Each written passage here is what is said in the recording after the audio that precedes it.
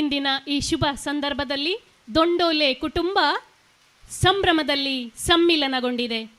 ದೊಂಡೋಲೆಯ ಗಣೇಶ ಚತುರ್ಥಿಯಲ್ಲಿ ಕುಟುಂಬದವರ ಸಮ್ಮಿಲನ, ಸಹೋದರ ಸಹೋದರಿಯರು, ಅಳಿಯಂದಿರು, ಸೊಸೆಯಂದಿರು, ಮಕ್ಕಳು, ಮೊಮ್ಮಕ್ಕಳು, ಮರಿಮೊಮ್ಮಕ್ಕಳು ಕೂಡಿಕೊಂಡು ಒಗ್ಗಟ್ಟಿನಿಂದ ಆಚರಿಸುವ ದೊಂಡೋಲೆ ಚೌತಿಯೇ ಸಮಾಜಕ್ಕೆ ಒಂದು ಪ್ರೇರಣೆ. ಸೂರ್ಯನಾರಾಯಣ ರಾವ್ ರವರ ಹಿರಿಮಗಳು, ಬೆಂಗಳೂರಿನ ಯಲಹಂಕದಲ್ಲಿ ನೆಲೆಸಿದ್ದ ದಿವಂಗತ ಯಶೋಧಾ ರಾವ್, ದಿವಂಗತ TR ರಾವ್ ರವರ ಕುಟುಂಬ, ಹಿರಿಮಗ ದೊಂಡೋಲೆಯ ಕೆ ಶಂಕರ್ರಾಮ್ ರಾವ್, ಕೃಷ್ಣವೇಣಿಯವರ ಕುಟುಂಬ, ಚಾರ್ಮಾಡಿಯ ಕೆ ಅನಂತರಾವ್, ದಿವಂಗತ ಸೀತಾರತ್ನರವರ ಕುಟುಂಬ, ಬೆಂಗಳೂರಿನ ವಿಜಯನಗರದಲ್ಲಿ ನೆಲೆಸಿರುವ ಮಗಳು ಅರುಣಾಶಂಕರ್, ದಿವಂಗತ KS ಐತಾಳ್ ರವರ ಕುಟುಂಬ, ದೊಂಡೋಲೆ ಸೃಷ್ಟಿಯ ಕೆ ಪುರಂದರರಾವ್, ಜಯಂತಿ ಪುರಂದರರವರ ಕುಟುಂಬ, ಅಜಿಕುರಿ, ದಿವಂಗತ ಕೆ ವಸಂತರಾವ್ ಮತ್ತು ಇಂದಿರಾ ವೀರವರ ಕುಟುಂಬ, ಸುದೇಕರ್ ಮಜಲಿನಲ್ಲಿ ನೆಲೆಸಿದ್ದ ದಿವಂಗತ ಶಶಿಧರ್ ರಾವ್, ಭಾರತಿ ಎಸ್ ರಾವ್ ರವರ ಕುಟುಂಬ, ಮಂಜೇಶ್ವರದ ವರ್ಕಾಡಿಯಲ್ಲಿರುವ ಮಗಳು ಗಾಯತ್ರಿ ಪಿ, ದಿವಂಗತ ಪ್ರಕಾಶ್ ತಾಳಿತಾಯರ ಕುಟುಂಬ, ಮಗಳು ಬೆಂಗಳೂರಿನಲ್ಲಿ ನೆಲೆಸಿರುವ ವಾಣಿ, ಚಂದ್ರಕಾಂತ ರಾವ್ ರವರ ಕುಟುಂಬ ಮತ್ತು ಬೆಂಗಳೂರಿನಲ್ಲಿ ನೆಲೆಸಿರುವ ರವೀಂದ್ರ ರಾವ್ ಮತ್ತು ಶ್ಯಾಮಲಾ ರವರ ಕುಟುಂಬದ 100ಕ್ಕೂ ಹೆಚ್ಚು ಸದಸ್ಯರು ಸೇರಿಕೊಂಡು ನಡೆಸುತ್ತಿರುವ ಈ ಗಣೇಶೋತ್ಸವ ಸಂಭ್ರಮ ಇಡೀ ಊರಿಗೆ, ತಾಲೂಕಿಗೆ, ರಾಜ್ಯ ರಾಷ್ಟ್ರ ಮಟ್ಟಕ್ಕೆ ಒಂದು ಸಾಕ್ಷಿಯಾದ ಹೆಮ್ಮೆಯ ಸಂಗತಿಯಾಗಿದೆ. ಇಂದಿನ ವಿಭಕ್ತ ಕುಟುಂಬದ ಈ ಸಂದರ್ಭದಲ್ಲಿ ಧಾರ್ಮಿಕ ಕಾರ್ಯಕ್ರಮಗಳು ಆಗುತ್ತಿರುವಾಗ ನಾವು ಯಾವ ರೀತಿಯಲ್ಲಿ ಅವಿಭಕ್ತರಾಗುತ್ತೇವೆ, ಕುಟುಂಬದಲ್ಲಿ ಎಲ್ಲ ಸದಸ್ಯರ ಸಮ್ಮಿಲನ ಯಾವ ರೀತಿ ಆಗುತ್ತದೆ ಎನ್ನುವುದಕ್ಕೆ ಮಾದರಿಯಾದ ಕುಟುಂಬ ದೊಂಡೋಲೆ ಕುಟುಂಬ.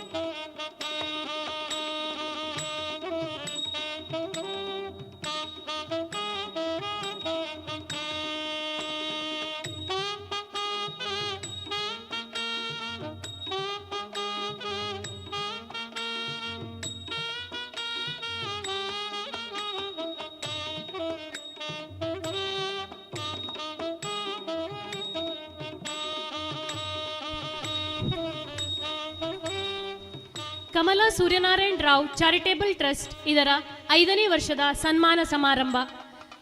ಈ ಸುಂದರ ಸಂಜೆಯ ಈ ಸಮಾರಂಭದ ಕಾರ್ಯಕ್ರಮದ ಅಧ್ಯಕ್ಷತೆಯನ್ನು ಧಾರ್ಮಿಕ ಹಾಗೂ ಧಾರ್ಮಿಕೇತರ ಕ್ಷೇತ್ರಗಳಲ್ಲಿ ಸಕ್ರಿಯರು, ಗೌರವಾನ್ವಿತರು ಆಗಿರುವಂತಹ ಶ್ರೀ ಡಿ ಹರ್ಷೇಂದ್ರ ಕುಮಾರ್, ಶ್ರೀ ಕ್ಷೇತ್ರ ಧರ್ಮಸ್ಥಳ ಇವರು ನಮ್ಮ ಜೊತೆ ಸೇರಿಕೊಳ್ಳಲಿದ್ದಾರೆ. ಮುಖ್ಯ ಅತಿಥಿಗಳಾಗಿ ಡಾಕ್ಟರ್ ಕಬ್ಬಿನಾಲೆ ವಸಂತ ಭಾರದ್ವಾಜ್, ಕರ್ನಾಟಕ ರಾಜ್ಯೋತ್ಸವ ಪ್ರಶಸ್ತಿ ಪುರಸ್ಕೃತ ಸಾಹಿತಿ. ಅಂತೆಯೇ ಅಮೃತ ಸಂಭ್ರಮ ಸ್ಮರಣ ಸಂಚಿಕೆ ಬಿಡುಗಡೆ ಕಾರ್ಯಕ್ರಮವನ್ನು ಡಾಕ್ಟರ್ ಎಂ ಪ್ರಭಾಕರ್ ಜೋಶಿ, ಹಿರಿಯ ಯಕ್ಷಗಾನ ವಿದ್ವಾಂಸರು. ಅಂತೆಯೇ ಯಕ್ಷ ಲೋಕದಲ್ಲಿ ಹಲವು ಮೇರು ವ್ಯಕ್ತಿತ್ವವನ್ನು ಹೊಂದಿರುವಂತಹ ಶ್ರೀಯುತ ಪುತ್ತಿಗೆ ರಘುರಾಮ ಹೊಳ್ಳರು, ಶ್ರೀ ದಿನೇಶ್ ಅಮ್ಮಣ್ಣಾಯರು, ಶ್ರೀ ಉಜಿರೆ ಅಶೋಕ್ ಭಟ್ಟರು, ಅಂತೆಯೇ ಶ್ರೀ ಭಾಸ್ಕರ್ ರಾವ್ ಕುಕ್ಕಾಜೆ, ಶ್ರೀ ಶಂಭು ಶರ್ಮಾ ವಿಟ್ಲ, ಶ್ರೀ ಬಿ ಸೀತಾರಾಮ ತೋಳ್ಪಡಿತಾಯ, ಶ್ರೀ ಕುಬಣೂರು ಶ್ರೀಧರರಾವ್ ಮರಣೋತ್ತರ ಎಲ್ಲ ಬಂಧು ಬಾಂಧವರು ನಮ್ಮ ಜೊತೆ ಕಾರ್ಯಕ್ರಮದಲ್ಲಿ ಪಾಲ್ಗೊಳ್ಳಲಿದ್ದಾರೆ, ವೇದಿಕೆಯನ್ನು ಹಂಚಿಕೊಳ್ಳಲಿದ್ದಾರೆ. ಕಾರ್ಯಕ್ರಮಕ್ಕೆ ಆಗಮಿಸಿರುವಂತಹ ಎಲ್ಲ ಗಣ್ಯಾತಿ ಗಣ್ಯರಿಗೆ ಪ್ರೀತಿಪೂರ್ವಕವಾದ ಸ್ವಾಗತವನ್ನು ಮಗದೊಮ್ಮೆ ಕೋರುತ್ತಿದ್ದೇವೆ.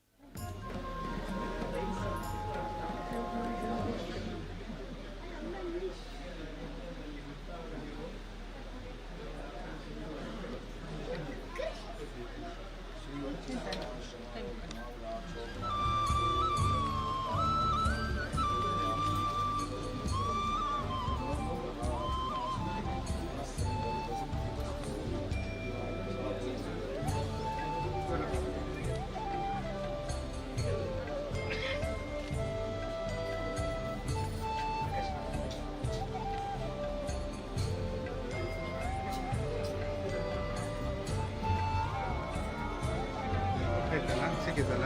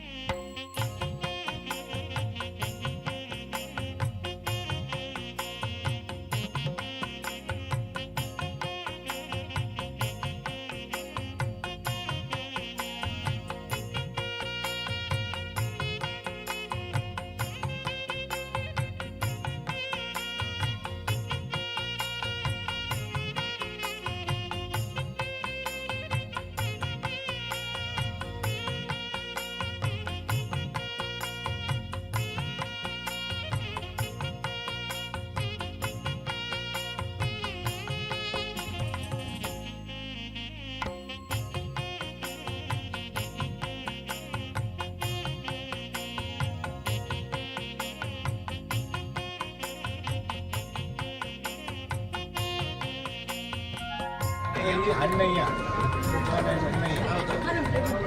ಅಣ್ಣಯ್ಯ ಆಗಿದ್ದು. ಅಣ್ಣಯ್ಯ ಅಂದ್ರೆ ಯಾರು ಹೇಳು? ಅಣ್ಣಯ್ಯ ಅಂದ್ರೆ ಯಾರು? ಅಣ್ಣಯ್ಯ ಅಂದ್ರೆ ಯಾರು? ನಿಮ್ಮ ಮಂದಿ ನೀವು ಹೇಳಿ ಕೊಟ್ರೆ ಅಣ್ಣಯ್ಯ ಅಂದ್ರೆ ಯಾರು?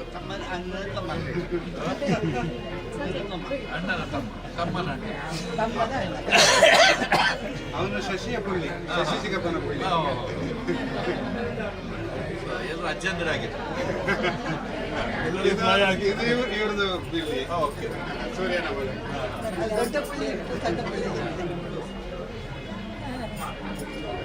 ಇಲ್ಲಿ ಮರಳಿಗೆ ಖುಷಿ ಆಗುದಾಗೆ ನೀವೆಲ್ಲರೂ ಸಿಗ್ತೀವಿ. ಅದೊಂದು ಮನೆ ಮಹಿಮೆ. ಎಲ್ಲ ಒಟ್ಟಿಗೆ ಇರೋದು, ಎಲ್ಲ ಬರೋದು, ನಗನಗೆ ಜಾಸ್ತಿ ಆಗಿದೆ. ನೀವು 2000ರಲ್ಲಿ ಬಂದಿದ್ದಾಗ ಆಗಿದ್ದು ಖಾಲಿ ಒಂದು 25 ಜನ, ಈಗ 50ರ ಮೇಲೆ ಕ್ರಾಸ್ ಆಗಿದೆ. 50 ಜನ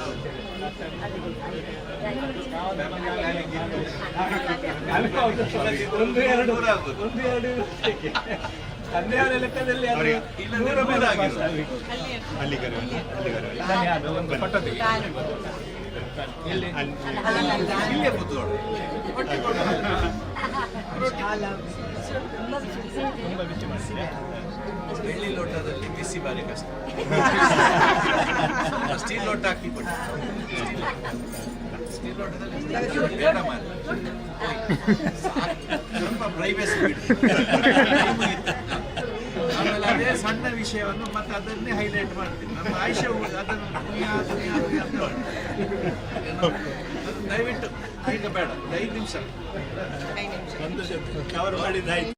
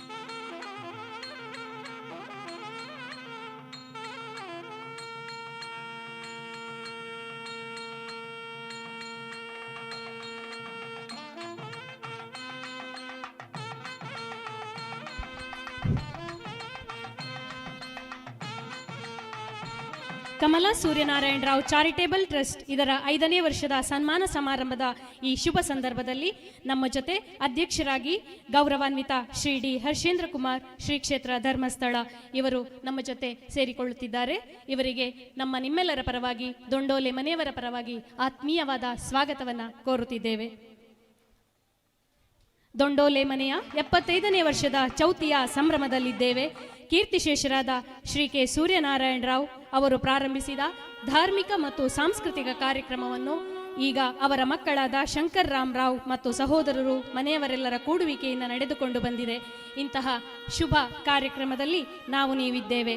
ಗೌರವಾನ್ವಿತ ಶ್ರೀ ಡಿ ಹರ್ಷೇಂದ್ರ ಕುಮಾರ್ ಹಾಗೂ ಮುಖ್ಯ ಅತಿಥಿಗಳಾಗಿ ಡಾಕ್ಟರ್ ಕಬ್ಬಿನಾಲೆ ವಸಂತ ಭಾರದ್ವಾಜ್, ಅಂತೆಯೇ ಮುಖ್ಯ ಅತಿಥಿಗಳಾಗಿ doctor M Prabhakara Joshi, Shri Puttige Raghurama Holla, Shri Dinesh Ammannaya, Shri Ujire Ashok Bhat, Bhaskar Rao, Shambhu Sharma Vitla, Shri B Seetharama Tolpaditaya, Kubanur Shridhar Rao ಇವರೆಲ್ಲರೂ ನಮ್ಮ ವೇದಿಕೆಯ ಗೌರವಾನ್ವಿತರು.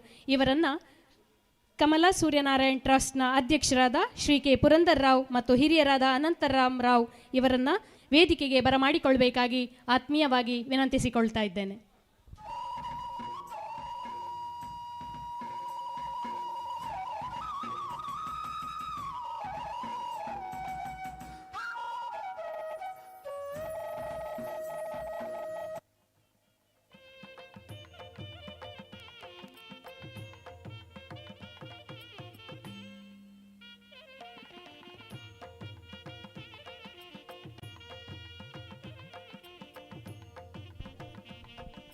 ಯಕ್ಷಗಾನ ತಾಳಮದ್ದಳೆಯು ಇದರ ಸಾಂಸ್ಕೃತಿಕ ಭಾಗವಾಗಿದ್ದು, ಸ್ಥಳೀಯ ಕಲಾವಿದರಿಂದ ಆರಂಭಗೊಂಡ ಈ ಯಕ್ಷಗಾನ ತಾಳಮದ್ದಳೆ ಕೂಟವು ಕ್ರಮೇಣ ಪರವೂರ ಹೆಸರಾಂತ ಕಲಾವಿದರ ಸೇರ್ಪಡೆಯಿಂದ ಜನಮನ್ನಣೆ ಪಡೆದಿದೆ. 2000 ಇಸವಿಯಲ್ಲಿ ಸುವರ್ಣ ಮಹೋತ್ಸವವನ್ನು ಆಚರಿಸಿದ್ದು, ಈಗ 75ನೇ ವರ್ಷದ ಅಮೃತ ಮಹೋತ್ಸವದ ಸಂಭ್ರಮದಲ್ಲಿ ದೊಂಡೋಲೆ ಮನೆಯು ಸಂಭ್ರಮಿಸುತ್ತಿದೆ. 2021ರಲ್ಲಿ ಈ ಕುಟುಂಬದ ಚೌತಿಯ ಆಚರಣೆಯನ್ನು ಮುನ್ನಡೆಸುವುದಕ್ಕೆ ನೆರವಾಗಲು ಇದಕ್ಕೆ ಸಾಂಸ್ಥಿಕ ರೂಪವನ್ನು ಕೊಡುವ ಉದ್ದೇಶದಿಂದ ಕಮಲಾ ಸೂರ್ಯನಾರಾಯಣ ರಾವ್ ಟ್ರಸ್ಟ್ ಅನ್ನು ಹುಟ್ಟುಹಾಕಿ ಪೂಜ್ಯ ಶ್ರೀ ವೀರೇಂದ್ರ ಹೆಗ್ಗಡೆ ಶ್ರೀ ಕ್ಷೇತ್ರ ಧರ್ಮಸ್ಥಳ ಇವರಿಂದ ಉದ್ಘಾಟನೆಗೊಂಡಿದ್ದು, ಈ ಟ್ರಸ್ಟ್ ಕಳೆದ 4 ವರ್ಷಗಳಿಂದ ಯಕ್ಷಗಾನ ತಾಳಮದ್ದಳೆಯ ಹಿರಿಯ ಕಲಾವಿದರಿಗೆ ಸನ್ಮಾನ ಮಾಡುತ್ತಾ ಬಂದಿದೆ. ಈ ಸುಂದರ ಸಭಾ ಸಾಂಸ್ಕೃತಿಕ ಕಾರ್ಯಕ್ರಮಕ್ಕೆ ನಿಮಗೆಲ್ಲ ಆತ್ಮೀಯವಾದ ಸ್ವಾಗತವನ್ನು ಕೋರುತ್ತಿದ್ದೇವೆ.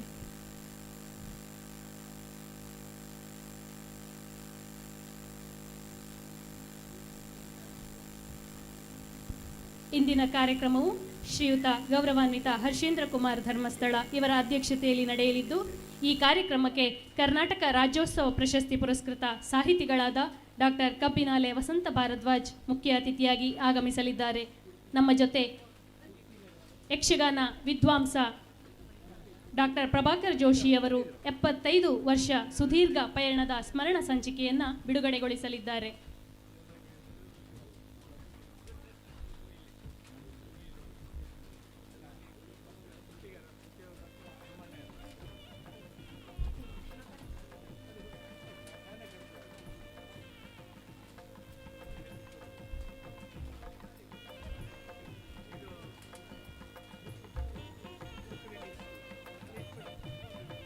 ನಗುಮುಖದ ಒಡೆಯ ಶ್ರೀ ಸಿದ್ಧಿವಿನಾಯಕನನ್ನು ಮನಸಾರೆ ನಮಿಸುತ್ತಾ ಕಾರ್ಯಕ್ರಮದ ಸಂಪೂರ್ಣ ಯಶಸ್ವಿಗೆ ಸರ್ವವ್ಯಾಪಿ ಭಗವಂತನನ್ನ ಪ್ರಾರ್ಥನೆಯ ಮೂಲಕ ಸ್ಮರಿಸಲಿದ್ದಾರೆ ಅಭಯ ಕಾರಂತ್ ಇವರು.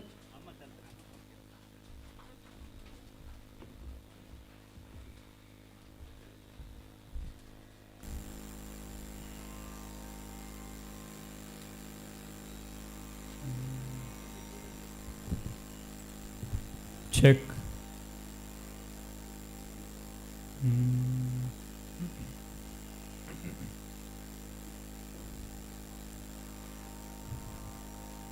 श्री महागणपते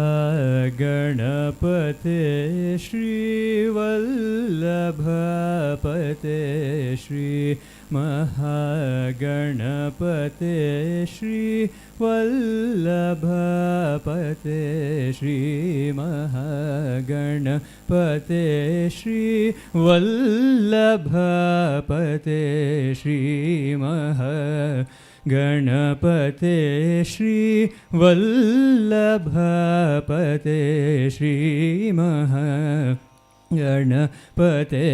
श्रीवल्लभपते श्रीमहागणपते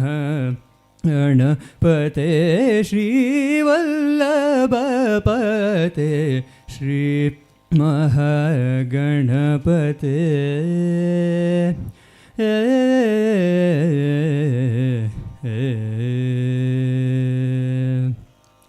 सामकीर्तननते सामकीर्तननते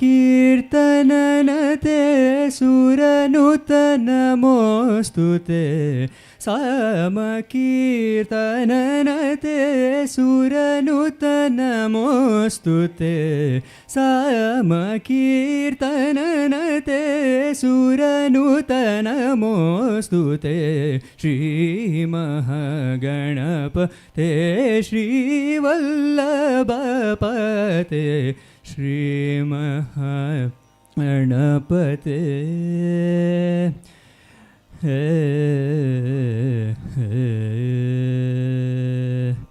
तामरसदळनेत्र तामसतिमिरमित्र तामरसदळनेत्र तामसतिमिरमित्र तामरसदळनेत्र तामसतिमिरमित्र नाममहितानन्द निगमनीरधिचन्द्र नाममहितानन्द निगमनीरधिचन्द्र त्वाममोघफलदायक सदा हृदि भजे त्वाममोघफलदायक सदा हृदि भजे हेममणिविभूषण कोमलनलिनचरण हेममणिविभूषण कोमलनलिनचरण सामजनन वराणन रामचन्द्र शरण हेममणिविभूषण कोमलनलिनचरण सामजनन वराणन रामचन्द्र शरण श्रीमहागणपते श्रीवल्लभपते श्रीमहागणपते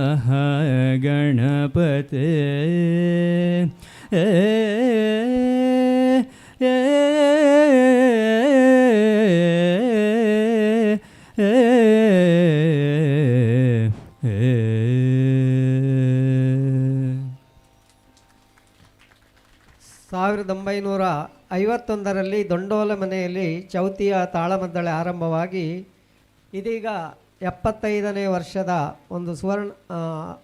ಒಂದು ಸಂಭ್ರಮದಲ್ಲಿ ಈ ಕಾರ್ಯಕ್ರಮ ನಡೀತಾ ಇದೆ. 2021ರಲ್ಲಿ ಕಮಲಾ ಸೂರ್ಯನಾರಾಯಣ ರಾವ್ ಚಾರಿಟೇಬಲ್ ಟ್ರಸ್ಟನ್ನು ಧರ್ಮಸ್ಥಳದ ಧರ್ಮಾಧಿಕಾರಿಗಳಾದ ಪೂಜ್ಯ ಕಾವಂದರು ಉದ್ಘಾಟಿಸಿದ್ದಾರೆ. 5ನೇ ವರ್ಷದ ಗಣೇಶೋತ್ಸವದ ಸನ್ಮಾನ ಸಮಾರಂಭ ಮತ್ತು ತಾಳಮದ್ದಳೆಗೆ ನಾವೆಲ್ಲರೂ ಇಲ್ಲಿ ಸೇರಿದ್ದೇವೆ. ಈ ಒಂದು ಪರಂಪರೆಯನ್ನು ಮುಂದುವರಿಸ್ತಾ ಬಂದವರು ಕೆ ಶಂಕರರಾಮರಾವ್ ಮತ್ತು ಸಹೋದರರು. ಈ ಒಂದು ಟ್ರಸ್ಟಿನ ಅಧ್ಯಕ್ಷರಾಗಿ ಈ ದಿನಕ್ಕೆ ಸೇರಿರುವಂಥ ಎಲ್ಲರನ್ನು ಶ್ರೀ ಕೆ ಪುರಂದರ್ ರಾವ್ ಅವರು ಸ್ವಾಗತಿಸಲಿಕ್ಕಿದ್ದಾರೆ.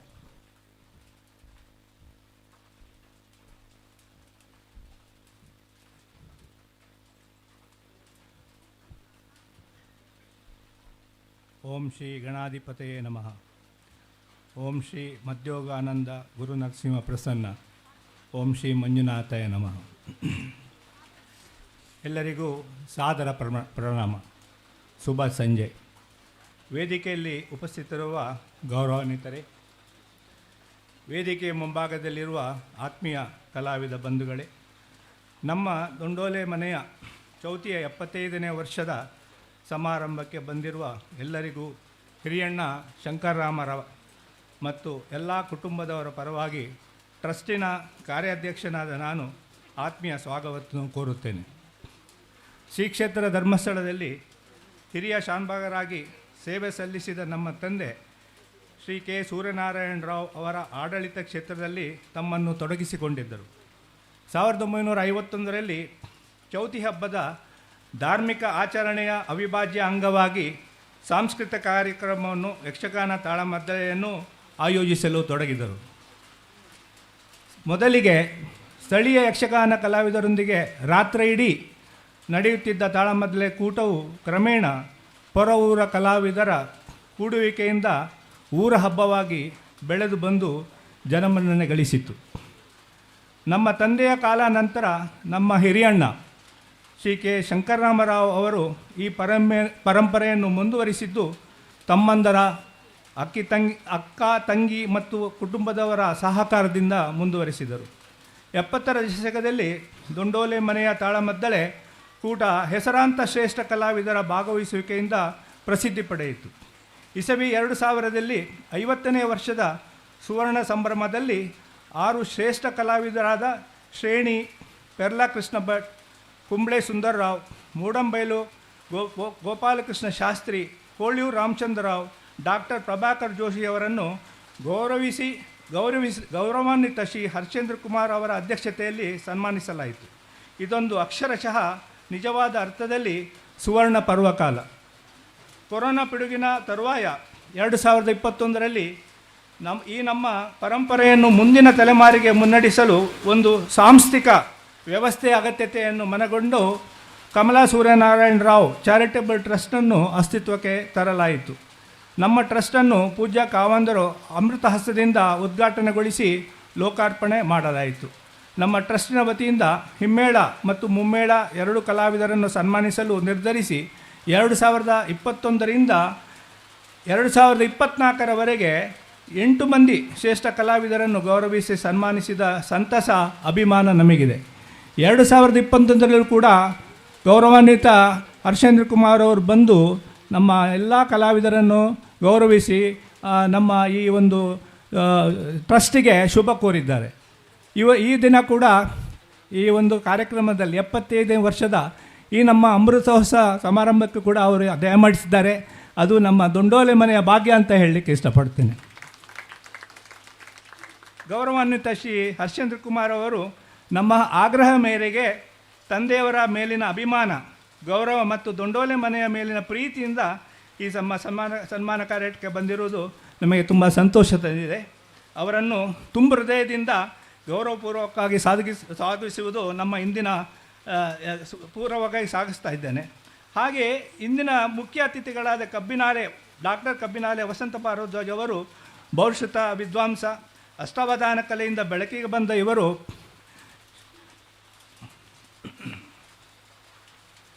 5 ಛಂದೋಬದ್ಧ ಮಹಾಕಾವ್ಯಗಳನ್ನು, 50 ಯಕ್ಷಗಾನ ಪ್ರಸಂಗಗಳ ಜೊತೆಗೆ 180 ಹೆಚ್ಚು ಕೃತಿಗಳನ್ನು ಪ್ರಕಟಿಸಿದ್ದಾರೆ.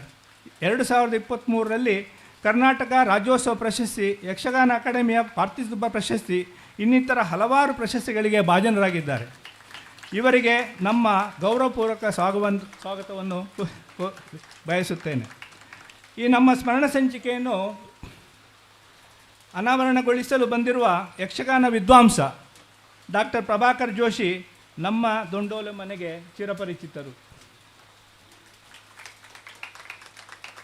70ರ ದಶಕದಿಂದ ದೊಂಡೋಲೆ ಮನೆಯ ತಾಳಮದ್ದಳೆ ಕೂಟದಲ್ಲಿ ಮೇರು ಅರ್ಥಧಾರಿಗಳಾಗಿ ಭಾಗವಹಿಸಿ ಸುಪ್ರಸಿದ್ಧ ಅರ್ಥಧಾರಿ ಶ್ರೀ ಶ್ರೇಣಿಯವರೊಂದಿಗೆ ತೊಡಗಿ 3 ತಲೆಮಾರಿನ ಕಲಾವಿದರೊಂದಿಗೆ ಭಾಗವಹಿಸಿದ್ದು ವಿಶೇಷ. ದೊಂಡೋಲೆ ಮನೆಯವರ ಮೇಲಿನ ಪ್ರೀತಿಯಿಂದ ತನ್ನ ಅಸೌಖ್ಯದ ಮಧ್ಯೆಯೂ ಅವರು ಬಂದು ಈ ನಮ್ಮ ಕಾರ್ಯಕ್ರಮದಲ್ಲಿ ಭಾಗವಹಿಸಿ ನಮ್ಮ ಸ್ಮರಣ ಸಂಚಿಕೆಯನ್ನು ಬಿಡುಗಡೆ ಮಾಡಲು ಒಪ್ಪಿರುವುದು ನಮ್ಮ ಸುಯೋಗ. ಅವರನ್ನು ಪ್ರೀತಿ ಗೌರವಗಳಿಂದ ಸ್ವಾಗತಿಸ್ತಾ ಇದ್ದೇನೆ.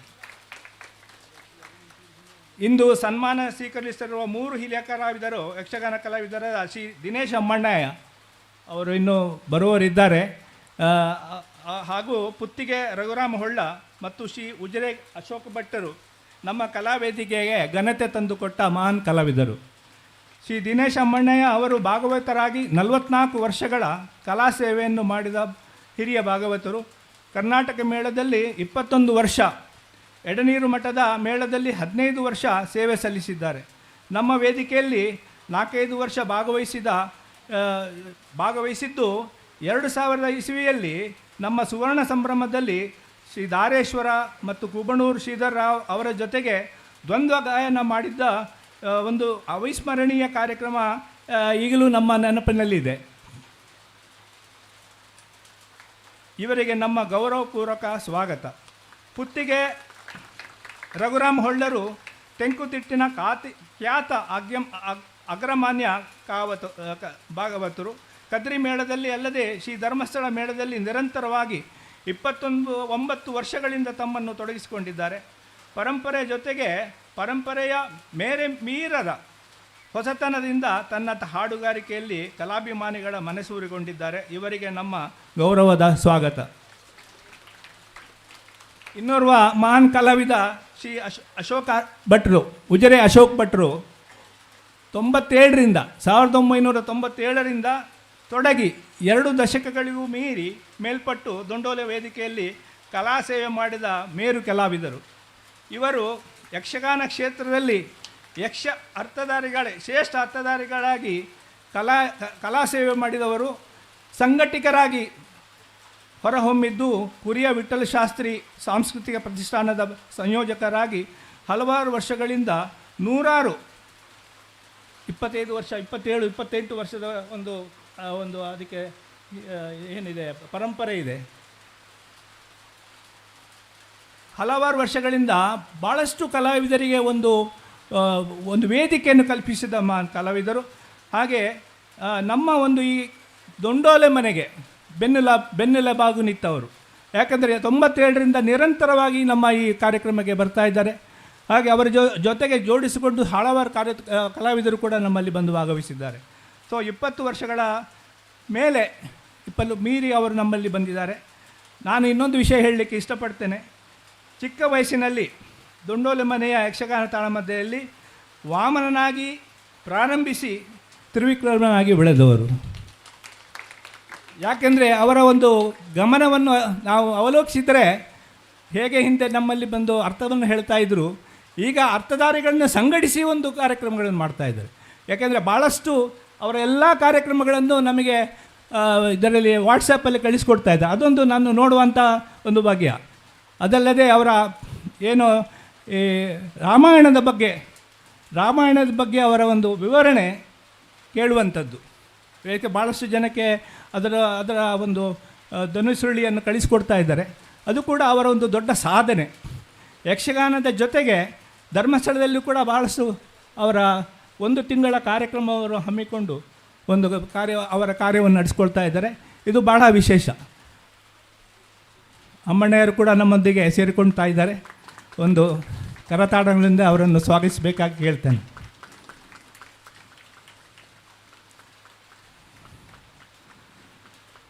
ಆರೋಗ್ಯದಲ್ಲಿ ಏರುಪೇರಾಗಿದ್ದರೂ ಕೂಡ ಈ ನಮ್ಮನ್ನು ಸನ್ಮಾನ ಕಾರ್ಯಕ್ರಮದಲ್ಲಿ ಭಾಗವಹಿಸ್ತಾ ಇರುವುದು ನಮ್ಮ ಸುಯೋಗ ಅಂತ ಹೇಳಕ್ಕೆ ಇಷ್ಟಪಡ್ತೇನೆ.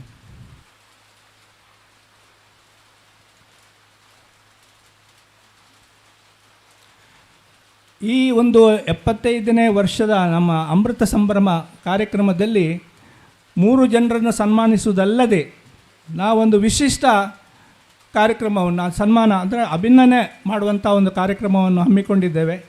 ಇದಕ್ಕೆ ಒಂದು ರೀತಿಯ ವಿಶಿಷ್ಟ ನಾವು ಪರಂಪರೆಯನ್ನು ಗೌರವಿಸುವ ಒಂದು ಅವಕಾಶ ನಮಗೆ ಒದಗಿ ಬಂದಿದೆ.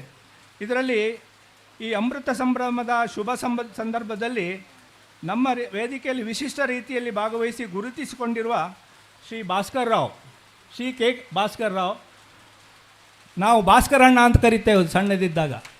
ಯಾಕಂದರೆ ಆವಾಗ 1963ಯಲ್ಲಿ ಈ ನಮ್ಮ ವೇದಿಕೆಯಲ್ಲಿ ಬಂದು ಭಾಗವಹಿಸಲಿಕ್ಕೆ ಪ್ರಾರಂಭಿಸಿದರು. ಒಂದು ಟೀಮ್ ಬರ್ತಾ ಇತ್ತು, ಕುಕ್ಕಾಜೆಯ ಕಲಾ ವಿಕಾಸ ಸಂಘ ಅಂತ ಹೇಳುವಂಥದ್ದು. ಅದರಿಂದ ಒಂದು 8-10 ಜನ ಒಂದು ಟೀಮಾಗಿ ಬಂದು ಆಗಿನ ಕಾಲದಲ್ಲಿ ಯಾವ ರೀತಿಯ ಸಂಭಾವನೆಯನ್ನು ತೆಗೆದುಕೊಳ್ಳದೆ ನಮ್ಮ ತಂದೆಯ ಮೇಲಿನ ಪ್ರೀತಿಯಿಂದ ಬರ್ತಾಯಿದ್ರು. ಅದೇ ಟೀಮ್ ಹೆಚ್ಚು ಕಮ್ಮಿ 10 ವರ್ಷ ಈ ನಮ್ಮ ಕೂಟದಲ್ಲಿ ದೊಂಡೋಲೆ ಮನೆಯ ತಾಳಮದ್ದಲೆ ಕೂಟದಲ್ಲಿ ಭಾಗವಹಿಸಿದ್ದು ನಾವು ಚಿಕ್ಕವರಿದ್ದಾಗ ನಮಗೆ ಇನ್ನೂ ಆ ಸವಿನೆನಪು ನಮ್ಮಲ್ಲಿದೆ. ಈಗ ಅವರಲ್ಲೂ ಭಾಳಷ್ಟು ಜನ ನಮ್ಮಲ್ಲಿಲ್ಲ, ನಮ್ಮೊಡನೆ ಇಲ್ಲ. ಯಾಕಂದರೆ ನಾನು ಹೇಳ್ತಾ ಇರೋದು 60ರ ದಶಕದ್ದು. ಇವಾಗ ನಾವು 2025ರಲ್ಲಿದ್ದೇವೆ. ಆ ಒಂದು ಟ್ರೂಪ್ ಏನು ಬರ್ತಾಯಿತ್ತು, ಒಂದು ಗ್ರೂಪ್ ಏನು ಬರ್ತಾಯಿತ್ತು, ಕಲಾವಿದರು ನಮ್ಮೊಳಗೆ ಬಂದು ರಾತ್ರಿ ಬೆಳಗಿನವರೆಗೆ ನಮ್ಮ ಜೊತೆ ಇದ್ದು ಕಾರ್ಯಕ್ರಮ ಕೊಡ್ತಾಯಿದ್ರು. ಚಂದ್ರಶೇಖರ್ ರಾವ್ ಅಂತ ಹೇಳುವ ಒಬ್ಬ ಮೇರು ಕಲಾವಿದ, ಆ ಮಂಚಿ ಕುಕ್ಕಾಜೆ ಆ ಟೀಮ್, ಈಗ ಕೂಡ ಮಂಚಿ ಕುಕ್ಕಾಜೆಯಲ್ಲಿ ಭಾಳಷ್ಟು ಕಾರ್ಯಕ್ರಮ ನಡೀತಾ ಇದೆ. ಅದರಲ್ಲಿ ಆ ಟೀಮಲ್ಲಿ ಒಬ್ಬರಾದ ಭಾಸ್ಕರ್ ರಾವ್ 63ರಲ್ಲಿ ನಮ್ಮಲ್ಲಿ ಬಂದಿದ್ದರು. ಆಮೇಲೆ ಸತತವಾಗಿ ಧರ್ಮಸ್ಥಳ ಅಂಚೆ ಕಚೇರಿಯಲ್ಲಿ ಕಾರ್ಯನಿರ್ವಹಿಸಿದ್ದ ಸಮಯದಲ್ಲಿ ಕೂಡ 5-6 ವರ್ಷ ಇಲ್ಲಿ ಬಂದು ನಮ್ಮ ಕಾರ್ಯಕ್ರಮದ ನಿರೂಪಣೆಯನ್ನು ಕೂಡ ಮಾಡಿದ್ದವರು. ನಮ್ಮ ಈ ಸ್ಮರಣ ಸಂಚಿಕೆಗೆ ಭಾಳ ಚೆನ್ನಾಗಿ ಅವರ ಒಂದು ಲೇಖನ ಕಳಿಸಿಕೊಟ್ಟಿದ್ದಾರೆ. ಇದರಿಂದ ತುಂಬ ಮಾಹಿತಿ ನಮಗೆ ಸಿಕ್ಕಿತ್ತು. ಯಾಕೆಂದರೆ ನಾವು ಈ ಸ್ಮರಣ ಸಂಚಿಕೆಯನ್ನು ಮಾಡಲಿಕ್ಕೆ ಹೊರಟಾಗ ನಮ್ಮಲ್ಲೇ ಒಂದು ಅಧೈರ್ಯ ಇತ್ತು. ಯಾಕೆಂದರೆ 75 ವರ್ಷದ ಒಂದು ಇತಿಹಾಸ ಪರಂಪರೆಯನ್ನು ಹಲವಾರು ಪುಟಗಳಲ್ಲಿ ಹಿಡಿದಿಟ್ಟುಕೊಳ್ಳೋದು ಭಾಳ ಕಷ್ಟ. ಸೊ ಹೇಗೆ ಮುಂದುವರಿಸೋದು ಅಂತ ಒಂದು ನಮ್ಮಲ್ಲೇ ಒಂದು ಮತ್ತು ನಾವು ಅದನ್ನು ಚಾಲೆಂಜ್ ಆಗಿ ತಗೊಂಡು ಬೇಕಾದ ವಿಷಯಗಳನ್ನು ನಾವು ಬೇರೆ ಬೇರೆ ಹಂತಗಳಲ್ಲಿ ಪಡೆದುಕೊಂಡು ಅದರಲ್ಲಿ ಭಾಸ್ಕರ ಒಂದು ಬರೆದ ಲೇಖನ ಭಾಳಷ್ಟು ವಿಚಾರಗಳು ನಮಗೆ ಕೊಟ್ಟೆವು. ಯಾಕೆ ನಾವು ಸಣ್ಣವರಿದ್ದಾಗ ಅದನ್ನು ನೋಡಿದ್ದೆವು, ಅವರನ್ನೆಲ್ಲ ಅವರ ಭಾಗವಹಿಸುವಿಕೆಯನ್ನು ಕೇಳಿದ್ದೆವು. ಆದರೆ ಯಾರೆಲ್ಲ ಬರ್ತಾಯಿದ್ರು, ಅವರ ಏನಾಗಿದ್ದಾರೆ ಇವಾಗ, ಅಥವಾ ಅವರ ಕುಟುಂಬದವರಿದ್ದ ಆ ಎಲ್ಲ ಮಾಹಿತಿಯನ್ನು ತಗೊಳ್ಳುವಲ್ಲಿ ಅವರ ಲೇಖನ ನಮಗೆ ಸಹಾಯ ಆಯಿತು. ಅದೊಂದು ವಿಶೇಷ ಕೊಡುಗೆ ಅಂತ ಹೇಳಲಿಕ್ಕೆ ಇಷ್ಟಪಡ್ತೇನೆ. ಈ ಸಂದರ್ಭದಲ್ಲಿ ಅವರನ್ನು ನಾವು ಗೌರವಿಸುವುದು ಅಂಥೇಳಿ ನಿರ್ಧರಿಸಿ ಅವರ ಹತ್ರ ಕೇಳಿ, ಅವರೀಗ ಊರಲ್ಲಿಲ್ಲ, ಬೆಂಗಳೂರಲ್ಲಿದ್ದಾರೆ. ಅದಕ್ಕೆ ಈ ಕಾರ್ಯಕ್ರಮಕ್ಕೋಸ್ಕರ ಅವರು ಬಂದಿದ್ದಾರೆ. ಅವರಿಗೆ ನಾವು ಅನಂತ ಅವರಿಗೆ ಇದನ್ನು ಹೇಳ್ತಾ ಇದ್ದೇವೆ, ಅವರ ಸ್ವಾಗತವನ್ನು ಬಯಸ್ತೇವೆ ಮತ್ತು ಧನ್ಯವಾದ ಕೂಡ ಈಗ ಹೇಳಲಿಕ್ಕೆ ಇಷ್ಟಪಡ್ತೇನೆ. ಎರಡನೇವರು, ನಾವು ಈ ದಿನ ಗೌರವಿಸಿರೋರು ಸೀತಾರಾಮ ತೋಡ್ಪಾಡಿತಾಯರು.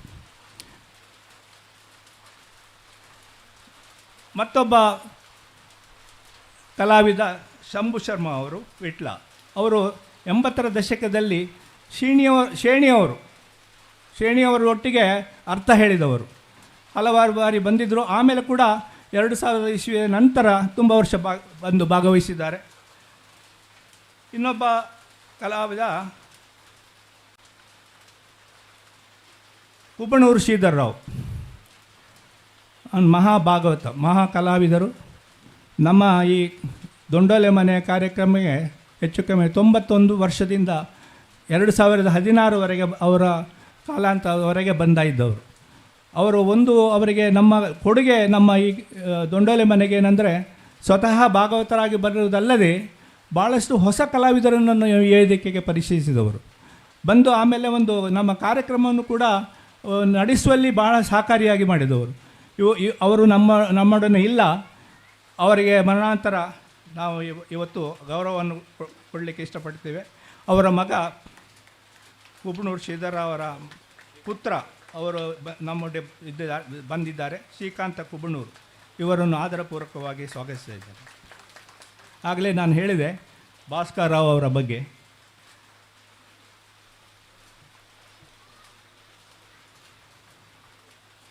ಸೀತಾರಾಮ್ ತೋಳ್ಪಾಡಿಯವರ ಬಗ್ಗೆ ಎಷ್ಟು ಹೇಳಿದ್ರು ಕಮ್ಮಿ. ಯಾಕೆಂದರೆ ಅವರ ತೀರ್ಥರೂಪರಾದ ರಾಘವೇಂದ್ರ ತೋಳ್ಪಾಡಿತಾಯರ ಕಾಲದಿಂದ ಒಂದು ಕುಟುಂಬ ಈ ದೊಂಡೋಲೆ ಕುಟುಂಬಕ್ಕೆ ಸೇರಿದೆ ಅಂತ ಹೇಳಿದರೆ ತೋಳ್ಪಾಡಿತಾಯರ ಕುಟುಂಬ. ಯಾಕೆ ಅವರ ತಂದೆ ದಿವಂಗತ ಕೀರ್ತಿಶೇಷ ರಾಘವೇಂದ್ರ ತೋಳ್ಪಾಡಿತಾಯರು ಈ ಒಂದು ವೇದಿಕೆಗೆ ಭದ್ರ ಬುನಾದಿ ಹಾಕಿದ್ದವರು, ಅವರಲ್ಲಿ ಪ್ರಮುಖರು. ಯಾಕೆಂದರೆ ಆ ಸಮಯದಲ್ಲಿ ಭಾಳಷ್ಟು ಕಲಾವಿದರು ನಿಡ್ಲೆ ಪರಿಸರದವರು, ಮುಂಡ್ರುಪಾಡಿ, ಧರ್ಮಸ್ಥಳದ ಭಾಳಷ್ಟು ಕಲಾವಿದರು ಇಲ್ಲಿ ಬಂದು ಕಾರ್ಯಕ್ರಮ ಮಾಡ್ತಾಯಿದ್ರು. ರಾತ್ರಿಯಿಂದ ಬೆಳಗಿನವರೆಗೆ ಕಾರ್ಯಕ್ರಮ ಆಗ್ತಾಯಿತ್ತು. ಭಾಳಷ್ಟು ಮಂದಿ ಇಲ್ಲೇ ಬಂದು ಅವರ ಊಟೋಪಚಾರ, ಬೆಳಗಿನ ಕಾರ್ಯಕ್ರಮದ ನಂತರ ಅವರಿಗೆ ಬೆಳಗಿನ ತಿಂಡಿ ಎಲ್ಲ ಮಾಡಿ ಆಮೇಲೆ ಅವರು ಗಮಿಸ್ತಿದ್ದರು. ಈ ಒಂದು ಸಮಯದಲ್ಲಿ ಇದು ರಾಘವೇಂದ್ರ ತೋಳ್ಪಾಡಿ ತಯಾರು ಮತ್ತು ಅವರ ಒಂದು ಟೀಮು ಈ ಒಂದು ವೇದಿಕೆಗೆ ಭದ್ರ ಬುನಾದಿ ಹಾಕಿದ್ದು ಅಂತ ಹೇಳಲಿಕ್ಕೆ ಇಷ್ಟಪಡ್ತೇನೆ. ಹಾಗಾಗಿ ಆನಂತರ 80ರ ದಶಕದಲ್ಲಿ ಸೀತಾರಾಮ್ ತೋಳ್ಪಾಡಿ ಅವರ ತಂದೆಯವರೊಟ್ಟಿಗೂ ಕೂಡ ಬಂದು ಇಲ್ಲಿ ಕಾರ್ಯಕ್ರಮದಲ್ಲಿ ಭಾಗಿಸ್ತಾ ಇದ್ದರು ಸಣ್ಣವರಿದ್ದಾಗ. ಆಮೇಲೆ ಈ ಒಂದು ಜವಾಬ್ದಾರಿಯನ್ನು ಅಥವಾ ನಮ್ಮ ಒಂದು ಅಣ್ಣನಿಗೆ ಎಲ್ಲ ರೀತಿಯ ಸಹಕಾರವನ್ನು ಒದಗಿಸಿದವರು ಸೀತಾರಾಮ್ ತೋಳ್ಪಾಡಿ. ಅವರು ಸ್ವತಃ ಕಲಾಗಾರರಾಗಿ ಹಿಮ್ಮೇಳ ಕಲಾವಿದರಾಗಿ ಭಾಳಷ್ಟು ಜನವನ್ನು ಈ ವೇದಿಕೆಗೆ ಪರೀಕ್ಷಿಸಿದವರು. ದಾರೇಶ್ವರ ಅಂತ ಮಹಾನ್ ಕಲಾವಿದರು, ಅದೇ ಅವರನ್ನೆಲ್ಲ ಈ ಒಂದು ವೇದಿಕೆಗೆ ಪರೀಕ್ಷಿಸಿದವರು ಸೀತಾರಾಮ್ ತೋಳ್ಪಾಡಿ. ಇವತ್ತು ಯಾಕೆ ನಾವು ಅವರಿಗೆ ಗೌರವವನ್ನು ಕೊಡ್ತಾ ಇದ್ದೇವೆ ಅಂದರೆ 2024ರಲ್ಲಿ ರಾಜ್ಯೋತ್ಸವ ಪ್ರಶಸ್ತಿ ಸಿಕ್ಕಿತ್ತು ಅವರಿಗೆ. ಆ ಒಂದು ನೆಲೆಯಲ್ಲಿ ಅವರ ಸಂತೋಷವನ್ನು ನಾವು ಹಂಚಿಕೊಂಡು ಈ ಒಂದು ಗೌರವಾರ್ಪಣೆ ಕೊಡಬೇಕು ಅಂತ ನಿರ್ಧರಿಸಿ ಅವರನ್ನು ಇವತ್ತು ಕರೆದಿದ್ದೇವೆ. ಅವರು ನಮ್ಮ ಈ ರಿಕ್ವೆಸ್ಟಿಗೆ ಮನ್ನಣೆ ಕೊಟ್ಟು ಬಂದಿದ್ದಾರೆ. ಅವರಿಗೆ ಕೂಡ ನಿಮ್ಮ ಪರವಾಗಿ, ನಮ್ಮ ಮನೆಯವರ ಪರವಾಗಿ ಸ್ವಾಗತವನ್ನು ಕೋರ್ತೇನೆ.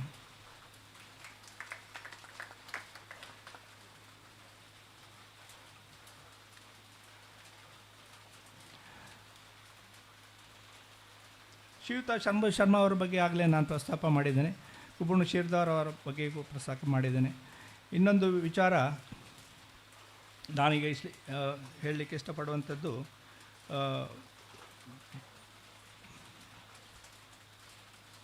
ಸ್ಮರಣ ಸಂಚಿಕೆಯ ಬಗ್ಗೆ. ಇಲ್ಲ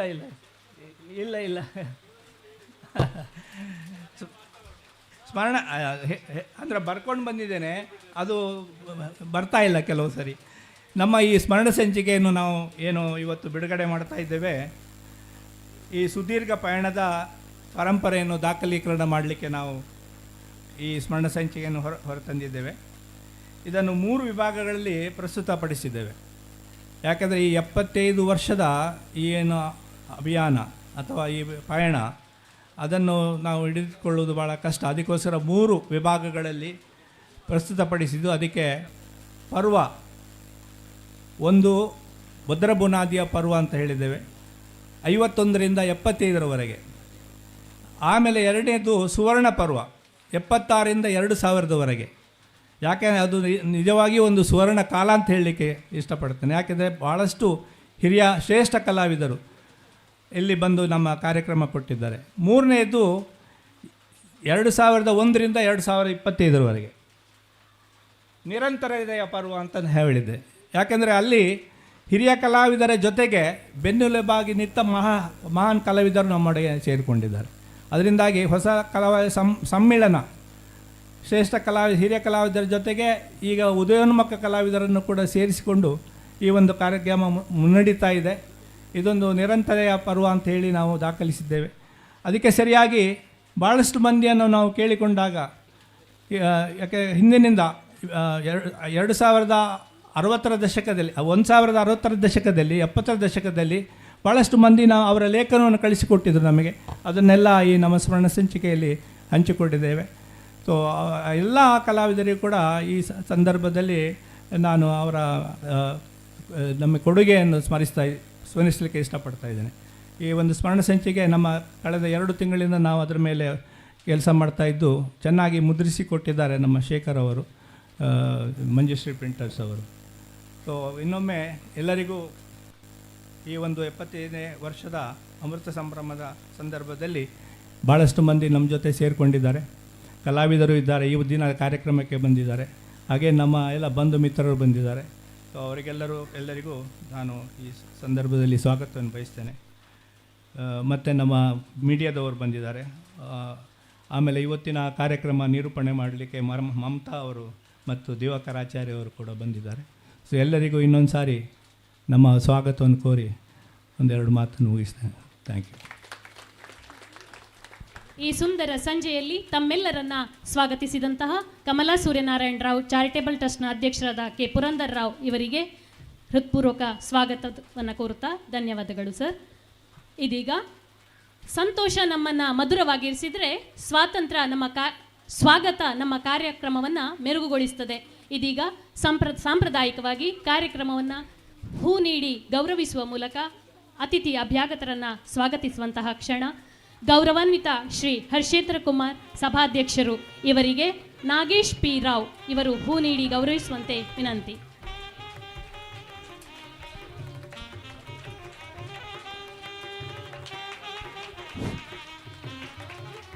ಇಂದಿನ ಕಾರ್ಯಕ್ರಮದ ಮುಖ್ಯ ಅತಿಥಿಗಳಾಗಿರುವ ಡಾಕ್ಟರ್ ಕಬ್ಬಿನಾಲೆ ವಸಂತ ಭಾರದ್ವಾಜ್ ಇವರನ್ನು ಶ್ರೀ ಅರವಿಂದ ರಾವ್ ಇವರು ಹೂಗುಚ್ಛ ನೀಡಿ ಸ್ವಾಗತಿಸಬೇಕಾಗಿ ವಿನಂತಿಸ್ತಾ ಇದ್ದೇವೆ. ಡಾಕ್ಟರ್ ಎಂ ಪ್ರಭಾಕರ್ ಜೋಶಿ ಹಿರಿಯ ಯಕ್ಷಗಾನ ವಿದ್ವಾಂಸರು ಇವರಿಗೆ ಸೂರ್ಯನಾರಾಯಣ ರಾವ್ ಇವರು ಹೂ ನೀಡಿ ಗೌರವಿಸುವಂತೆ ವಿನಂತಿ.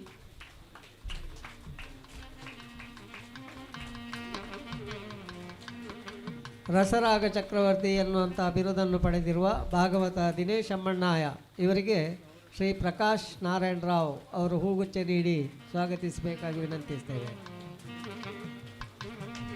ಖ್ಯಾತ ಯಕ್ಷಗಾನ ಅರ್ಥಧಾರಿಗಳು ನಮ್ಮವರೇ ಆದಂತಹ ಶ್ರೀಯುತ ಉಜಿರೆ ಅಶೋಕ್ ಭಟ್ ಇವರಿಗೆ ಅಜಯ್ ರಾವ್ ಹೂ ನೀಡಿ ಗೌರವಿಸುವಂತೆ ವಿನಂತಿ.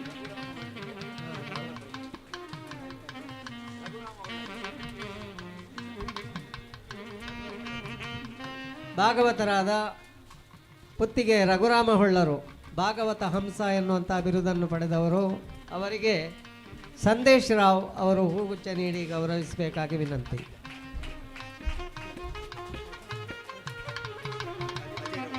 ಉಜಿರೆ ಅಶೋಕ್ ಭಟ್ ಇವರಿಗೆ ಅಜಯ್ ರಾವ್ ಆದಿತ್ಯ ರಾವ್ ಇವರು ಹೂ ನೀಡಿ ಗೌರವಿಸುವಂತೆ ವಿನಂತಿ.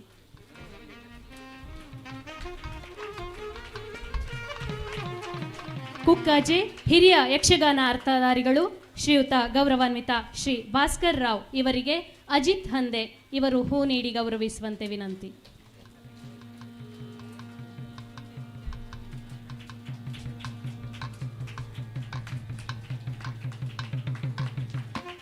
ಯಕ್ಷಗಾನ ಅರ್ಥಧಾರಿ ವೇಷಧಾರಿಯಾಗಿರುವ ವಿಟ್ಲ ಶಂಭು ಶರ್ಮಾ ಅವರಿಗೆ ಶ್ರೀ ಅಶೋಕ್ ಹಂದೆ ಅವರು ಹೂಗುಚ್ಛ ನೀಡಿ ಸ್ವಾಗತಿಸಬೇಕಾಗಿ ವಿನಂತಿ.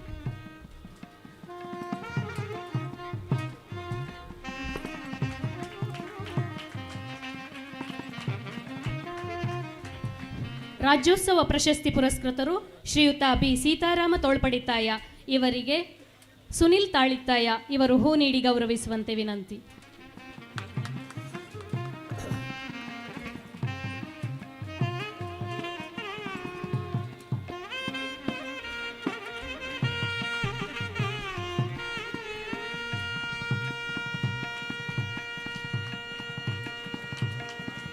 ಭಾಗವತ ದಿವಂಗತ ಕುಬಡೂರು ಶ್ರೀಧರ್ ರಾವ್ ಅವರ ಸ್ಮರಣೆಯಲ್ಲಿ ನೀಡುವ ಗೌರವಾರ್ಪಣೆಯನ್ನು ಅವರ ಪುತ್ರ ಶ್ರೀಕಾಂತ್ ರಾವ್ ಅವರು ಸ್ವೀಕರಿಸಲಿಕ್ಕಿದ್ದಾರೆ.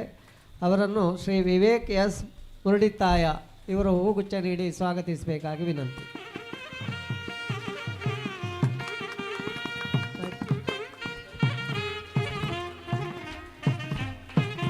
ಎಲ್ಲರನ್ನ ಸಾಂಪ್ರದಾಯಿಕವಾಗಿ ಹೂ ನೀಡಿ ಗೌರವಿಸಿರುವಂತಹ ಎಲ್ಲರಿಗೂ ವಂದನೆಗಳು. ಅತಿಥಿ ಅಭ್ಯಾಗತರಿಗೂ ಕೂಡ ವಂದನೆಗಳು. ದೀಪಕ್ಕೊಂದು ಅಜ್ಞಾತ ಅಗಾಧ ಶಕ್ತಿ ಈ ಕಾರ್ಯಕ್ರಮವನ್ನು ದೀಪ ಉದ್ಘಾಟಿಸುವಂತೆ ಘನ ವೇದಿಕೆಯಲ್ಲಿರುವ ಎಲ್ಲ ಗಣ್ಯಾತಿಗಣ್ಯರಲ್ಲಿ ವಿನಂತಿಸಿಕೊಳ್ಳುತ್ತಿದ್ದೇನೆ.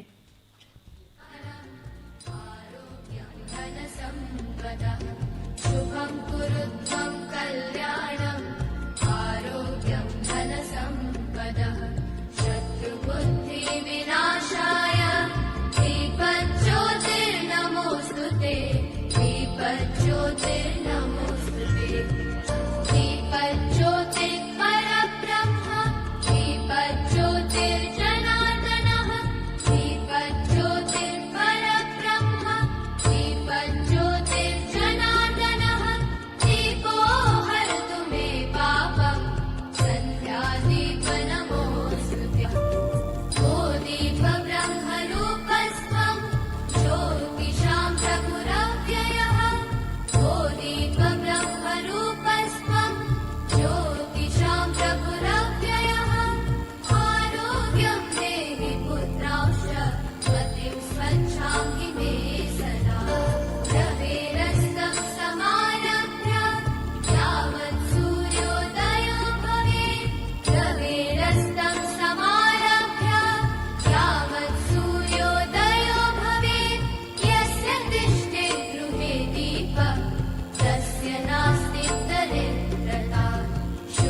कुरु त्वं कल्याणम् आरोग्यं धनसम्पदः शुभं कुरु त्वं कल्याणम् आरोग्यं धनसम्पदः शत्रुबुद्धिविनाशाय दीपज्योतिर्नमोऽस्तुते दीपज्योतिर्नमोऽस्तुते शुभं कुरु त्वं कल्याणम् आरोग्यं धनसम्पदः शुभं कुरु त्वं कल्याणम् ದೀಪದ ಬೆಳಕು ನಮ್ಮೆಲ್ಲರಿಗೂ ಸ್ಫೂರ್ತಿಯಾಗಲಿ ಎನ್ನುವ ಮಾತುಗಳಿಗೆ ಸಾಕ್ಷಿಯಾಗುತ್ತಾ ಇದೀಗ ಕಳೆದ 75 ವರ್ಷಗಳ ಗಣೇಶೋತ್ಸವದ ಗತ ವೈಭವದ ಸವಿ ನೆನಪುಗಳ ಸುದೀರ್ಘ ಪಯಣಕ್ಕೆ ದಾಖಲೆಯ ರೂಪವನ್ನು ನೀಡಿರುವಂಥದ್ದು ಅಮೃತ ಸಂಭ್ರಮ ಸ್ಮರಣ ಸಂಚಿಕೆ.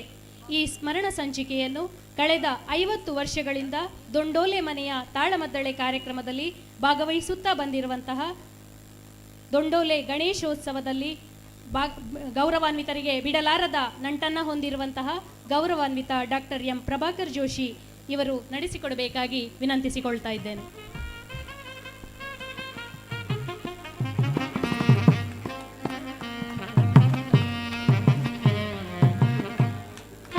ಸೂರ್ಯನಾರಾಯಣ ಚಾರಿಟೇಬಲ್ ಟ್ರಸ್ಟಿನ ಅಧ್ಯಕ್ಷರಾದ ಪುರಂದರ್ ರಾವ್ ಮತ್ತು ಶ್ರೀಮತಿ ಜಯಂತಿ ರಾವ್ ಅವರ ಒಂದು ಅನುಭವದ ಹಿನ್ನೆಲೆಯಲ್ಲಿ ಅಮೃತ ಮಹೋತ್ಸವದ ಈ ಸ್ಮರಣ ಸಂಚಿಕೆ ರೂಪುಗೊಂಡಿದೆ. ಈ ಒಂದು ದಾಖಲೀಕರಣ ಮುಂದಿನ ಪೀಳಿಗೆಗೆ ಈ ಯಕ್ಷಗಾನ ತಾಳಮದ್ದಳೆಯ ಒಂದು ಇತಿಹಾಸವನ್ನು ತಿಳಿಸಿಕೊಡುವಂತಹ ಒಂದು ದೊಡ್ಡ ಪ್ರಯತ್ನ.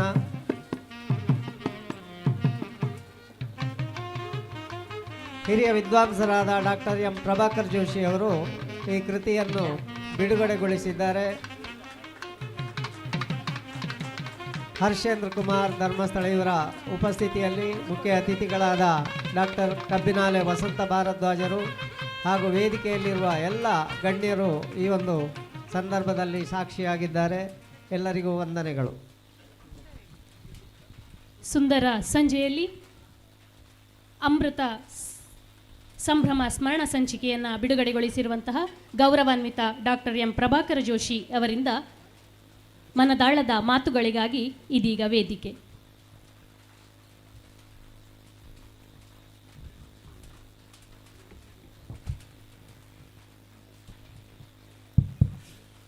ಸಜಯತಿ ಸಿಂಧುರವದನೋ ದೇವೋ ಯತ್ಪಾದ ಪಂಕಜ ಸ್ಮರಣಂ ವಾಸರಮಣಿರಿವ ತಮಸಾಂ ರಾಶಿಂ ನಾಶಯತಿ ವಿಜ್ಞಾನಂ ವಾಗರ್ಥಾವ್ಯ ಸಂಪೃಕ್ತೌ ವಾಗರ್ಥ ಪ್ರತಿಪತ್ತೆಯೇ ಜಗತಃ ಪಿತರು ಒಂದೇ ಪಾರ್ವತಿ ಪರಮೇಶ್ವರು ಶ್ರೀ ಮಂಜುನಾಥಾಯ ನಮಃ. ಶ್ರೀ ಲಕ್ಷ್ಮೀ ನರಸಿಂಹ ಮಮ ದೇಹಿ ಕೃಪಾವಲಂಬಂ ಶ್ರೀ ಪರಶುರಾಮ ವಿಜಯತ್.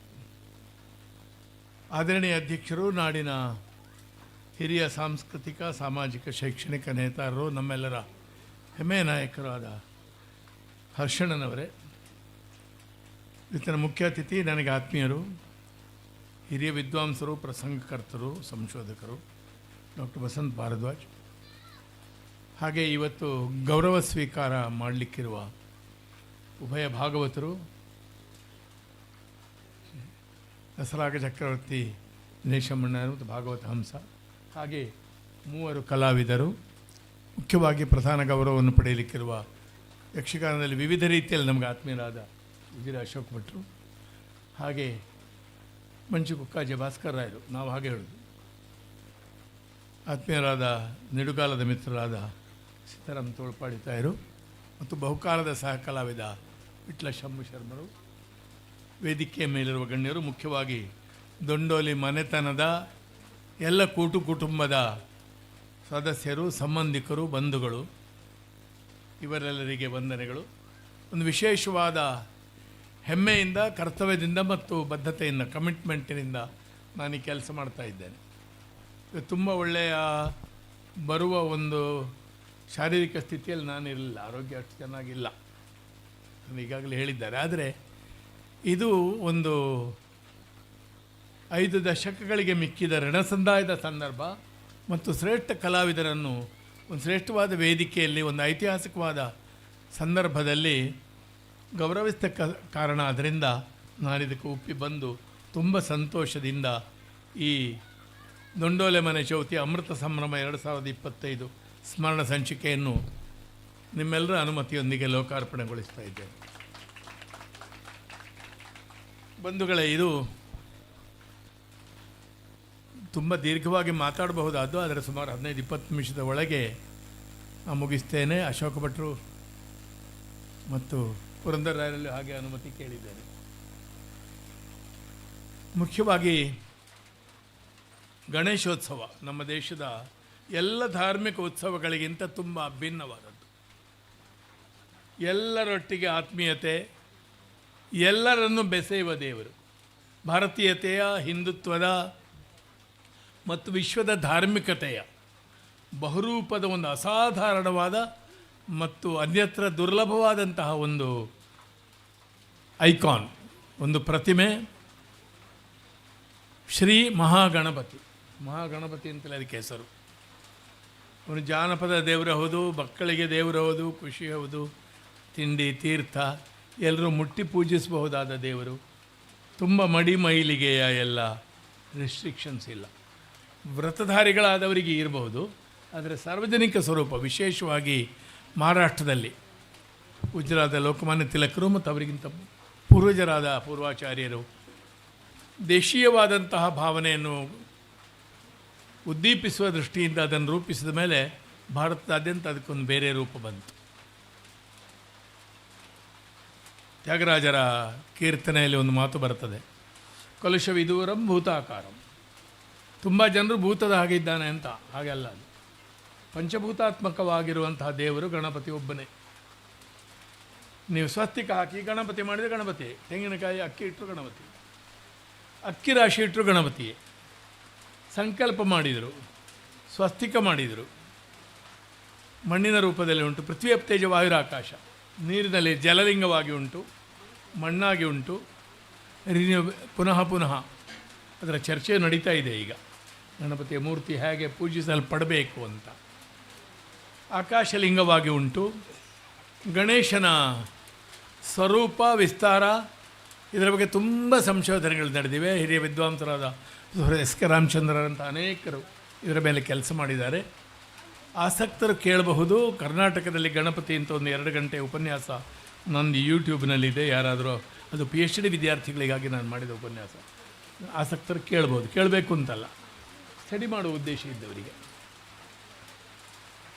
ಗಣಪತಿಯ ಆಕಾರವನ್ನು ನೀವು ನೋಡಿದರೆ ಮರಾಠಿಯ ಒಂದು ಪದ್ಯವೇ ಇದೆ, ಓಂಕಾರ ಸ್ವರೂಪ ಶ್ರೀ ಗಣೇಶಾಸೆ. ಓಂಕಾರದ ಒಂದು ರೂಪ ಸಂಸ್ಕೃತ ಅಂದರೆ ನಾಗರಿ ಲಿಪಿಯಲ್ಲಿ ಬರೆದದ್ದಲ್ಲಿ ಅದರ ಒಂದು ಹಲ್ಲು ಕಾಣ್ತದೆ, ಅದರ ಒಂದು ಹೊಟ್ಟೆ ಕಾಣ್ತದೆ. ಹೀಗೆ ತಿರುಗಿಸಿದರೆ ಒಂದು, ಹಾಗೆ ತಿರುಗಿಸಿದರೆ ಒಂದು. ಗಣೇಶನ ಒಟ್ಟು ರೂಪ ಓಂಕಾರದಿಂದ ಉಸ್ಫೂರ್ತವಾದದ್ದು. ಆದ್ದರಿಂದ ಗಣೇಶ ವೈದಿಕ ದೇವರಲ್ಲ, ಅವನೆಲ್ಲ ಆಧುನಿಕ, ಅದೆಲ್ಲ ಅಲ್ಲ, ಹಾಗಲ್ವೇ ಅಲ್ಲ. ಭಾರತದ ಅತ್ಯಂತ ಪ್ರಾಚೀನವಾದ ದೈವಕಲ್ಪಗಳಲ್ಲಿ ಗಣೇಶ ಒಂದು. ಮತ್ತು ಅದರ ರಹಸ್ಯ ಇನ್ನೂ ನಮ್ಮ ಕೈಗೆ ಪೂರ್ತಿ ಸಿಕ್ಕಲಿಲ್ಲ. ಎಷ್ಟೆಷ್ಟು ರೂಪದಲ್ಲಿ ಮಾಡಿದ್ದಾರೆ. ಅಶ್ವತ್ಥದ ಎಲೆಯಲ್ಲಿ, ಮರದ ಎಲೆಯಲ್ಲಿ, ಗೆರೆಯಲ್ಲಿ, ಗೀಟಿನಲ್ಲಿ. ಗಣೇಶ ಒಂದು ಕಲಾವಿದನಿಗೆ ಒಂದು ಹೆಮ್ಮೆ ಮತ್ತು ಚಾಲೆಂಜ್ ಕೂಡ. ಚಿತ್ರಿಸಲಿಕ್ಕೆ, ಬರೀಲಿಕ್ಕೆ, ಮಾತಾಡಲಿಕ್ಕೆ. ಗಣೇಶನ ಮೇಲೆ ಅದೇ ಗಣೇಶ ಪಂಚರತ್ನ ಕೀರ್ತನೆಗಳು, ಗಣೇಶನ ಮೇಲೆ ಅಪಾರವಾದ ಸಾಹಿತ್ಯ ಇದೆ. ಏಕದೇವ, ಏಕಪ್ರವಾದಿ, ಏಕಪುಸ್ತಕ. ಮತಗಳು, ಧರ್ಮಗಳು, ಆರಾಧನಾ ಸಂಪ್ರದಾಯಗಳ ದೃಷ್ಟಿಯಿಂದ ನಮ್ಮ ಭಾರತೀಯತೆ ಅರ್ಥ ಆಗುವುದಿಲ್ಲ. ಗಣೇಶನನ್ನು ಪೂಜೆ ಮಾಡುವಾಗ ನಾವೇನು ಹೇಳ್ತೇವೆ? ಬ್ರಹ್ಮಾಸ್ತ್ವಂ, ವಿಷ್ಣುಸ್ತ್ವಂ, ರುದ್ರಸ್ತ್ವಂ, ಇಂದ್ರಸ್ತ್ವಂ, ಚಂದ್ರಮಾಸ್ತ್ವಂ. ಇಂದ್ರನ ಹೇಳುವಾಗಲೂ ಹಾಗೆ ಹೇಳ್ತೇವೆ, ವಿಷ್ಣುವನ್ನು ಹೇಳುವಾಗಲೂ ಹೇಳ್ತೇವೆ. ಏಕದೇವತಾ ಪ್ರಧಾನವಾದ ಬಹುದೇವತಾವಾದ ಹೆನೋಥೀಸಮ್. ಅದಕ್ಕೆ ಅತ್ಯುತ್ತಮವಾದಂತಹ ಉದಾಹರಣೆ ಶ್ರೀ ಗಣೇಶ. ನಾಡಿನಲ್ಲಿ ಅವನು ಪೂಜೆಗೊಂಡು ಬರ್ತಾ ಇದ್ದಾನೆ. ಮೋಟ್ರ್ ಸೈಕಲ್ನಲ್ಲಿ ಕೂತ ಗಣೇಶನಿಂದ ಹಿಡಿದು ಹಕ್ಕಿಯ ಮೇಲೆ ಕೂತ ಗಣೇಶನವರೆಗೆ. ಇವತ್ತು ನೋಡಿದೆ ರಾಮರೂಪಿ ಗಣೇಶ ಅಂತ ಒಂದು ಕಲ್ಪನೆ. ಸ್ತ್ರೀರೂಪಿ ಗಣಪತಿ ವಿಗ್ರಹಗಳಿದ್ದಾವಲ್ವ, ಅದೇ ಗಣೇಶಾನಿ ಉಂಟು.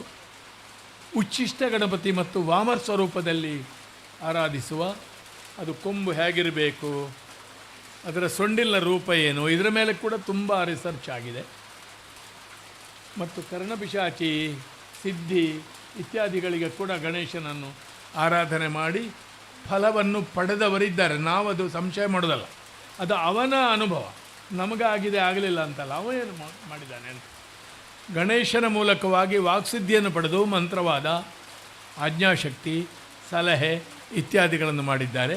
ಹಾಗಾಗಿ ಪುರೋಹಿತರಿಂದ, ಮಂತ್ರವಾದಿಗಳಿಂದ, ಜ್ಯೋತಿಷಿಗಳಿಂದ ಕೃಷಿಕನವರೆಗೆ ಗಣೇಶ ತುಂಬ ಆರಾಧ್ಯ. ಇಷ್ಟು ಗಣೇಶನ ಬಗ್ಗೆ ಕೇವಲ ಪ್ರಾಸ್ತಾವಿಕವಾಗಿ ಅಧ್ಯಯನಶೀಲರಿಗೆ ವಿಷಯ. ಗಣೇಶನ ಕೋಶವೇ ಬಂದಿದೆ. ಗಣೇಶ ಎನ್ಸೈಕ್ಲೋಪೀಡಿಯಾ. ಯಾರು? ಗೋವರ್ಧನ್ ಅಂಕೋಲೇಕರ್ ಅಲ್ಲ. ಗೋವರ್ಧನ್ ಅಂಕೋಲೇಕರು ಜಗತ್ತಿನ ಅತಿ ಹೆಚ್ಚು ಗಣೇಶರ ಫೋಟೋಸ್ ಮತ್ತು ಇಮೇಜಸ್ ಕಲೆಕ್ಟ್ ಮಾಡಿದ್ದಾರೆ. ಸಾಗರದಲ್ಲಿ ಇದ್ದಾರಲ್ಲ ಅವರಿಗಲೂ ಇದ್ದಾರೆ, ಏಜ್ ಆಗಿದೆ. ಗಣೇಶ ಪ್ರಪಂಚವೇ ಅದ್ಭುತವಾದದ್ದು. ಆ ಗಣೇಶ ಪ್ರಪಂಚದ ಒಂದು ಭಾಗವಾಗಿ ಕಳೆದ 75 ವರ್ಷಗಳಿಂದ ನಾವೆಲ್ಲ 50 ವರ್ಷಗಳಿಗೂ ಮಿಕ್ಕಿ ಅನುಭವಿಸಿ ಭಾಗವಹಿಸ್ತಾ ಬಂದ ಒಂದು ದೊಂಡೋಲೆ ಮನೆಯ, ಈಗ ಅದಕ್ಕೆ ಕಮಲಾ ಸೂರ್ಯನಾರಾಯಣ ರಾವ್ ಟ್ರಸ್ಟ್ ಅಂತ ಪುರಂದರರಾಯರು ಒಂದು ಅಕಾಡೆಮಿಕ್ ರೂಪ ಕೊಟ್ಟಿದ್ದಾರೆ. ಅದರಲ್ಲಿ ಭಾಗವಹಿಸುವುದು ಒಂದು ಹೆಮ್ಮೆಯ ವಿಷಯ. ಇವತ್ತು ಕೂಡ ಹರ್ಷಣ್ಣನ ನೇತೃತ್ವದಲ್ಲಿ ಇಲ್ಲಿ ನಡೀತಾ ಇರುವ ಸನ್ಮಾನ ಮತ್ತು ಈ ಬಿಡುಗಡೆ ಒಂದು ದೊಂಡೋಲೆ ಯಕ್ಷಗಾನ ಸಮ್ಮೇಳನದ ಹಾಗೂ ಇದರಲ್ಲಿ ಎಲ್ಲ ಉಂಟು ವಿಷಯ. ಎಲ್ಲ ರೀತಿಯ ಜನರಿದ್ದಾರೆ ಇದರಲ್ಲಿ. ತುಂಬ ಖುಷಿಯಿಂದ, ತುಂಬ ಸಂತೋಷದಿಂದ ಇದರಲ್ಲಿ ಭಾಗವಹಿಸ್ತಾ ಇದ್ದೇನೆ. ಬಹುಶಃ 70s 73-74 ಇರ್ಬೋದು ನಾನು ಮೊದಲು ಬಂದದ್ದಿಲ್ಲಿ. ಆಮೇಲೆ ಹೆಚ್ಚು ಕಡಿಮೆ 2-3 ವರ್ಷ ಬಿಟ್ಟು ನಿರಂತರವಾಗಿ ಬಂದಿದ್ದೇನೆ.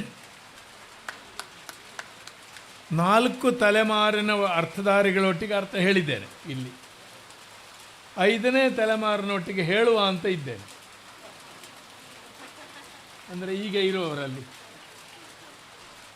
ಚಂದ್ರಶೇಖರರೊಟ್ಟಿಗೆ ಆಯಿತು, ಭಾಸ್ಕರರವರ ಅಳಿಯ,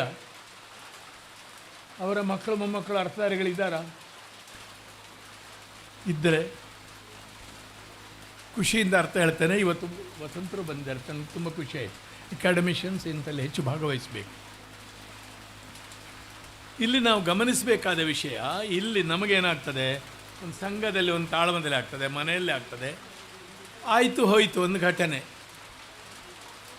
ನಾನು ನೆನಪು ಮಾಡ್ತೇನೆ, ಬಂಟ್ವಾಳದಲ್ಲಿ 70ರ ಇಸ್ವಿಯಲ್ಲಿ ಒಂದು ಹ್ಯಾಂಡ್ ಬಿಲ್ಲು ನಾನು ಕಳ್ಕೊಂಡೆ, ಈಗಲೂ ಹುಡುಕ್ತಾ ಇದ್ದೇನೆ. ಅದು ಎಷ್ಟು ಇಂಪಾರ್ಟೆಂಟ್ ಅಂತ ಈಗ ಗೊತ್ತಾಗ್ತದೆ. ಮೇಲೆ ಪೊಳಲಿ ಶಾಸ್ತ್ರಿಗಳ ಹೆಸರು, ಕೊನೆಗೆ ನನ್ನ ಹೆಸರು,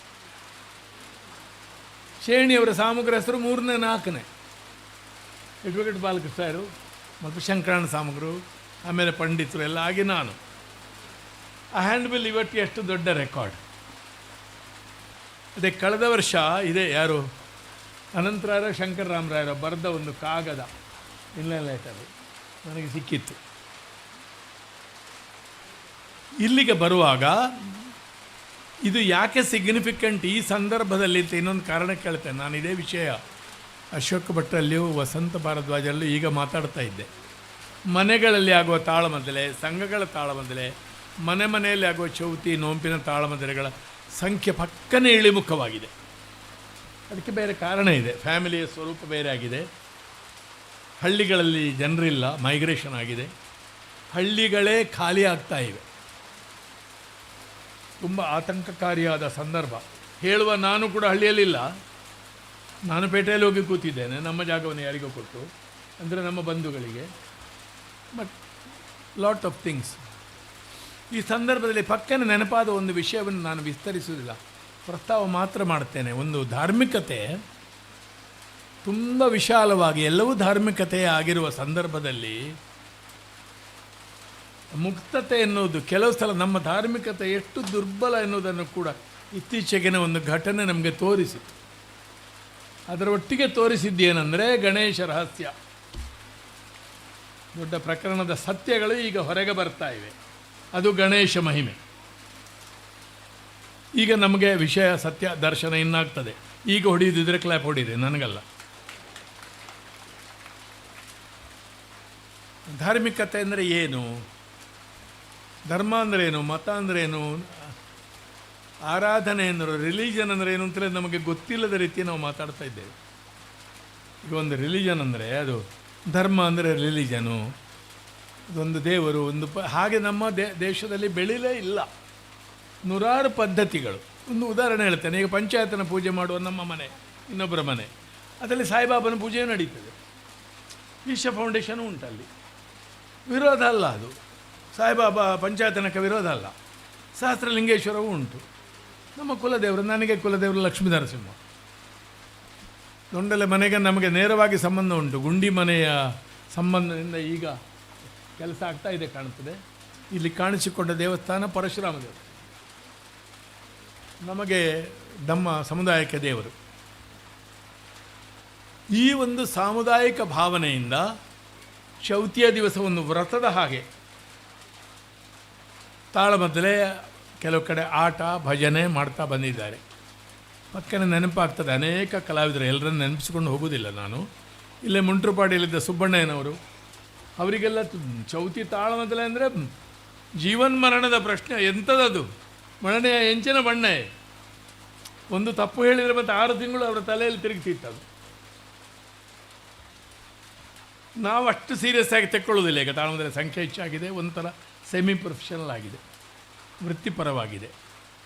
ಈ ಇತಿಹಾಸ ಈಗ ಇದರಲ್ಲಿರುವ ಹ್ಯಾಂಡ್ ಬಿಲ್ಸ್ ನೀವು ನೋಡಿದರೆ ನನಗೆ ಸಂತೋಷ ಆಗ್ತದೆ. ಈಗ ನಾವೇನು ಗಮನಿಸಿರಲಿಲ್ಲ, ಫೋಟೋಸ್ ಇದೆ. 2 ವರ್ಷ ಹಿಂದೆ ನಾನು ದೊಂಡಲೆ ಸೂರ್ಯನಾರಾಯಣರ ವೇದಿಕೆಯಲ್ಲಿ ಸನ್ಮಾನ ಪಡೆದ ಒಬ್ಬ ಹೆಮ್ಮೆಯ ಕಲಾವಿದ. ಇವತ್ತು ಆ ಹೆಮ್ಮೆಯನ್ನು ಉಳಿದವರು ಹಂಚಿಕೊಳ್ತಾ ಇದ್ದಾರೆ, ಶ್ರೇಷ್ಠ ಕಲಾವಿದರು. ನಮ್ಮ ವರ್ತಮಾನ ಕಾಲದ ಹೆಚ್ಚು ಕಡಿಮೆಯ ಪ್ರಸಿದ್ಧರೆನಿಸಿದ ಮತ್ತು ಸ್ಥಳೀಯರಾದ ಅನೇಕ ಕಲಾವಿದರು ಇಲ್ಲಿ ಬಂದು ಹೋಗಿದ್ದಾರೆ. ನಾವು 2 ಕಾರ್ಯಕ್ರಮಕ್ಕೆ ಕಾಯಮಾಗಿ ಚೌತಿಗೆ ಇತ್ಲಾಗೆ ಬರೋದು. ಮುಚ್ಚಿನಾಯರ ಮನೆಯಲ್ಲಿ ನಮಗೆ ಜಂಕ್ಷನ್, ಈ ಕಾರ್ಯಕ್ರಮಕ್ಕೆ ಸಂಬಂಧ ಇಲ್ಲ. ಒಂದು ಆಲಂತರ್ಕ, ಒಂದು ದೊಂಡಲೆ, 2 ನಾಡ ಹಬ್ಬಗಳು. ಅಲ್ಲಿ ಬೇರೆ ಬೇರೆ ಕಾರಣದಿಂದ ಸ್ಥಗಿತವಾಗಿದೆ, ಅದು ಪುನಃ ಶುರು ಆಗ್ಬೋದು ಪ್ರಭುಗಳ ಮನೆಯಲ್ಲಿ. ಇನ್ನೊಂದು ಇಲ್ಲಿ. ಇದು ಯಾಕೆ ಹೆಚ್ಚು ಮಹತ್ವ ಪಡೆಯುತ್ತದೆ ಅಂದರೆ ಇದು ಡಿಸಪಿಯರಿಂಗ್ ಟ್ರೈಬ್, ಇಲ್ಲದಿರುವ ಒಂದು ವಿಷಯ ಇದು. ಕಳೆದ ವರ್ಷ ಉತ್ತರ ಕನ್ನಡದಲ್ಲಿ 150 ವರ್ಷದ ನೋಂಪಿನ 160 ವರ್ಷದ ಚೌತಿಯ 2 ತಾಳಮದ್ದಲೆ ಪುಸ್ತಕಗಳನ್ನು ತಂದಿದ್ದರು, ನಾನು ನೋಡಿದೆ. ಧರ್ಮಸ್ಥಳದಲ್ಲಿ ಎಷ್ಟು ಕಲಾವಿದರಿದ್ದರು, ಕಣ್ಶೆಟ್ರು, ರಾಮಶೆಟ್ರು, ಎಂ ಜಿ ಸುಬ್ಬಣ್ಣಯ್ಯ, ರಾಘವೇಂದ್ರ ತೋಳ್ಪಡಿತಾರು. ಅದು ಎಂಥ ಭಾಗವತಿಕೆ ಅದು, ಮೈಕ್ ಇಲ್ಲದೆ ಇಲ್ಲಿಂದ ಉಜಿರೆಗೆ ಕೇಳುವ ಭಾಗವತಿಕೆ ಅದು, ಅಸಾಧ್ಯ ಅದು. ಅವರ ಭಾಗವತಿಕೆ ಡೆಮೋ ಬೇಕಾದರೆ ಈಗ ಒಂದು ಸಣ್ಣದಾದರೂ ಕೊಡಬಲ್ಲವರು ಸುರೇಶರು ನಮ್ಮ ಮುಂದೆ ಇದ್ದಾರೆ. ಆಗ ಅವರು ಆಗ ಒಂದು ಕಲಾವಿದ ಅಂತ ಇರಲಿಲ್ಲ. ಅವರು ಪದ್ಯ ಹೇಳೋದು, ಹೋಗೋದು, ಅರ್ಥ ಹೇಳೋದು, ಮುಗೀತು. ಆದರೆ ಅದರ ಮಹತ್ವ ಈಗ ಗೊತ್ತಾಗ್ತದೆ. 4 ತಲೆಮಾರಿನ ಶ್ರೇಷ್ಠ ಕಲಾವಿದರು ಇಲ್ಲಿ ಬಂದು ಅರ್ಥ ಹೇಳಿದ್ದಾರೆ.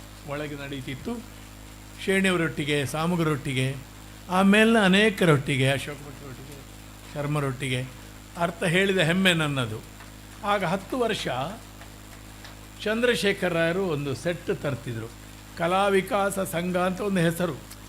ಸಂಘಟನೆ ಅಧ್ಯಕ್ಷ ಹಾಗೆಲ್ಲ ಇಲ್ಲ ಅದು. ಅವರು ಹೇಳೋದು, ನೀವು ಇಂಥ ಅರ್ಥ ಹೇಳೋದು, ಮುಗೀತು. ಅಂದರೆ ಅಷ್ಟು ಸರಳವಾಗಿ ಇತ್ತದು, ಇಂಥ ಅರ್ಥ ಇಂಥದ್ದು ಅಂತ. ಆಮೇಲೆ ಅದು ಇಲ್ಲಿ ಬೇರೆ ಬೇರೆ ನಡೆಯಿತು. ಅದಕ್ಕೆ ಒಂದು ಅಕಾಡೆಮಿಕ್ ಸ್ವರೂಪ ಮತ್ತು ಸಂಚಿಕೆ ಸ್ವರೂಪ ಕೊಡುವಲ್ಲಿ ದೊಡ್ಡ ಕೆಲಸ ಮಾಡಿದ ದೊಂಡಲೆ ಪುರಂದರರಾಯರ ಟೀಮು, ನನ್ನ ಸಹೋದ್ಯೋಗಿ ಆಗಿದ್ದ ರಜನಿ, ಇವರಿಬ್ಬರಿಗೆ ನಾನು ವಿಶೇಷವಾಗಿ ಅಭಿನಂದನೆ. ಅವರ ಹಿಂದೆ ನಿಂತು ಅಕಾಡೆಮಿಕ್ ಆಗಿ ಅದಕ್ಕೊಂದು ಗೈಡೆನ್ಸು ಸ್ವರೂಪ ಕೊಟ್ಟಂತಹ ನನ್ನ ಆತ್ಮೀಯರಾದ ಉಜಿರೆ ಅಶೋಕ್. ತುಂಬ ಕಲಾವಿದರ ವಿಷಯ ಇದೆ, ತಾಳಮದ್ದಲೆಗಳ ವಿಷಯ ಇದೆ. ಭಾಗವತರು ಶ್ರೀಧರರಾಯರು ಕಳ್ಕೊಂಡೆವು. ಈಗ ನಾವು ಹೀಗೆ ಅವರನ್ನು ನೆನಪು ಮಾಡಬೇಕಂತೆ. ಬಲಿಪ ಭಾಗವತರು ನೆನಪಾಗ್ತಾರೆ, ಮುಂಟ್ರುಪಾಡಿ ಅವರು ನೆನಪು, ಎಂ ಜಿ ಕೃಷ್ಣಯ್ಯ, ಮೇರಾವ್ ಮಹಾಬಲ್ ರೈ, ಪುಚ್ಚಕೆರೆ ಮಾಸ್ಟ್ರು ಕೂಡ ಬರ್ತಿದ್ರಲ್ವ ಇಲ್ಲಿ, ಶಿವರಾಮಯ್ಯ, ಎಷ್ಟು ಜನ ಬರ್ತಿದ್ರು. ಶೇಣಿಯವರು ಒಂದು ವ್ರತದಂತೆ. ಅದು ಹೇಗಾಗಿತ್ತು ಅಂದರೆ ಸುಮಾರು 80ನೇ ಇಸ್ವಿ ನಂತರ ಶೇಣಿಯವರಿಗೆ, ನಮಗೆ, ಸಾಮುಗರಿಗೆ, ಮೂಡಂಬೆಲ್ ಶಾಸ್ತ್ರಿಗಳಿಗೆ ಬೇರೆ ಕಡೆ ತಾಳಮದ್ದಲೆ ಚೌತಿಯ ಕರೆಗಳೇ ಆಮೇಲೆ ಬರ್ತಿರಲಿಲ್ಲ. ಯಾಕಂದ್ರೆ ನಾವು ಇಲ್ಲಿ ಬರ್ತೇವೆ ಅಂತಲೇ ಫಿಕ್ಸಡ್ ಅದು. ಇಲ್ಲ ಅವರು ದೊಂಡೋಲೆಗೆ ಹೋಗ್ತಾರೆ, ಅವರು ಆಲಂತಡ್ಕಕ್ಕೆ ಹೋಗ್ತಾರೆ. ಅದು ನಮಗೆ ಬ್ರ್ಯಾಂಡ್ ದೊಂಡೋಲೆ ಶ್ರೇಷ್ಠ ಕಲಾವಿದ ಅಂತ. ಆ ಬಲದಿಂದಲೇ ಇವತ್ತು ಭಾಷಣ ಮಾಡ್ತಾ ಇದ್ದೇನೆ. ನಾನು ಮಾಡಬಹುದಾದ ಭಾಷಣವನ್ನು ಬೇರೆಯವರು ಮಾಡಬಹುದಾದವರು ಇದ್ದಾರೆ. ಇಂತಹ ಕಲೆಗಳ ಇತಿಹಾಸ ಅದು ಲಿಖಿತವಾಗಿ ನಮಗೆ ಸಿಕ್ಕುವುದಿಲ್ಲ. ಎಲ್ಲೋ ಒಂದು ಕಡೆ ತಾಳಮದಲೆ ಆಯಿತು ಅಂತ.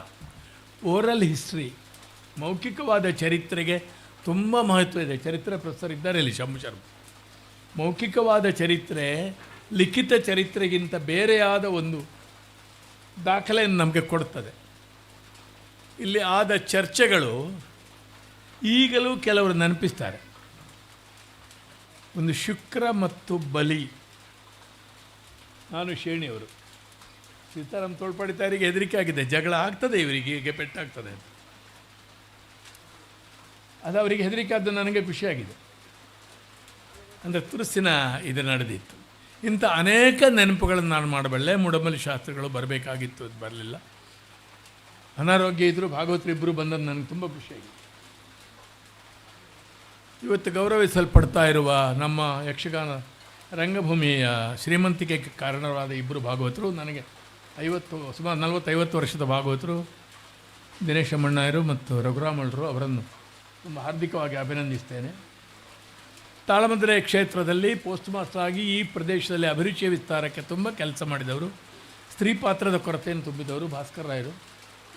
ಹಾಗೆ ಸಂಘಟಕ, ಕಲಾವಿದ, ಆಪ್ತ ಸಹಾಯಕ, ಮ್ಯಾನ್ ಎಟ್ ಕಾಲ್, ಯಾವಾಗ ಕರೆದ್ರೂ ನಮಗೆ ಸಹಾಯ ಮಾಡುವ ಸೀತಾರಾಮ್ ತೋಳ್ಪಡಿತಾಯರು. ಮತ್ತು ತಾಳಮದ್ಲೆಯಲ್ಲಿ ಎದುರಾಳಿಗೆ ನಿಬ್ಬೆರಗಾಗುವ ಪ್ರಶ್ನೆಗಳನ್ನು ಕೇಳಬಲ್ಲ ಶಂಭು ಶರ್ಮ. ಹಾಗೆ ಸರ್ಟಿಫೈ ಮಾಡ್ತೇನೆ ನಾನು ಅವರನ್ನು. ಒಳ್ಳೆಯ ಅರ್ಥಧಾರಿ. ಅವರ ಅರ್ಥದ ಮಾರ್ಗಗಳನ್ನು ಅನೇಕ ನಾನು ಒಪ್ಪದಿರ್ಬೋದು, ಅದು ಬೇರೆ ವಿಷಯ. ಅದು ಕಲಾ ಮಾರ್ಗದ ವ್ಯತ್ಯಾಸ, ಅದೇನಿಲ್ಲ. ನನ್ನದು ಅನೇಕ ವಿಷಯ ಅವರಿಗೆ ಒಪ್ಪಿಗೆ ಇಲ್ಲದಿರ್ಬೋದು.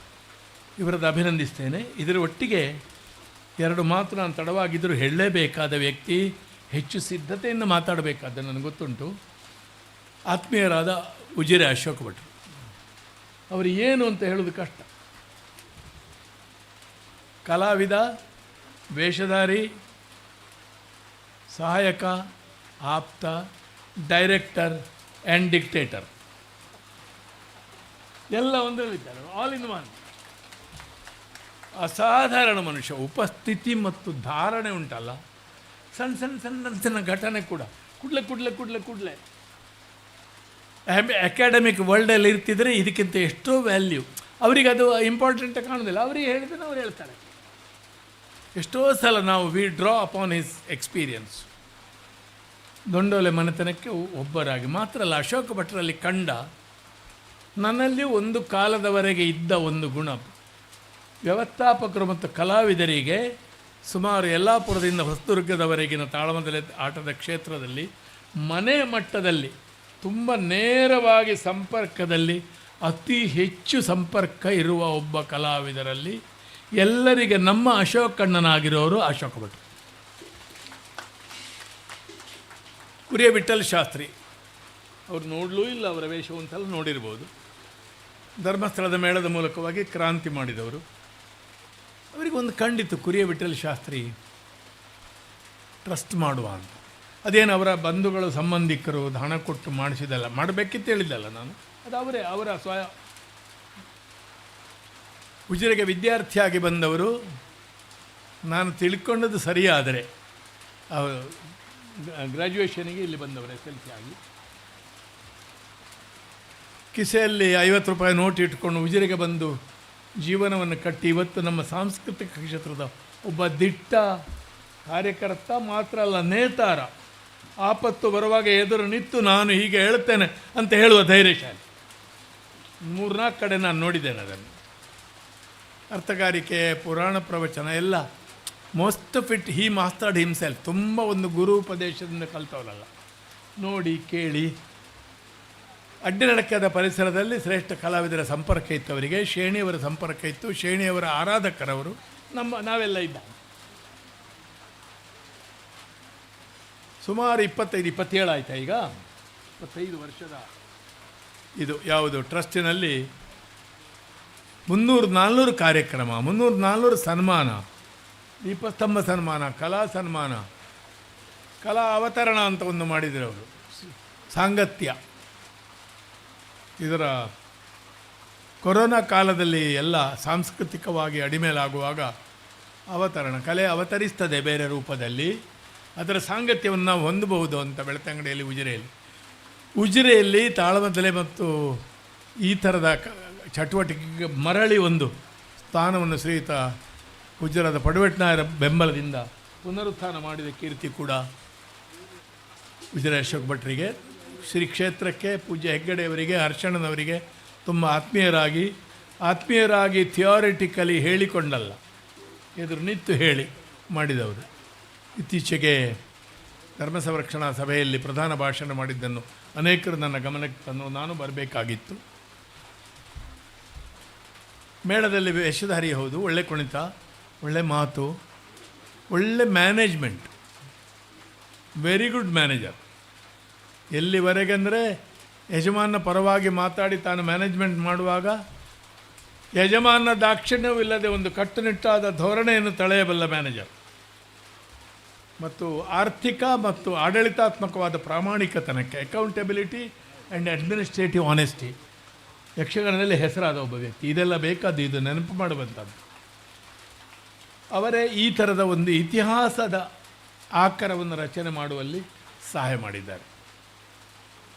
ಅಶೋಕ್ ಭಟ್ರು ನಮ್ಮವರು, ನನ್ನ ಜೊತೆ ಅರ್ಥಧಾರಿ, ಎದುರ ಅರ್ಥಧಾರಿ ಕೂಡ. ಹೆಚ್ಚು ಹೊಗಳುವುದಿಲ್ಲ, ಆದರೆ ಯಕ್ಷಗಾನದ ವರ್ತಮಾನದ ಕಳೆದ 50 ವರ್ಷಗಳ ಇತಿಹಾಸದಲ್ಲಿ ಒಂದು ಸಿಗ್ನಿಫಿಕೆಂಟ್ ಫಿಗರ್ ಮತ್ತು asset Ashok. I mean it. ನಾನು ಹೇಳುವಾಗ ಇದಕ್ಕಲ್ಲ, ಅಲಂಕಾರ ಕೇಳಿದೆ, ಹೌದು, ಮತ್ತು ಸಮರ್ಥಿಸಬಹುದಾದ ವಿಷಯ. ಅವರನ್ನು ವಿಶೇಷವಾಗಿ ಅಭಿನಂದಿಸ್ತೇನೆ. ಸೂರ್ಯನಾರಾಯಣ ರಾಯರು,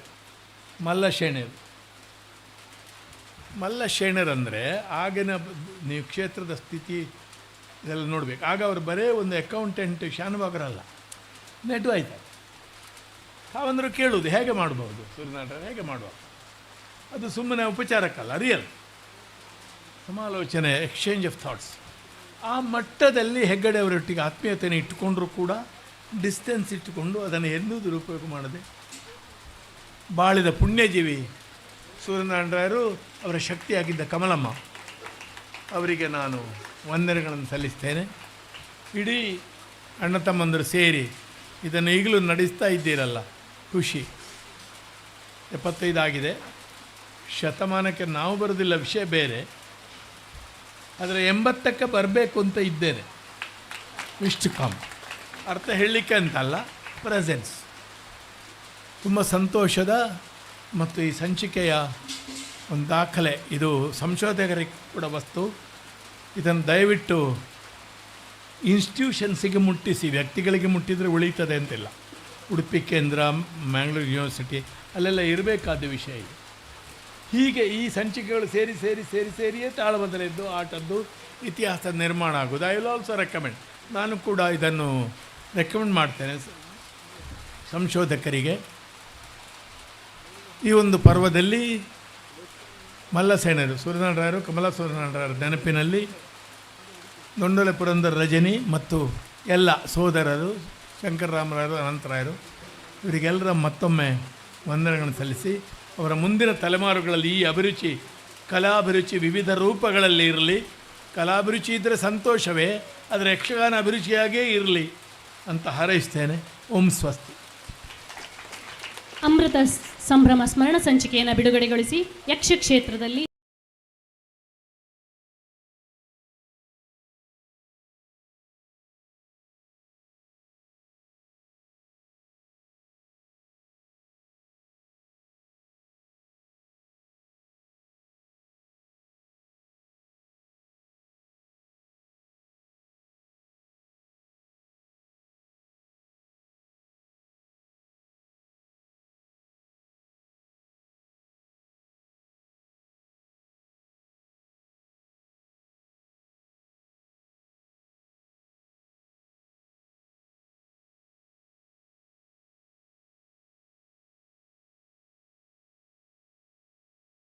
ಮಾಡಿಕೊಳ್ಳುವುದಿಲ್ಲ. ಕಲೆಯ ಭಾಷೆಯನ್ನು ಪ್ರೇಕ್ಷಕರಿಗೆ ತಿಳಿಸಬೇಕು, ಮತ್ತು ಅದನ್ನು ಸಾಧಿಸಿದ ನಂತರ ರಸಿಕರು ಗ್ರಹಿಸುವ ಗುಣಮಟ್ಟವು ಉತ್ತಮ ಗುಣಮಟ್ಟದ್ದಾಗಿರುತ್ತದೆ ಎಂಬುದು ಅವರ ಅಭಿಪ್ರಾಯ. ಡಾಕ್ಟರ್ ಪ್ರಭಾಕರ ಜೋಶಿ ಅವರು ಯಕ್ಷಗಾನ ತಾಳಮದ್ದಳೆ ಕ್ಷೇತ್ರದಲ್ಲಿ ಅಗ್ರಗಣ್ಯ ವಿದ್ವಾಂಸರು ಮತ್ತು ಸೃಜನಶೀಲ ಕಲಾವಿದರಲ್ಲಿ ಒಬ್ಬರು. ಈ ಕಲಾ ಪ್ರಕಾರದೊಂದಿಗಿನ ಅವರ ತೊಡಗಿಸಿಕೊಳ್ಳುವಿಕೆ ಹಾಗೂ ಯಕ್ಷಗಾನವು ಕರಾವಳಿ ಕರ್ನಾಟಕಕ್ಕೆ ಸೀಮಿತವಾಗಿದ್ದರೂ ಅದು ಚಿತ್ರಿಸುವ ಒಳಗೊಂಡಿರುವ ಅಂಶಗಳನ್ನು ನಮ್ಮ ಮುಂದೆ ಬಿತ್ತರಿಸುವಂತಹ ಚಾಕಚಕ್ಯತೆ ಉಳ್ಳವರು ಗೌರವಾನ್ವಿತರು. ಪ್ರಭಾಕರ ಜೋಶಿಯವರು ತಾಳಮದ್ದಳೆ ಅರ್ಥಧಾರಿ, ವಾಗ್ಮಿ, ವಿಮರ್ಶಕ, ಕವಿ, ಬರಹಗಾರ, ಸಂಶೋಧಕ, ಉಪನ್ಯಾಸಕ, ಶಬ್ದಕೋಶಕಾರ ಮತ್ತು ತಾಳವಾದ್ಯವಾದಕ ಎಂಬುದನ್ನು ಮನಸಾರೆ ಹೊಗಳುತ್ತಾ ಅವರನ್ನು ಗೌರವಿಸಿದಂತಹ ಎಲ್ಲ ಗಣ್ಯಾತಿ ಗಣ್ಯರಿಗೆ, ಗೌರವಾನ್ವಿತ ಹರ್ಷೇಂದ್ರ ಕುಮಾರ್ ಸರ್ ಅವರಿಗೂ ವಂದಿಸುತ್ತೇನೆ.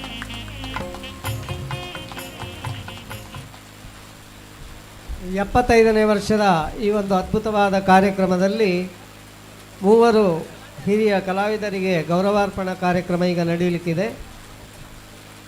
ಶ್ರೀ ಹರ್ಷೇಂದ್ರ ಕುಮಾರ್ ಧರ್ಮಸ್ಥಳ ಇವರನ್ನು ಗೌರವಿಸಬೇಕು ಅಂತ ವಿನಂತಿಸಿಕೊಳ್ತಾ ಇದ್ದೇವೆ. ದಿನೇಶ್ ಅಮ್ಮಣ್ಣ ಇವರ ಒಂದು ಸನ್ಮಾನ ಪತ್ರವನ್ನು ಶ್ರೀಮತಿ ಜಯಂತಿ ಅರವಿಂದ ಅವರು ವಾಚಿಸಬೇಕಾಗಿ ವಿನಂತಿ.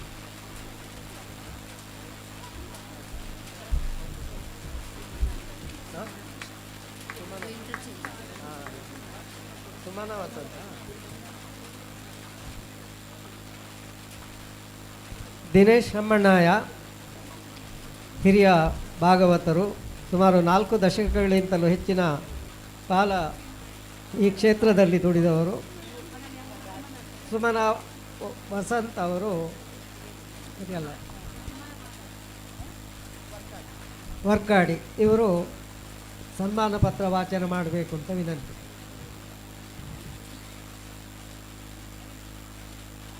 ಯಕ್ಷಗಾನದ ಹಿರಿಯ ಭಾಗವತ ಶ್ರೀ ದಿನೇಶ್ ಅಮ್ಮಣ್ಣಯ್ಯರವರ ಸನ್ಮಾನಿಸಿ ಪ್ರದಾನಿಸಿದ ಸನ್ಮಾನ ಪತ್ರ. ಆದರಣೀಯರೇ, ತಾವು ತೆಂಕುತಿಟ್ಟು ಯಕ್ಷಗಾನದ ಪ್ರಾತಿನಿಧಿಕ ಭಾವತ, ರಾಗಗಳೇ ಮೈಯಾಗುವ ಗಾನ ಮಾರ್ಗ. ಆರಂಭದಲ್ಲಿ ಮದ್ದಳೆಗಾರನಾಗಿ ತಯಾರಾಗಿ ಬಳಿಕ ದಾಮೋದರ ಮಂಡೆಚ್ಚರ ಪ್ರಿಯ ಶಿಷ್ಯನಾಗಿ ರೂಪುಗೊಂಡಿರುವುದು ಯಕ್ಷಭಾಗ್ಯ. ಇದಕ್ಕೆ ಕುಟುಂಬದ ಹಿರಿಯರ ಕಲಾ ಮನಸ್ಸುಗಳ ಹಾರೈಕೆ, ಪ್ರೋತ್ಸಾಹ, ಕರ್ನಾಟಕ ಮೇಳವು ತಮ್ಮ ಕಲಾ ವ್ಯವಸಾಯಕ್ಕೆ ತವರು ಮನೆ. ಅಕ್ಕ ರಾಜೀವಿಯವರಿಂದ ಸಂಗೀತದ ಸ್ವರಸ್ಥಾನಗಳ ಕಲಿಕೆ, ಇದರಿಂದ ಭಾಗವತಿಕೆಗೆ ಸೊಗಸುಗಾರಿಕೆ ಬಂತು. ಮಂಡೆಚ್ಚರಿಂದ ರಂಗ ಮಾಹಿತಿಗಳ ಪಾಠ.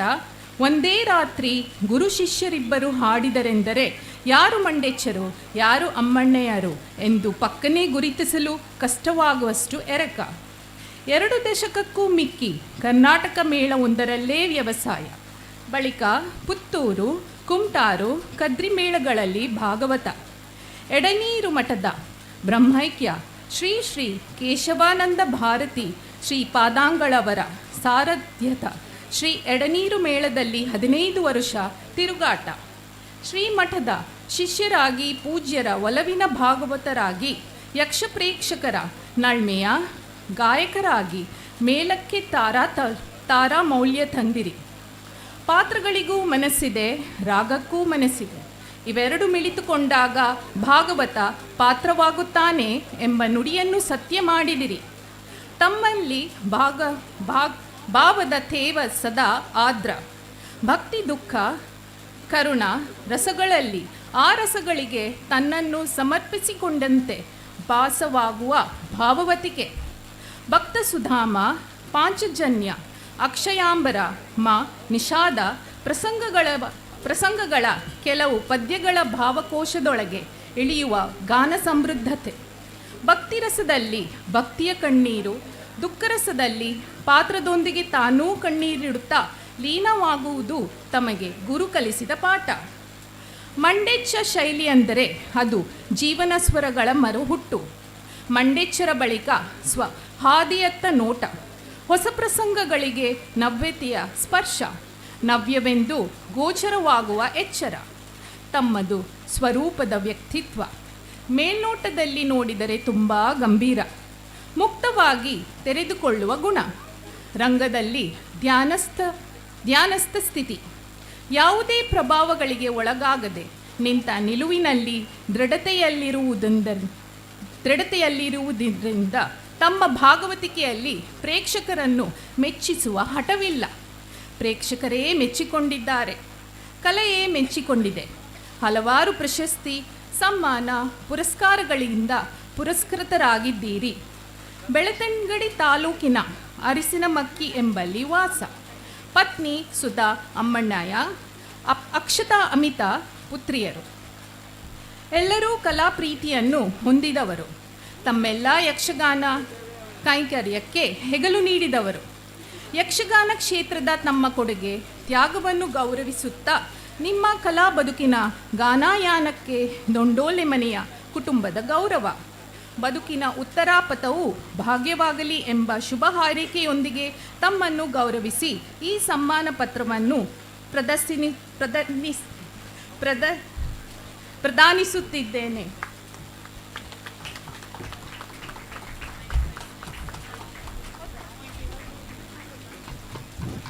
ಯಕ್ಷ ಜಗತ್ತು ಕಂಡ ಅತಿ ಸಂಭಾವಿತ ವ್ಯಕ್ತಿ, ಅಷ್ಟೇ ಸರಳ ಸಜ್ಜನ.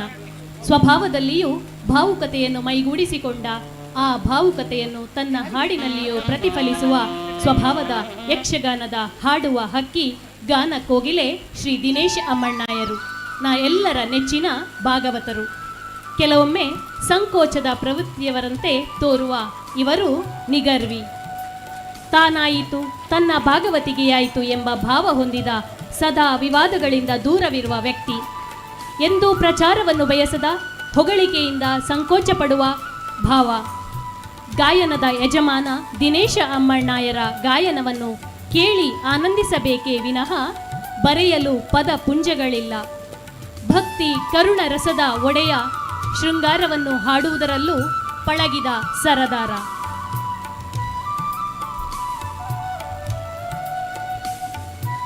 ಸುಮಾರು 50ಕ್ಕೂ ಹೆಚ್ಚು ಸನ್ಮಾನ ಮತ್ತು ಪ್ರಶಸ್ತಿಗಳಿಗೆ ಭಾಜನರಾದ ಅಮ್ಮಣ್ಣಯ್ಯರನ್ನು ಎಲ್ಲರೂ ತಿಳಿದಿರುವಂತೆ ಗಾನ ಕೋಗಿಲೆ, ಮಧುರ ಗಾನದ ಐಸಿರಿ, ಯಕ್ಷ ಸಂಗೀತ ಕಲಾ ಕೌಸ್ತುಭ ಎಂಬ ಬಿರುದುಗಳು ಅರಸಿಕೊಂಡು ಬಂದಿವೆ. ಶ್ರೀ ಅಮ್ಮಣ್ಣಯ್ಯರ ಬಗ್ಗೆ, ಅವರ ಭಾವಪೂರ್ಣ ಹಾಡುಗಾರಿಕೆಗೆ ಮನಸೋಲದ ಯಕ್ಷಪ್ರಿಯರಿಲ್ಲ. ಇಂತಹ ಗೌರವಾನ್ವಿತರನ್ನು ನಾವು ಇಂದು ಸನ್ಮಾನಿಸಿರುವುದು ದೊಂಡೋಲೆ ಮನೆಯವರ ಭಾಗ್ಯವೇ ಸರಿ. ಗೌರವಿಸಿದಂತಹ ಎಲ್ಲ ಗೌರವಾನ್ವಿತರಿಗೂ, ಸನ್ಮಾನವನ್ನು ಸ್ವೀಕರಿಸಿದಂತಹ ಗಣ್ಯರಿಗೂ ವಂದಿಸುತ್ತಾ, ಯಕ್ಷ ಜಗತ್ತು ಕಂಡ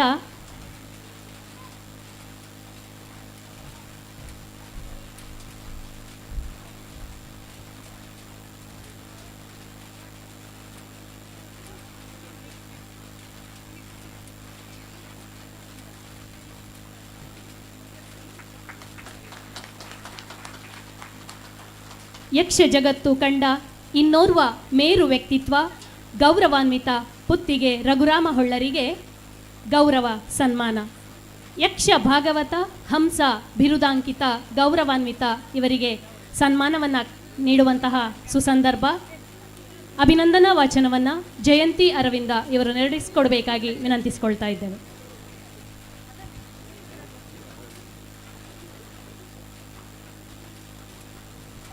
ಕ್ಷಮಿಸಿ, ಅಭಿನಂದನಾ ವಾಚನವನ್ನು ನಿಧಿಶ್ರೀ ಹೊಳ್ಳ ಇವರು ನಡೆಸಿಕೊಡಬೇಕಾಗಿ ವಿನಂತಿ.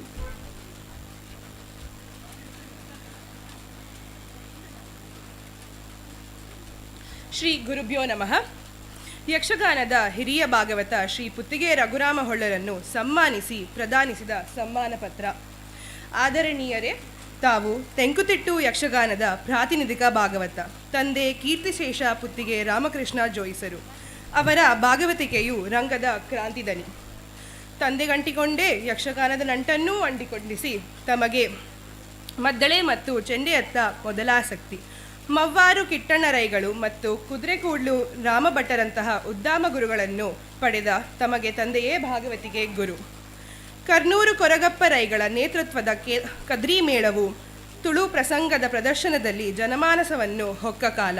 ಆಗ ನೀವು ಮೇಳದಲ್ಲಿ ಭಾಗವತರಾದಿರಿ. ಗೆಜ್ಜೆ ಪೂಜೆ ಪ್ರಸಂಗಕ್ಕೆ ಜನಮಾನ್ಯತೆ, ಪ್ರಸಂಗ, ಮೇಳ, ಕಲಾವಿದರಿಗೆ ಕೀರ್ತಿ ತಂದಂಥ ಕಾಲಘಟ್ಟ. ಆ ಹೊತ್ತಿನಲ್ಲಿ ಶ್ರೀ ಕ್ಷೇತ್ರ ಧರ್ಮಸ್ಥಳ ಮೇಳವು ಸಮರ್ಥ ಕಲಾವಿದರೊಂದಿಗೆ ಕಡತೋಕ ಭಾಗವತರ ನಿರ್ದೇಶನದಲ್ಲಿ ವಿಜೃಂಭಿಸುತ್ತಿತ್ತು. ಮೇಳಕ್ಕೆ ಭಾಗವತರಾಗಿ ಸೇರ್ಪಡೆಗೊಂಡಿರಿ. ಮೇಳದಲ್ಲಾಗ ಪುರಾಣ ಪ್ರಸಂಗಗಳ ಪ್ರದರ್ಶನ, ಪ್ರಬುದ್ಧ ಕಲಾವಿದರು, ಗಟ್ಟಿ ಹಿಮ್ಮೇಳ, ಚಿಕಿತ್ಸಕ ನೋಟದ ಪ್ರೇಕ್ಷಕರು, ತೂಗಿ ಅಳೆದು ಮಾತನಾಡುವ ವಿಮರ್ಶಕರು, ಕಡತೋಕ ಭಾಗವತರ ಪ್ರಭಾವಲಯ, ಚಿಪ್ಪಾರು ಕೃಷ್ಣಯ್ಯ ಬೆಳ್ಳಾಳರ ಮದ್ದಳೆ ಚೆಂಡೆಯ ಮಿಡಿತ ನುಡಿತಗಳ ಅನುರಣನ. ಈ ಸಂಪನ್ಮೂಲದಲ್ಲಿ ಮಿಂದೇಳುತ್ತಾ ನಿರಂತರ ಅಧ್ಯಯನ ಮಾಡುತ್ತಾ ಎತ್ತರಕ್ಕೆ ಬೆಳೆದಿರಿ. ಕಡತೋಕ ಭಾಗವತರ ನಿವೃತ್ತಿಯ ಬಳಿಕ ಮೇಳದಲ್ಲಿ ಮುಖ್ಯ ಭಾಗವತರ ಆಗಿದಿರಿ. ನಿಮ್ಮ ಹಾಡುಗಳಿಗೆ ಒಮ್ಮೆ ಕಿವಿಯಾದರೆ ಅವ್ಯಕ್ತವಾದ ಮೋಹಕ ಶಕ್ತಿ ಪ್ರೇಕ್ಷಕರನ್ನು ಆವರಿಸುತ್ತದೆ. ಎಲ್ಲ ರಸಗಳಿಗೆ ಒಗ್ಗುವ ಕಂಠ, ಅನಾವಶ್ಯವಾಗಿ ಅಕ್ಷರಗಳನ್ನು ಲಂಬಿಸುವ ಸಾಹಿತ್ಯ ಲೋಪ ಇಲ್ಲದ ಸ್ಪಷ್ಟ ಗಾಯನ, ರಂಗದಲ್ಲಿರುವಷ್ಟೂ ಹೊತ್ತು ತಾನು ಭಾಗವತ ಎಂಬ ಪ್ರಜ್ಞೆ ಜಾಗೃತ. ರಂಗದಲ್ಲಿ ಪಾತ್ರವು ಸೊರಗಿದಾಗ ಸನ್ನಿವೇಶವನ್ನು ಕುಂಠಿತಗೊಳಿಸುವ, ವಿಜೃಂಭಿಸಿದಾಗ ಲಂಬಿಸುವಂತೆ ಮಾಡುವ ರಂಗನಿರ್ದೇಶಕ ನಿಜಾರ್ಥದಲ್ಲಿ ಒಂದನೇ ವೇಷಧಾರಿ. ಬಹುತೇಕ ಎಲ್ಲ ಭಾಗವತರು ಮೆಚ್ಚುವ ಭಾಗವತ, ದ್ವಂದ್ವ ಹಾಡುಗಾರಿಕೆಗೆ ಒಗ್ಗುವ ಶಾರೀರ, ಸಹ ಕಲಾವಿದರನ್ನು ಶೋಷಿಸದ ಜಾಯಮಾನ, ತಮ್ಮಷ್ಟಕ್ಕೆ ತಾನು ಇದ್ದುಕೊಳ್ಳುವ ಗುಣ, ಅನಾವಶ್ಯಕವಾಗಿ ಹೆಚ್ಚು ತೆರೆದುಕೊಳ್ಳರು, ಒಮ್ಮೆ ತೆರೆದುಕೊಂಡ ಸ್ನೇಹ ಮತ್ತೆಂದೂ ಮುಚ್ಚಿಕೊಳ್ಳದು, ಮೇಲ್ನೋಟಕ್ಕೆ ಬಿಗುವಾಗಿ ಕಾಣಿಸಿಕೊಳ್ಳುವ ತಾವು ಬೀಗಿದ್ದು ಕಡಿಮೆ, ಆಂಗ್ಲ, ಹಿಂದಿ, ಸಂಸ್ಕೃತ ಭಾಷೆಯ ಪ್ರಸಂಗಗಳಿಗೆ ಭಾಗವತಿಕೆ ಮಾಡಿದ ಹಿರಿಮೆ ನಿಮ್ಮದು. ಯಕ್ಷಮಂಜೂಷ ತಂಡದೊಂದಿಗೆ ಕಡಲಾಚೆ ಹಾರಿದಿರಿ, ಅಭಿಮಾನಿಗಳನ್ನು ಪಡೆದಿರಿ, ಅನೇಕ ಮಾನ ಸಮ್ಮಾನಗಳನ್ನು ಪ್ರಾಪ್ತಿವಾಗಿವೆ.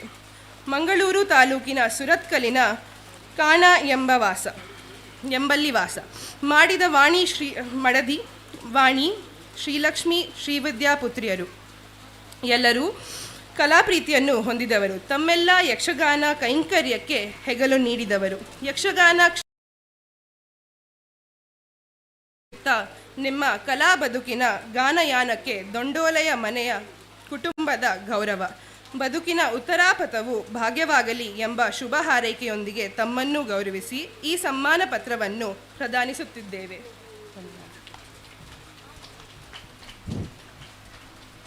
ತೆಂಕುತಿಟ್ಟಿನ ಖ್ಯಾತ ಅಗ್ರಮಾನ್ಯ ಭಾಗವತರುಗಳಲ್ಲಿ ಪುತ್ತಿಗೆ ಶ್ರೀ ರಘುರಾಮ ಹೊಳ್ಳರು ಒಬ್ಬರು.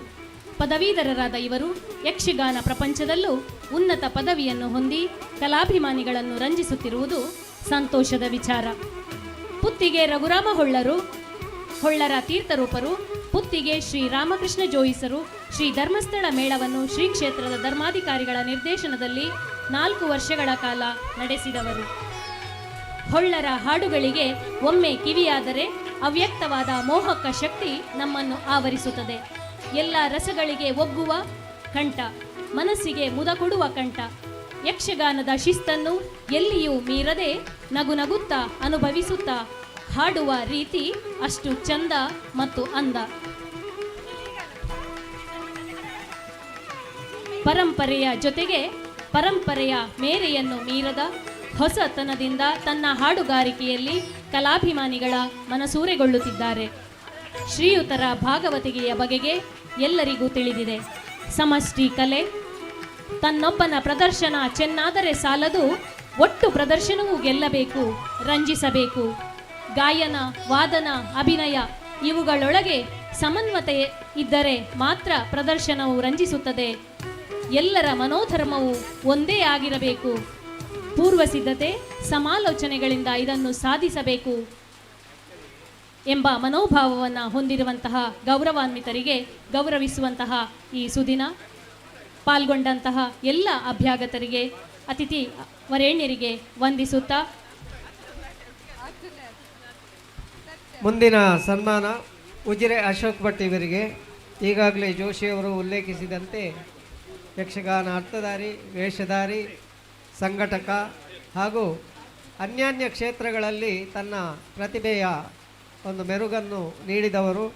ಇವರ ಸನ್ಮಾನ ಪತ್ರವನ್ನು ಶ್ರೀಮತಿ ಜಯಂತಿ ಅರವಿಂದ್ ಅವರು ವಾಚಿಸಬೇಕಾಗಿ ವಿನಂತಿ.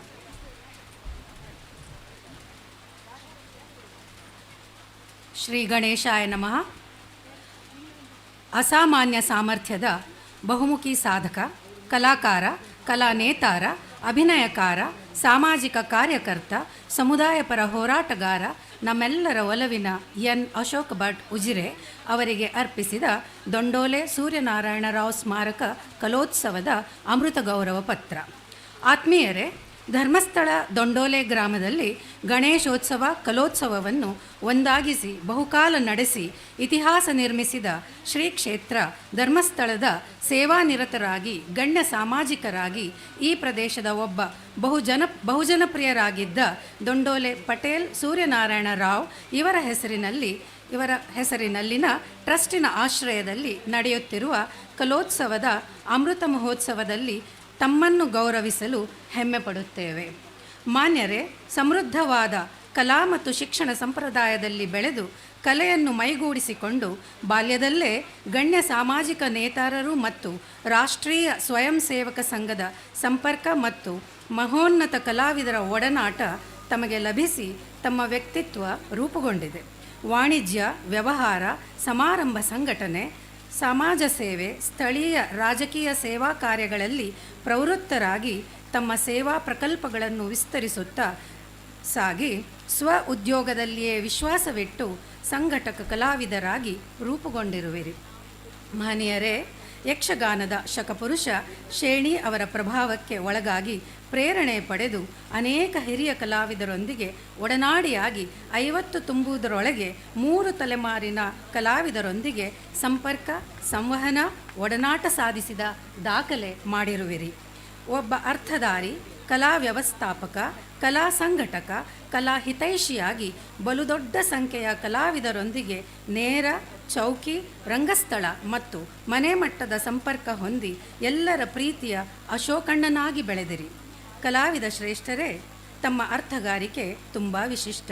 ಉತ್ತಮ ಅಂಶಗಳನ್ನು ಎಲ್ಲದರಿಂದ ಗಳಿಸಿ ಸತತ ಅಧ್ಯಯನದ ಮೂಲಕ ಚೊಕ್ಕವಾದ ಮಾತುಗಾರಿಕೆ, ಒಳ್ಳೆಯ ವಾಕ್ಯರಚನೆ, ಸುಂದರವಾದ ಪದಗುಂಫನ ಮತ್ತು ಪ್ರಸಂಗದ ಪದ್ಯಗಳ ಎತ್ತುಗಡೆ, ನಿಲುಗಡೆ ಮತ್ತು ಶಬ್ದಗಳನ್ನು ಬಳಸಿಕೊಳ್ಳುವ ರೀತಿ, ವಾದಾಂಶಗಳನ್ನು ವಿಸ್ತರಿಸುವ ಮತ್ತು ಸಂಕುಚಿತಗೊಳಿಸುವ ಅಸಾಧಾರಣವಾದ ಸಾಧನೆ ಮತ್ತು ಒಟ್ಟು ಪ್ರಸಂಗ ಶಿಲ್ಪಕ್ಕೆ ಹೊಂದಿ ಪಾತ್ರಶಿಲ್ಪವನ್ನು ಕಡೆದು ನಿಲ್ಲಿಸಿ ಎದುರಾಳಿಯ ಸಾಮರ್ಥ್ಯಕ್ಕೆ ಅನುಸಾರವಾಗಿ ಸ್ಪಂದನ ಕೊಡುವ ಅರ್ಥಗಾರಿಕೆ, ಈ ಗುಣವನ್ನು ಮೇಳೈಸಿಕೊಂಡು ಯಾವುದೇ ಪಾತ್ರ ನಿರ್ವಹಿಸಬಲ್ಲ ಸಾಮರ್ಥ್ಯ ಹೊಂದಿರುವಿರಿ.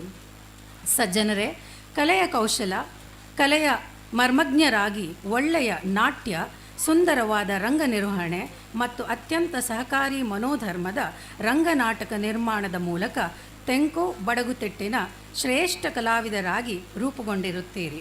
ಸಂಪಾಜೆ, ಯಕ್ಷೋತ್ಸವ, ಬೆಳ್ತಂಗಡಿ, ಉಜಿರೆ, ಧರ್ಮಸ್ಥಳ ಹಾಗೂ ರಾಷ್ಟ್ರೀಯ ಮಟ್ಟದಲ್ಲಿ ನಡೆದಿರುವ ಅಸಂಖ್ಯ ಕಲೋತ್ಸವ, ಸಾಹಿತ್ಯೋತ್ಸವಗಳಲ್ಲಿ ನಿರ್ವಾಹಕ, ನಿರೂಪಕ, ಮಾರ್ಗದರ್ಶಕ, ಸಲಹೆಗಾರ, ನಿರ್ದೇಶಕರಾಗಿ ದೊಂಡೋಲೆ ಕಾರ್ಯಕ್ರಮದಲ್ಲಿ ಸತತ 40 ವರ್ಷಗಳಿಂದ ನಿರ್ವಹಣೆ, ಸಂಘಟನೆಯಲ್ಲಿ ತೊಡಗಿಕೊಂಡಿದ್ದೀರಿ.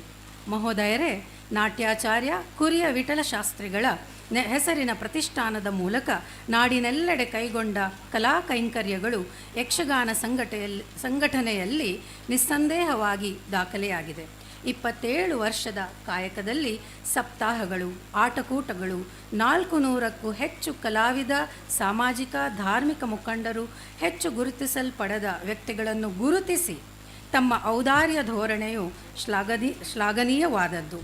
ನಾಡಿನಾದ್ಯಂತ ತಾಳಮದ್ದಳೆ, ಆಟಗಳ ವೈಶಿಷ್ಟ್ಯ ಅಭಿರುಚಿ ಪಸರಿಸುವಲ್ಲಿ ಮತ್ತು ಹವ್ಯಾಸಿಗಳನ್ನು ಬೆಳೆಸುವಲ್ಲಿ ದೊಡ್ಡ ಪಾತ್ರ ನಿರ್ವಹಿಸಿವೆ. ಭಗವದ್ಬಂಧು ಶ್ರೀ ಕ್ಷೇತ್ರ ಧರ್ಮಸ್ಥಳದೊಂದಿಗೆ ಸತತ ಸಂಪರ್ಕವನ್ನು ಹೊಂದಿ ಉಜಿರೆಯ ಶ್ರೀ ಜನಾರ್ದನ ದೇವಸ್ಥಾನ ಮತ್ತು ಪರಿಸರದ ಇನ್ನಿತರ ಸಂಸ್ಕೃತಿ ಸಂವರ್ಧನಗಳ ವೇದಿಕೆಗಳನ್ನು ಕಲೆಯ ಆಶಾಸ್ಥಾನಗಳಾಗಿ ರೂಪಿಸುವಲ್ಲಿ ತಮ್ಮ ಪಾತ್ರ ಮಹತ್ವದ್ದಾಗಿದೆ. ಶ್ರೀ ಡಿ ವೀರೇಂದ್ರ ಹೆಗ್ಗಡೆಯವರು ಅವರ ಸಹಿತ ಅನೇಕ ಧಾರ್ಮಿಕ, ಸಾಮಾಜಿಕ, ರಾಜಕೀಯ ಮುಖಂಡರೊಂದಿಗೆ ತಾವು ಹೊಂದಿರುವ ಸಂವಹನದಿಂದ ತಾವು ಎಲ್ಲರಿಗೂ ಬೇಕಾದವರಾಗಿದ್ದೀರಿ. ಹರಿದು ಬಂದ ಸಹಕಾರವನ್ನು ಸ್ವಾರ್ಥಕ್ಕಾಗಿ ಬಳಸದೆ ಕಲಾವಿದರಿಗಾಗಿ ಹಂಚಿದ್ದೀರಿ. ಬದುಕಿನ ನಡೆ, ನಿರ್ವಹಣೆ ದಾರಿ, ಸಂಘಟನೆಯ ಮಾರ್ಗ ಇವುಗಳೆಲ್ಲ ಉದ್ದೀಪನವಾಗಿ ಸಮಾಜಕ್ಕೆ ದೀಪಸ್ತಂಭವಾಗಿದೆ. ಈಗಲೂ ತಾರುಣ್ಯದ ಹುಮ್ಮಸ್ಸು, ತೀವ್ರವಾದ ಕಾಳಜಿ ಮತ್ತು ಆಸಕ್ತಿಗಳನ್ನು ಉಳಿಸಿಕೊಂಡಿರುವ ನಮ್ಮ ನೇರಳು ಉಜಿರೆ ಅಶೋಕ ಭಟ್ಟರು ನೇರಳೆ ಹಣ್ಣಿನಂತೆ ರುಚಿಕರವಾಗಿ, ಆರೋಗ್ಯಕರವಾಗಿ, ಮುಂಜಾನೆಯ ನೀರ ಚಿಲುಮೆಯಂತೆ ನಿತ್ಯ ನೂತನವಾದ ಸ್ವಚ್ಛತೆಯಿಂದ ಕೂಡಿದ ಧಾರ್ಮಿಕ, ಕಲೆ, ಸಾಮಾಜಿಕ ಕ್ಷೇತ್ರಗಳಲ್ಲಿ ಉನ್ನತೋನ್ನತ ಸಾಧನೆಯನ್ನು ಮೆರೆದು ಸಮಾಜಭೂಷಣರಾಗಿ ಬಾಳಿರಿ ಎಂದು ಹಾರೈಸಿ ಈ ಅಮೃತ ಗೌರವ ಪತ್ರಿಕೆಯ ಸಮರ್ಪಣೆಯನ್ನು ಮಾಡುತ್ತೇವೆ. ಧನ್ಯವಾದಗಳು.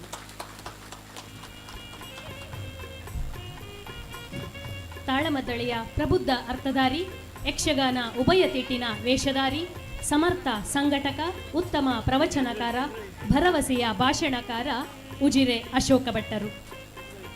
ಸವ್ಯ ಸಾಕ್ಷಿಯಾಗಿ ತಮ್ಮ ಪ್ರತಿಭೆಯನ್ನು ಹೊರಗೆ ಹಚ್ಚುತ್ತಲೇ ಇರುವ ಪ್ರತಿಭಾನ್ವಿತರು.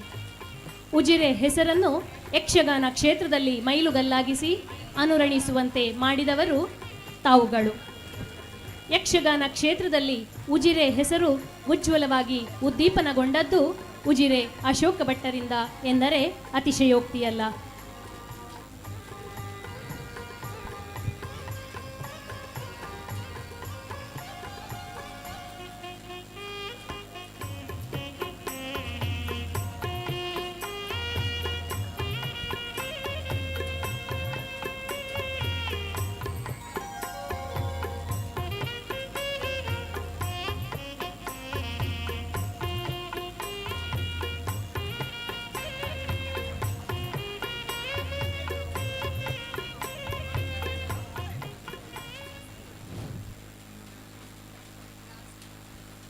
ಇಂದಿನ ಕಾರ್ಯಕ್ರಮದಲ್ಲಿ ನಮ್ಮ ಜೊತೆಗೆ ಮುಖ್ಯ ಅತಿಥಿಗಳಾಗಿರುವಂತಹ ಹಿರಿಯ ವಿದ್ವಾಂಸರಾದ ಡಾಕ್ಟರ್ ಕಬ್ಬಿನಾಲೆ ವಸಂತ ಭಾರದ್ವಾಜ್, ರಾಜ್ಯ ಪ್ರಶಸ್ತಿ ಪುರಸ್ಕೃತ ಸಾಹಿತಿ, ಇವರ ವ್ಯಕ್ತಿ ಪರಿಚಯ.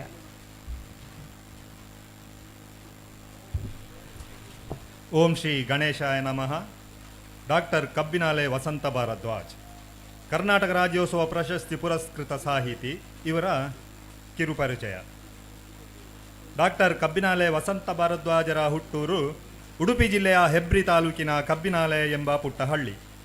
ತಂದೆ ಮಧುಸೂದನ ಭಟ್, ತಾಯಿ ಸುಮತಿ.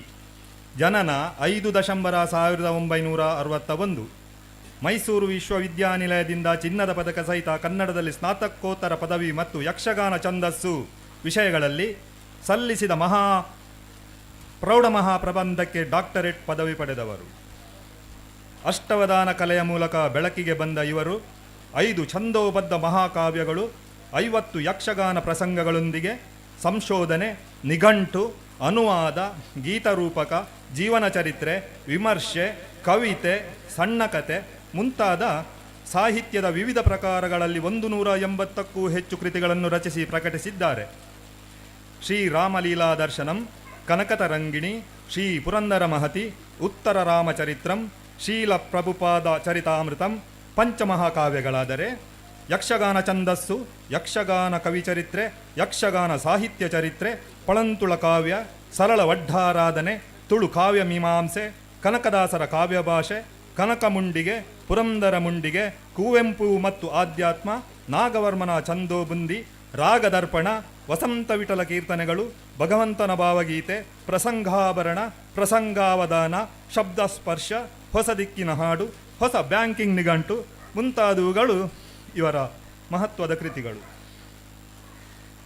ಭಾರತ ಸರ್ಕಾರದ ಸಂಸ್ಕೃತಿ ಸಚಿವಾಲಯದ ಸೀನಿಯರ್ ಫೆಲೋಶಿಪ್, ಅಖಿಲ ಭಾರತ ಯಕ್ಷಗಾನ ಸಾಹಿತ್ಯ ಸಮ್ಮೇಳನದ ಅಧ್ಯಕ್ಷತೆ, ಅಖಿಲ ಕರ್ನಾಟಕ ಗಮಕ ಸಮ್ಮೇಳನದ ಅಧ್ಯಕ್ಷತೆ, ಕನ್ನಡ ಅಭಿವೃದ್ಧಿ ಪ್ರಾಧಿಕಾರದ ಸದಸ್ಯತ್ವ, ಕರ್ನಾಟಕ ಯಕ್ಷಗಾನ ಅಕಾಡೆಮಿ ಮತ್ತು ಕರ್ನಾಟಕ ತುಳು ಸಾಹಿತ್ಯ ಅಕಾಡೆಮಿಗಳ ಸದಸ್ಯತ್ವ, ಕರ್ನಾಟಕ ತುಳು ಪಠ್ಯಪುಸ್ತಕ ಪರಿಶೀಲನಾ ಸಮಿತಿಯ ಸದಸ್ಯತ್ವ, ಕರ್ನಾಟಕ ಸರ್ಕಾರದ ಪಂಪ ಪ್ರಶಸ್ತಿ ಆಯ್ಕೆ ಸಮಿತಿಯ ಸದಸ್ಯತ್ವ ಮುಂತಾದ ಗೌರವಗಳಿಗೆ ಪಾತ್ರರು.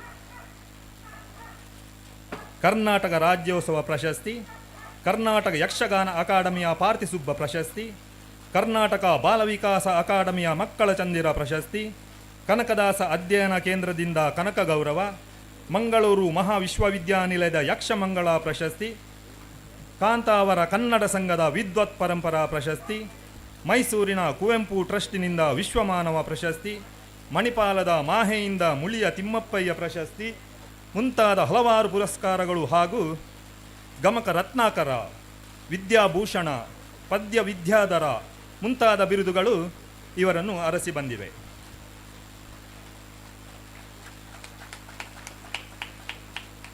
ಸ್ಟೇಟ್ ಬ್ಯಾಂಕ್ ಆಫ್ ಮೈಸೂರಿನ ಸಿಬ್ಬಂದಿ ತರಬೇತಿ ಕಾಲೇಜಿನಲ್ಲಿ ಪ್ರಾಧ್ಯಾಪಕರಾಗಿ ದುಡಿದು ಸ್ವಯಂ ನಿವೃತ್ತಿ ಪಡೆದ ಇವರು ಮೈಸೂರಿನಲ್ಲಿ ಸಾಹಿತ್ಯ ಸಂಶೋಧನೆಯಲ್ಲಿ ನಿರತರು. ಯಕ್ಷಗಾನ ತಾಳಮದ್ದಳೆ, ಗಮಕ ವ್ಯಾಖ್ಯಾನಗಳಲ್ಲಿ ಕಲಾವಿದರಾಗಿ, ವ್ಯಕ್ತಿತ್ವ ವಿಕಸನದಲ್ಲಿ ಬೋಧಕರಾಗಿ, ಭಾರತೀಯ ಸಂಸ್ಕೃತಿ ಸಾಹಿತ್ಯ ವಿಚಾರಗಳಲ್ಲಿ ವಾಗ್ಮಿಗಳಾಗಿ ನಾಡಿನಾದ್ಯಂತ ಪ್ರಸಿದ್ಧರು. ಶ್ರೀಯುತರಿಗೆ ನಮ್ಮ ದೊಂಡೋಲೆ ಮನೆಯ 75ನೇ ವರ್ಷದ ಈ ಗಣೇಶೋತ್ಸವ ಸುಸಂದರ್ಭದಲ್ಲಿ ಸನ್ಮಾನ ಸಮಾರಂಭದ ಈ ವೇದಿಕೆಗೆ ಆತ್ಮೀಯವಾದ ಸ್ವಾಗತ.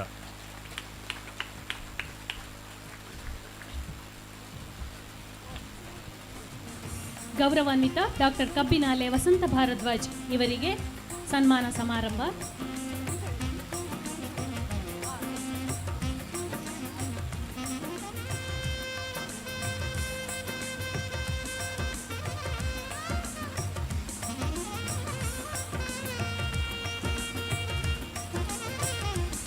ಯಕ್ಷಗಾನದ ಮೊದಲ ಪ್ರಸಂಗ ಆದಿಪರ್ವವನ್ನು ಪ್ರಸ್ತುತ ಯಕ್ಷಗಾನ ಅಕಾಡೆಮಿಯ ಅಧ್ಯಕ್ಷ ಎಂ.ಎ. ಹೆಗಡೆ ಸಂಪಾದಿಸಿದರೆ ಅದು ಹೇಗೆ ಪ್ರಾಚೀನ ಎಂಬುದನ್ನು ಅದರಲ್ಲಿರುವ ಛಂದೋಬಂಧಗಳ ಆಧಾರದಲ್ಲಿ ಕನ್ನಡ ಸಾಹಿತ್ಯ ಸಂದರ್ಭದಲ್ಲಿ ಅದು ಹೇಗೆ ಉದಯಿಸಿತು ಎಂಬುದನ್ನು ಸಂಶೋಧಿಸಿ ಡಾಕ್ಟರ್ ಕಬ್ಬಿನಾಲೆಯವರು ಅವರ ಪ್ರತಿಭೆಯನ್ನು ಮೆರೆಸಿದ್ದಾರೆ. ಗೌರವಾನ್ವಿತರಿಗೆ ದೊಂಡೋಲೆ ಮನೆಯವರ ಪರವಾಗಿ ಸಮಸ್ತ ಕಲಾಭಿಮಾನಿಗಳ ಪರವಾಗಿ ಗೌರವ ಸನ್ಮಾನವನ್ನು ಸ್ವೀಕರಿಸುತ್ತಿದ್ದೆ.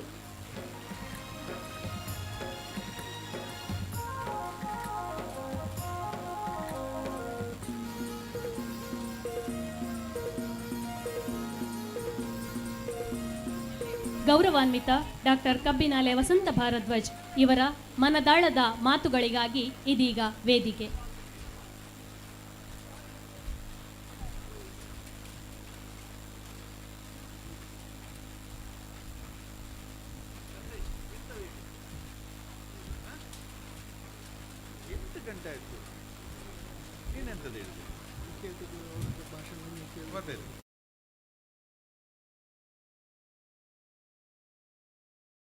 ಅಧ್ಯಕ್ಷೀಯ ಮಾತುಗಳಿಗಾಗಿ ಮನದಾಳದ ಮಾತುಗಳಿಗಾಗಿ ಇದೀಗ ವೇದಿಕೆ.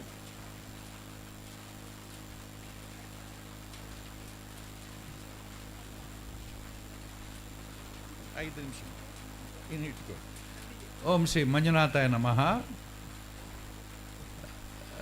ಕಮಲ ಸೂರ್ಯನಾರಾಯಣ ರಾವ್ ಚಾರಿಟಬಲ್ ಟ್ರಸ್ಟಿನ ಈ 75ನೇ ವರ್ಷದ ಗಣೇಶೋತ್ಸವದ ಈ ಒಂದು ಕಾರ್ಯಕ್ರಮದಲ್ಲಿ ವೇದಿಕೆ ಮೇಲೆ ಭಾಳ ದೊಡ್ಡ ವಿದ್ವಾಂಸರುಗಳು, ಎನ್ಸೈಕ್ಲೋಪೀಡಿಯಾ ಅಂತ ಹೇಳ್ಬೋದು.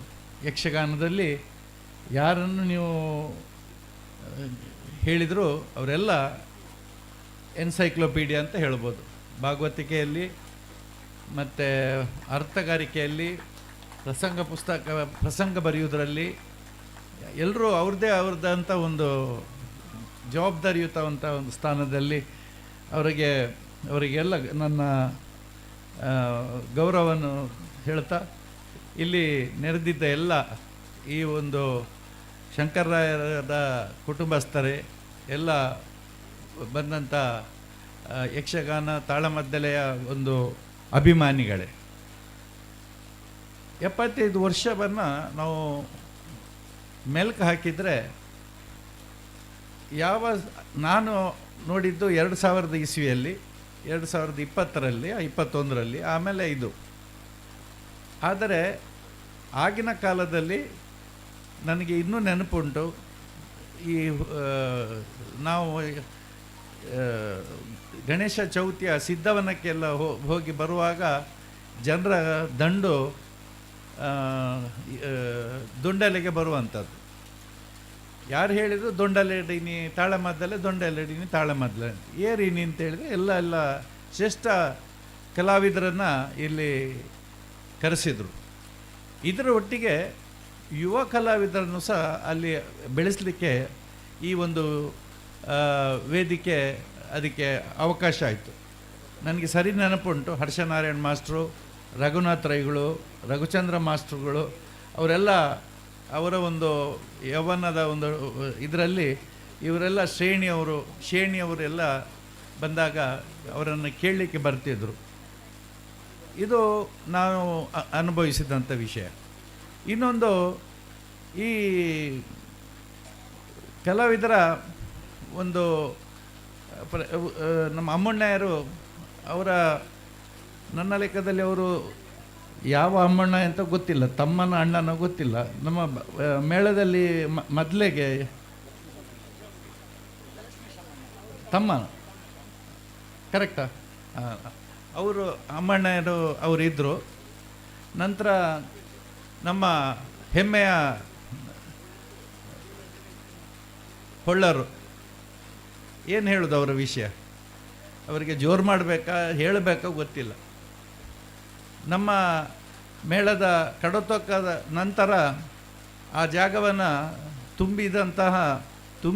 ತುಂಬಿಸಿ ಆ ಕ್ಷೇತ್ರದ ಮೇಳದ ಹೆಸರನ್ನು ಉತ್ತುಂಗಕ್ಕೆ ತೆಗೆದುಕೊಂಡು ಹೋದಂಥ ನಮ್ಮ ಹೆಮ್ಮೆಯ ರಘುರಾಮ ಹೊಳ್ಳರವರು. ನಂತರ ಇವತ್ತು ತಾನೇ ನಾನು ಕಬ್ಬಿನಾಲೆ ಅವರನ್ನು ನೋಡಿದ್ದು. ಅವರ ವಿಷಯಗಳು ನಮಗೆ ಗೊತ್ತಿದೆ, ಆದರೆ ಹೆಚ್ಚು ಅವರನ್ನು ಇವತ್ತು ನೋಡಿಲ್ಲ. ಹಾಗೆ ಆದರೆ ಅವರ ವಿಷಯವನ್ನು ನಾನು ಇದು ಹೇಳುವಾಗ ಅದಕ್ಕೆ ಹೇಳಿದ್ದು ಅವರು ಎನ್ಸೈಕ್ಲೋಪೀಡಿಯಾ ಅಂತ ಹೇಳಿ. ನಂತರ ನಮ್ಮ ಭಾಸ್ಕರ್ ಅವರು ಭಾಳ ಸ್ವಲ್ಪ ದಾಕ್ಷಿಣ್ಯ ಸ್ವಭಾವದವರು. ಅವರು ಭಾಳಷ್ಟು ಯಕ್ಷಗಾನಕ್ಕೆ. ನಂತರ ನಮ್ಮ ಆಪ್ತರಾದ ಆತ್ಮೀಯನಾದ ಸೀತಾರಾಮ ತೋಳ್ಪಾಡ್ತಾಯರು ಅವರು ಇವಾಗ ಸ್ಮರಣ ಸಂಚಿಕೆಯನ್ನು ಒಂದು ಅದ್ಭುತವಾಗಿ ಮಾಡಿದ್ದಾರೆ. ಅಲ್ಲಿ ನೀವು ಅದನ್ನು ಈಗ ತಾನೇ ಕೊಟ್ಟದ್ದು, ಆದರೆ ನಾನು ಅದನ್ನು ಉದ್ಘಾಟನೆ ಮಾಡೋ ಮುಂಚೆ ನಾನು ನೋಡಿದೆ. ಅದರಲ್ಲಿ 1-2 ಜನರು ಮಾತ್ರ 100% ರಿಸಲ್ಟ್ ಉಂಟು. 1988ಇಂದ 1988ರಿಂದ ಇಲ್ಲಿ ತನಕ ಸೀತಾರಾಮ ತೋಳ್ಪಾಡ್ತಾಯರು ನಿರಂತರವಾಗಿ ದೊಂಡಲೆ ಇದಕ್ಕೆ ಬಂದಿದ್ದಾರೆ. ಮತ್ತು ಬಹುಶಃ ಜಯರಾಮ ಕುದುರೆಂತಾಯರು ಇರಬೇಕು, ಸುರೇಶ್ ಕುದುರೆಂತಾಯರು ಅಲ್ಲಿದ್ದಾರೆ. ಮತ್ತು 1-2-3 ಹೆಸರು ಉಂಟು, ನೆನಪು ಬರಲಿಲ್ಲ. ಅವರನ್ನು ಗುರುತಿಸಿ ಅವರ ಅಟೆಂಡೆನ್ಸ್ ಹಾಕಿದ್ದಾರೆ, ಟಿಕ್ ಹಾಕಿದ್ದಾರೆ. ಅದೊಂದು ಅದ್ಭುತ. ಯಾಕೆಂದರೆ ಪುಸ್ತಕ ಮಾಡುವಂಥ ವಿಚಾರದಲ್ಲಿ ಒಂದು ಸ್ಮರಣ ಸಂಚಿಕೆ ತರಬೇಕಾದ್ರೆ ಅದಕ್ಕೆ ಎಷ್ಟೆಷ್ಟು ವಿಷಯಗಳನ್ನು ನಾವು ಬೇಕು ಬೇಡ ಅಂತ ಹೇಳುವಂಥದ್ದು. 88ರ ನಂತರದ್ದು ಪ್ರಸಂಗಗಳು ಏನೆಲ್ಲ ಆಗಿದೆ ಅದನ್ನೆಲ್ಲ ಬರೆದಿದ್ದಾರೆ. ತುಂಬ ಫೋಟೋಗಳು, ನಂದು ಫೋಟೋ ಹೆಚ್ಚು ಉಂಟಾಯಿತು ಅದರಲ್ಲಿ. ಆದರೆ ಈ ರೀತಿಯ ಒಂದು ನಂತರ ನಮ್ಮ ಜೋಶಿ ಅವರ ವಿಷಯ ನಾನು ನಿಮಗೆ ಹೆಚ್ಚು ಪರಿಚಯ ಮಾಡಬೇಕು ಅಂತಿಲ್ಲ. ಯಾಕೆಂದರೆ ನೀವು ಪ್ರತಿ ವರ್ಷ ತಾಳಮದ್ದಲೆಯಲ್ಲಿ ಅವರನ್ನೆಲ್ಲ ಅನುಭವಿಸಿದವರು. ನೀವು ಅವರ ಬಗ್ಗೆ ನೀವು ನನಗೆ ಹೇಳಬೇಕು. ನಮ್ಮ ಆತ್ಮೀಯರಾದ ಅಶೋಕ್ ಭಟ್ರು ಈ ವರ್ಷ ನಮಗೆ ನಮ್ಮ ಕೇಳಿಕೆಗೆ ಅವರು ನಮ್ಮ ಮೇಳದಲ್ಲಿ ಈ ವರ್ಷ ಅತಿಥಿ ಕಲಾವಿದರಾಗಿ ತಿರುಗಾಟಕ್ಕೆ ಬಂದದ್ರಿಂದ ಯಕ್ಷಗಾನದ ಒಂದು ಕಲೆ ಮಾತೆಗೆ ಒಂದು ತುಂಬ ಹೆಮ್ಮೆ ಆಗಿದೆ ಮಾತೆಗೆ. ಯಾಕೆಂದರೆ ಅವನು ಒಂದು ಶ್ರೀಮಂತ ಕಲಾವಿದ. ಅವರು ಬಂದು ನಮ್ಮ ಯಕ್ಷಗಾನದ ಒಂದು ತಿಟ್ಟನ್ನು ಮೇಲೆ ತಂದಿದ್ದಾರೆ ಅಂತ ಹೇಳಲಿಕ್ಕೆ ಇಷ್ಟಪಡ್ತೇನೆ. ಇನ್ನು ನಮ್ಮ ಶಂಕರರಾಮರು ಅವರು ನಾವೆಲ್ಲ ಸಣ್ಣದ್ರಲ್ಲಿ ಊರಲ್ಲಿ ಎಲ್ಲ ಫುಟ್ಬಾಲು ಇದು ಶಟ್ಲು ಎಲ್ಲ ಆಡ್ತಾ ಇದ್ದವರು. ನನ್ನಿಂದ ದೊಡ್ಡವರು ಅವರು, ನನ್ನ ಸಣ್ಣಲ್ಲ, ಅವರು ದೊಡ್ಡವರು. ಮತ್ತು ಅವರು ದಿವಾಕರು ಮತ್ತು ಕುಮಣೂರವರ ಮಗ ಬಂದಿದ್ದಾರೆ. ಅವರನ್ನು ನಾವು ತುಂಬ ಕುಮಣೂರವರು ಕ್ಷೇತ್ರಕ್ಕೆ ಬಾರಿ ಬಂದು ಸೇವೆಗೆ ಬರ್ತಿದ್ದರು, ಬದಲಿ ಭಾಗವತರಾಗಿ ಬರ್ತಿದ್ದರು. ಮತ್ತು ಇವರ ಬಗ್ಗೆ ಹೆಚ್ಚು ಪರಿಚಯ ಇಲ್ಲ ನನಗೆ, ಕ್ಷಮಿಸಿ. ಆದ್ದರಿಂದ ಎಲ್ಲ ಒಂದು ಇನ್ನು ನಮ್ಮ ಸೂರ್ಯನಾರಾಯಣ ರಾಯರ ಬಗ್ಗೆ ನಾನು ಹಿಂದೆ ಎಲ್ಲ ಹೇಳಿದ್ದೇನೆ, ಇನ್ನೊಮ್ಮೆ ಅವರನ್ನು ಹೇಳಬೇಕು ಅಂತಿಲ್ಲ. ಆದರೆ 3 ಹೆಗಡೆಯವರನ್ನು ನೋಡಿದಂಥ ಒಂದು ಸೂರ್ಯನಾರಾಯಣರು 72ನೇ ಇಸ್ವಿಯಲ್ಲಿ, ನನ್ನ ಲೆಕ್ಕದಲ್ಲಿ 72ನೇ ಇಸ್ವಿಯಲ್ಲಿ ಅವರು ನಿಧನ ಹೊಂದಿದ್ರು ಅಂತ. ಆದರೆ ಅವರಿಗಿರುವಂಥ ಒಂದು ರೆವಿನ್ಯೂ ನಾಲೆಜ್, ಏನು ಹೇಳ್ತೀರಿ, ಕಂದಾಯದ ಬಗ್ಗೆ, ರೆವಿನ್ಯೂ ನಾಲೆಜ್ ಬಗ್ಗೆ ನಮ್ಮ ಯಾರಿಗದು ಸಾಧ್ಯ ಇಲ್ಲ. ಅಷ್ಟು ಒಳ್ಳೆಯ ಆಗಿನ ರೆವಿನ್ಯೂ, ಈಗಿನ ರೆವಿನ್ಯೂ ತುಂಬ ಚೇಂಜಸ್ ಆಗಿದೆ. ಆದರೆ ಅವರು ಭಾಳಷ್ಟು, ಅಂದರೆ ನನ್ನ ತಂದೆ ಮತ್ತು ಈ ಕೇಸ್ಗಳಲ್ಲಿ ಎಲ್ಲ ಬಂದಾಗ, ರೆವಿನ್ಯೂ ಮ್ಯಾಟರ್ಸ್ ಬಂದಾಗ ಸೂರ್ಯನಾರಾಯಣ ಅಂತೇಳಿ ಹೇಳೋರು. ಅವ್ರದ್ದೊಂದು ಇದು ಬಟ್ಟೆ ಅಂಗಡಿ ಇತ್ತು ಅಲ್ಲಿ ನಮ್ಮ ಕೆಳಗಿನ ಮಾರ್ಗದಲ್ಲಿ ಎಲ್ಲ. ಈಗೆಲ್ಲ ಮೆಲ್ಕು ಹಾಕಿದರೆ ಎಲ್ಲ ನೆನಪು ಬರ್ತಾ ಉಂಟು ನನಗೆ. ಆದ್ದರಿಂದ ಇದೊಂದು ಒಳ್ಳೆಯ, ಇವತ್ತು ನಾನು ಬಂದಾಗ ನನಗೆ ಭಾಳ ಖುಷಿಯಾಗಿದ್ದು ಏನಂದರೆ, ನೀವೆಲ್ಲರೂ ಒಟ್ಟಿಗೆ ಬಂದು, ಇದು ಭಾಳ ಎಲ್ಲ ಮನೆಯಲ್ಲಿ ಸಿಗುವುದಿಲ್ಲ. ಇದನ್ನು ನೀವು ನಡೆಸ್ಕೊಂಡು ಹೋಗಬೇಕು. ಸಣ್ಣ ವಿಷಯಗಳಲ್ಲಿ ಡಿಫ್ರೆನ್ಸ್ ಆಫ್ ಒಪಿನಿಯನ್ ಬಂದೇ ಬರ್ತದೆ. ಆದರೆ ದಯವಿಟ್ಟು ಈ ವಿಷಯಕ್ಕೆ ಬರುವಾಗ, ಇಲ್ಲಿಗೆ ಬರುವಾಗ ಅದನ್ನೆಲ್ಲ ನೀವು ಅಲ್ಲಿ ಮೇನ್ ರೋಡಲ್ಲೇ ಬಿಟ್ಟು ಬರಬೇಕು. ಇಲ್ಲಿ ಬಂದು ಒಟ್ಟಿಗೆ ಕೂತ್ಕೊಂಡು ಏನಾದರೂ ಇದಿದ್ದರೆ ಅದನ್ನು ಸರಿ ಮಾಡ್ಕೊಂಡು ಹೋಗಬೇಕು. ಯಾಕಂದರೆ ಇದು ಒಂದು ರೇರ್, ಇದು ಎಲ್ಲರ ಮನೆಯಲ್ಲಿ ಇಲ್ಲ, ಕೆಲವು ಮನೆಗಳಲ್ಲಿ ಮಾತ್ರ ಇರೋದು. ಇದನ್ನು ನೀವು ನಡೆಸ್ಕೊಂಡು ಹೋಗಬೇಕು. ಭಾರಿ ಖುಷಿ ಆಗ್ತದೆ ಇಲ್ಲಿಗೆ ಬಂದು. ನಾನು ಮೊನ್ನೆ ಬಂದಾಗ ಹೇಳಿದೆ, 2021ಕ್ಕೆ ಬಂದಿದ್ದೇನೆ, ಇನ್ನು ಯಾಕೆ ಅಂತ ಹೇಳಿದೆ. ಇಲ್ಲ 75ಕ್ಕೆ ನೀವು ಬರಲೇಬೇಕು ಅಂದರು. ಸರಿ, ಇನ್ನು ಬಹುಶಃ 90ಕ್ಕೆ ಬರಲಿಕ್ಕೆ ಉಂಟೇನೋ ನಾನು, ಏನು ನಮ್ಮ ಜೋಶಿ ಅವರೊಂದು ಇಂಡೆಂಟ್ ಹಾಕಿದ್ದಾರೆ, ಹಾಗೆ ನಾನು ಸಹ ಒಂದು ಇಂಡೆಂಟ್ ಹಾಕಿದ್ದು. ಇಂಡೆಂಟ್ ಹಾಕಿದ್ದು ಮತ್ತು ಅವನ ಮೇಲ್ನವನ ಇಚ್ಛೆ ನಮಗೇನು. ಆದ್ದರಿಂದ ನಾವು ನಾನು ಇನ್ನೂ ಸ್ವಲ್ಪ, ನಾನು 8 ಗಂಟೆಗೆ ವೇಣೂರಲ್ಲಿ ಇರಬೇಕಿತ್ತು, ಇನ್ನೊಂದು ಕಾರ್ಯಕ್ರಮ ಇದೆ. ಅದನ್ನು ನಾನು ಮುಂಚಿತವಾಗಿ ಹೋಗಲಿಕ್ಕೆ ನಿಮ್ಮೆಲ್ಲರ ಅನುಮತಿ ಕೇಳ್ತಾ ಇದ್ದೇನೆ. ಯಾರು ತಪ್ಪು ತಿಳ್ಕೊಳ್ಬೇಡಿ. ವೇದಿಕೆಯಲ್ಲಿ ನನಗೆ ಅವರ ಭಾಷಣ ಕೇಳಬೇಕು ಅಂತ ಭಾರಿ ಆಸೆ ಇತ್ತು, ಅಶೋಕ್ ಭಟ್ರ ಭಾಷಣ. ಆದರೆ ಬಹುಶಃ ನನಗೆ ಅಲ್ಲಿ ಹೋಗುವ ಕಾರಣದಾಗಿ ನೀವು ಯಾರೇ ಅನ್ಯತಾ ಭಾವಿಸದೆ ನನ್ನನ್ನು ಬಿಟ್ಟು ಕೊಡಬೇಕು ಅಂತ ನಿಮ್ಮ ಹತ್ರ ಎಲ್ಲ ಕೇಳಿಕೊಳ್ತೇನೆ. ನಮಸ್ಕಾರ. ಈ ದಿನದ ಈ ಅಮೃತ ಮಹೋತ್ಸವದ ಸಮಾರಂಭದ ಅಧ್ಯಕ್ಷತೆಯನ್ನು ವಹಿಸಿದವರು ಧರ್ಮಸ್ಥಳದ ಡಿ ಹರ್ಷೇಂದ್ರ ಕುಮಾರ್. ಇವರಿಗೆ ದೊಂಡೋಲೆ ಮನೆಯವರ ಪರವಾಗಿ ಗೌರವಾರ್ಪಣೆ ಕಾರ್ಯಕ್ರಮ. ಹರ್ಷೇಂದ್ರ ಕುಮಾರ್ ಅವರಿಗೆ ಗೌರವಾರ್ಪಣೆ. ದೊಂಡೋಲೆ ಮನೆಯ ಕೂಡು ಕುಟುಂಬಿಕೆಯ ಬಗ್ಗೆ ಮನದಾಳದ ಮಾತುಗಳಿಗಾಗಿ ವಂದಿಸುತ್ತಾ, ಮಾನ್ಯರು ಧಾರ್ಮಿಕ ಹಾಗೂ ಧಾರ್ಮಿಕೇತರ ಕ್ಷೇತ್ರಗಳಲ್ಲಿ ಸಕ್ರಿಯರಾಗಿದ್ದು ಸಾಮಾಜಿಕ ಹಾಗೂ ಸಮುದಾಯದ ಉನ್ನತಿಗೆ ತಮ್ಮ ಕೊಡುಗೆ ಅಪಾರ.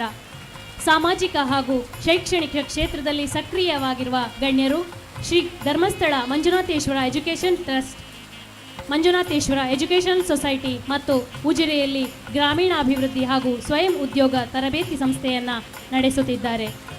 ಗೌರವಾನ್ವಿತರಿಗೆ ದೊಂಡೋಲೆ ಮನೆಯವರ ಪ್ರೀತಿಪೂರ್ವಕವಾದ ಗೌರವ ಅರ್ಪಣಾ ಕಾರ್ಯಕ್ರಮ. ದೊಂಡೋಲೆ ಮನೆಯ ಈ ಪ್ರೀತಿಯನ್ನು ಮತ್ತೊಮ್ಮೆ ಸ್ಮರಿಸುತ್ತಾ, ಸನ್ಮಾನವನ್ನು ಮಾಡಿದಂತಹ ದೊಂಡೋಲೆ ಮನೆಯವರಿಗೂ ಗೌರವಾನ್ವಿತ ಶ್ರೀ ಹರ್ಷೇಂದ್ರ ಕುಮಾರ್ ಸರ್ ಅವರಿಗೂ ಮನದಾಳದ ವಂದನೆಗಳನ್ನು ಅರ್ಪಿಸುತ್ತಾ, ಇದುವರೆಗೆ ನಮ್ಮ ಕಾರ್ಯಕ್ರಮದಲ್ಲಿ ನಮ್ಮ ಜೊತೆ ಸಹಭಾಗಿಗಳಾಗಿದ್ದು ವೇದಿಕೆಯನ್ನು ಹಂಚಿಕೊಂಡು ಕಾರ್ಯಕ್ರಮದ ಸಂಪೂರ್ಣ ಯಶಸ್ವಿಗೆ ಕಾರಣೀಕರ್ತರಾಗಿರುವಂತಹ ಗೌರವದ ಅಧ್ಯಕ್ಷರಾಗಿರುವಂತಹ ಶ್ರೀಯುತ ಡಾಕ್ಟರ್ ಹರ್ಷೇಂದ್ರ ಕುಮಾರ್ ಇವರಿಗೆ ಹೃತ್ಪೂರ್ವಕ ಧನ್ಯವಾದಗಳನ್ನು ಅರ್ಪಿಸುತ್ತಿದ್ದೇವೆ.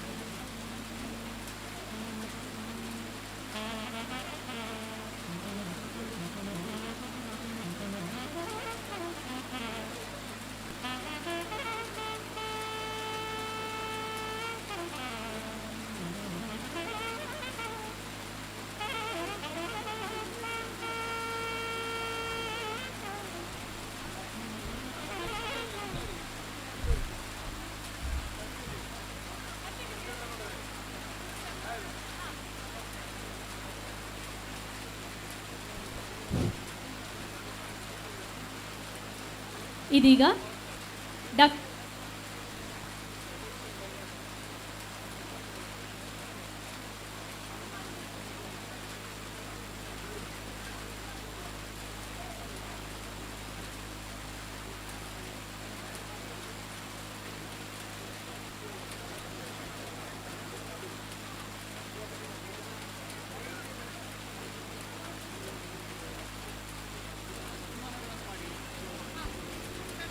ಈಗ ವೇದಿಕೆಯಲ್ಲಿ ಕಾರ್ಯಕ್ರಮವನ್ನು ಮುಂದುವರಿಸ್ತಾ ಇದ್ದೇವೆ.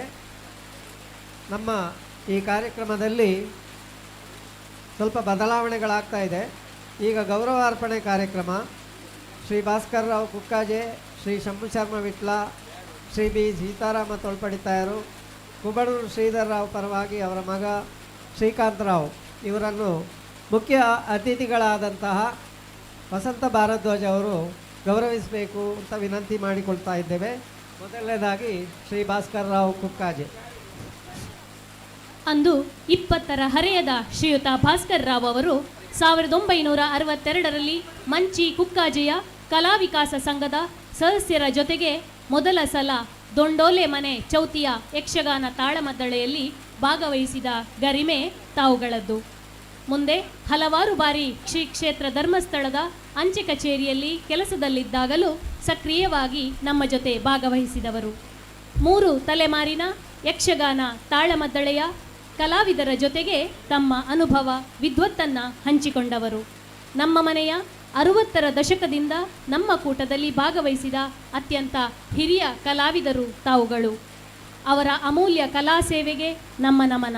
ನಮಗೆ ಚೌತಿಯ ಅಮೃತ ಮಹೋತ್ಸವದ ಶುಭ ಅವಸರದಲ್ಲಿ ನಿಮ್ಮನ್ನು ಗೌರವಿಸುವ ಭಾಗ್ಯ ದೊರಕಿದೆ.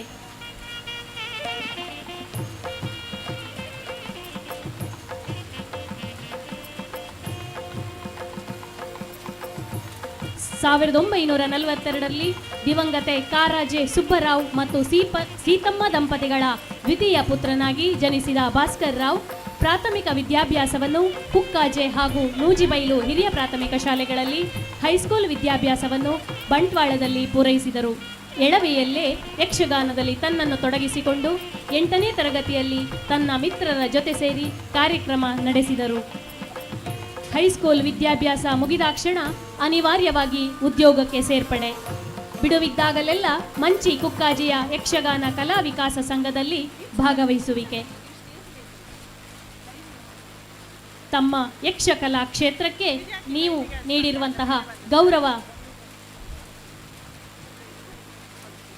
ವ್ಯಕ್ತಿತ್ವಕ್ಕೆ ನಮ್ಮದೊಂದು ಕಿರು ಸನ್ಮಾನ. ಮುಂದಿನ ಗೌರವ ಸ್ವೀಕರಿಸಲಿಕ್ಕೆ ಇರುವವರು ಹಿರಿಯ ಯಕ್ಷಗಾನ ಕಲಾವಿದರಾದಂತಹ ಶ್ರೀ ವಿಟ್ಲ ಶಂಭು ಶರ್ಮಾ ಅವರು ಸನ್ಮಾನದ ವೇದಿಕೆಗೆ ಬರಬೇಕು ಅಂತ ವಿನಂತಿಸಿಕೊಳ್ತಾ ಇದ್ದೇವೆ. ಕುಂಬ್ಳೆ ಸೀಮೆಯ ಎಡನಾಡು ಗ್ರಾಮದ ಶೆಟ್ರಂಪಾಡಿಯಲ್ಲಿ ಕೃಷ್ಣ ಭಟ್ ಮತ್ತು ಹೇಮಾವತಿ ದಂಪತಿಯ 4 ಮಕ್ಕಳಲ್ಲಿ 3ನೇಯವರಾಗಿ 1951ರಲ್ಲಿ ಜನಿಸಿದ ಶಂಭು ಶರ್ಮಾ ಅವರು ವಿಟ್ಲದಲ್ಲಿ ಅವರ ತಂದೆಗೆ ಉದ್ಯೋಗ ದೊರೆತ ಕಾರಣ 10ನೇ ತರಗತಿಯವರೆಗೆ ಮಾತ್ರ ವಿಟ್ಲದಲ್ಲಿ ವಿದ್ಯಾಭ್ಯಾಸವನ್ನು ಮಾಡಿ ನಂತರ ತಾಳಮದ್ದಳೆಗಳಿಗೆ ಪದಾರ್ಪಣೆಯನ್ನು ಮಾಡಿದರು. ಸ್ನಾತಕೋತ್ತರ ಪದವಿಯನ್ನು ಅರ್ಥಶಾಸ್ತ್ರದಲ್ಲಿ ಬೆಂಗಳೂರಿನಲ್ಲಿ ಪೂರ್ಣಗೊಳಿಸಿ ವಿದ್ಯಾರ್ಥಿಯಾಗಿದ್ದಾಗಲೇ ಬೆಂಗಳೂರು ಪುರಭವನದಲ್ಲಿ ಶೇಣಿಯವರೊಂದಿಗೆ ಅರ್ಥಗಾರಿಕೆಯಲ್ಲಿ ತೊಡಗಿಸಿಕೊಂಡವರು. ಕಳೆದ 30 ವರ್ಷಗಳಿಂದ ಅವರು ವಿಶ್ವವಿದ್ಯಾನಿಲಯದ ಬೇರೆ ಬೇರೆ ಕಾಲೇಜುಗಳಲ್ಲಿ ಅರ್ಥಶಾಸ್ತ್ರ ಉಪನ್ಯಾಸಕರಾಗಿ ಸೇವೆ ಸಲ್ಲಿಸಿದ್ದಾರೆ. ತಮ್ಮ 14ನೇ ವಯಸ್ಸಿನಲ್ಲಿಯೇ ದೊಡ್ಡ ಸಾಮಗರ ಭೀಷ್ಮನಿಗೆ ಅಭಿಮನ್ಯುವಾಗಿ ಮಿಂಚಿದ ಕಲಾವಿದರು. ದೇರಾಜೆ, ಅಗರಿ ಶ್ರೀನಿವಾಸ ಭಾಗವತರು ಇವರಿಗೆ ಮನೋಗುರುಗಳು. ಚುಟುಕು ಮಾತಿನ ಶೈಲಿಯಲ್ಲಿ ಸಾಮಗದ್ವಯ, ಶೇಣಿ, ದೇರಾಜೆ, ಪೆರ್ಲ, ಜೋಶಿ, ತೆಕ್ಕಟ್ಟೆ, ಮೂಡಂಬೈಲು ಮೊದಲಾದವರೊಂದಿಗೆ ಅರ್ಥಗಾರಿಕೆಯಲ್ಲಿ ಮೆರೆದವರು. ರಾವಣ, ಅತಿಕಾಯ, ಭೀಷ್ಮ, ಪರಶುರಾಮ ಮುಂತಾದ ಪಾತ್ರಗಳಲ್ಲಿ ಮೆರೆದ ತನ್ನ ಪ್ರತಿಭೆಯನ್ನು ತೋರಿಸಿದ್ದಾರೆ. ಸ್ತ್ರೀ ಪಾತ್ರಗಳನ್ನು ಕೂಡ ನಿರ್ವಹಿಸಿದ್ದಾರೆ. ಮೇಳಗಳಲ್ಲಿ ಕೂಡ ತಿರುಗಾಟ ಮಾಡಿದ್ದಾರೆ. ಅನೇಕ ಪ್ರಶಸ್ತಿಗಳು ಇವರಿಗೆ ಸಂದಿದೆ. ಇವರ ಅದ್ಭುತವಾದಂಥ ಪ್ರತಿಭೆಗೆ ದೊಂಡೋಲೆ ಮನೆಯ ಈ ಗೌರವವನ್ನು ಇಂದು ಸಮರ್ಪಿಸ್ತಾ ಇದ್ದೇವೆ. ಇನ್ನೋರ್ವ ಯಕ್ಷ ಕಲಾವಿದ ಗೌರವಾನ್ವಿತ ಶ್ರೀ ಸೀತಾರಾಮ ತೋಳ್ಪಡಿತಾಯ ಇವರನ್ನು ವೇದಿಕೆಗೆ ಗೌರವಪೂರ್ವಕವಾಗಿ ಆಹ್ವಾನಿಸುತ್ತಿದ್ದೇವೆ.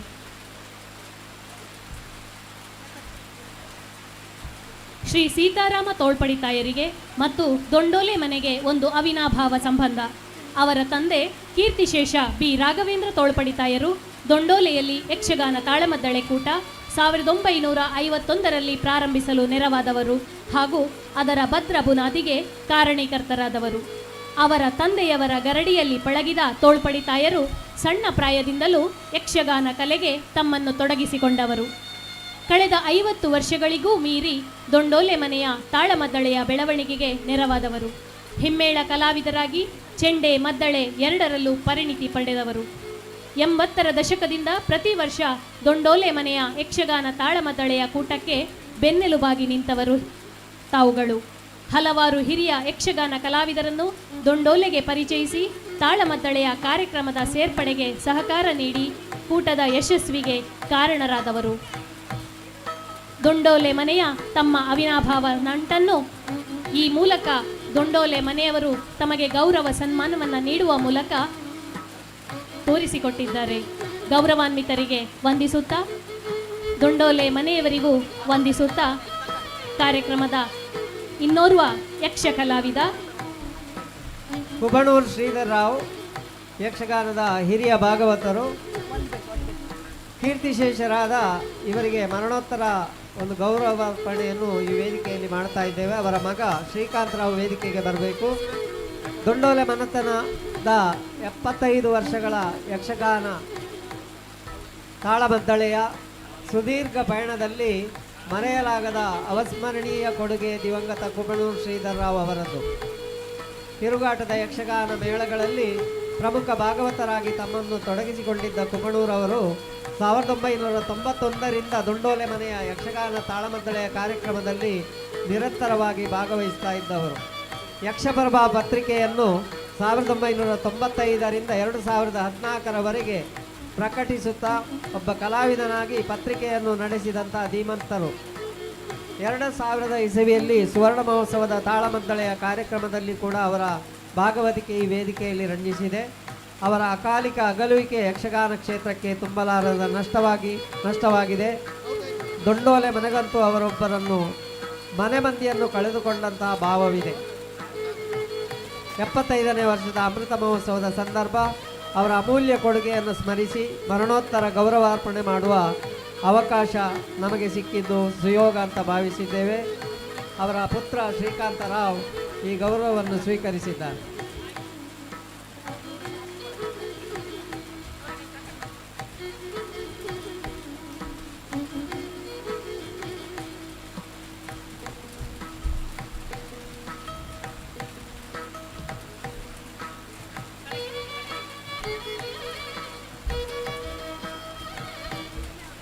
ಈ ದಿನ ಈ ಗೌರವಾನ್ವಿತವಾದಂಥ ವೇದಿಕೆಯಲ್ಲಿ ಅಮೃತ ಮಹೋತ್ಸವದ ಈ ಕಾರ್ಯಕ್ರಮದಲ್ಲಿ ಸನ್ಮಾನವನ್ನು ಸ್ವೀಕರಿಸಿದ ಕಲಾವಿದರ ಪರವಾಗಿ ಹಿರಿಯ ಕಲಾವಿದರು ಅಶೋಕ್ ಭಟ್ರು ತಮ್ಮ ನುಡಿಗಳಿಗಾಗಿ ಅವರನ್ನು ವೇದಿಕೆಗೆ ಆಹ್ವಾನಿಸ್ತಾ ಇದ್ದಾರೆ.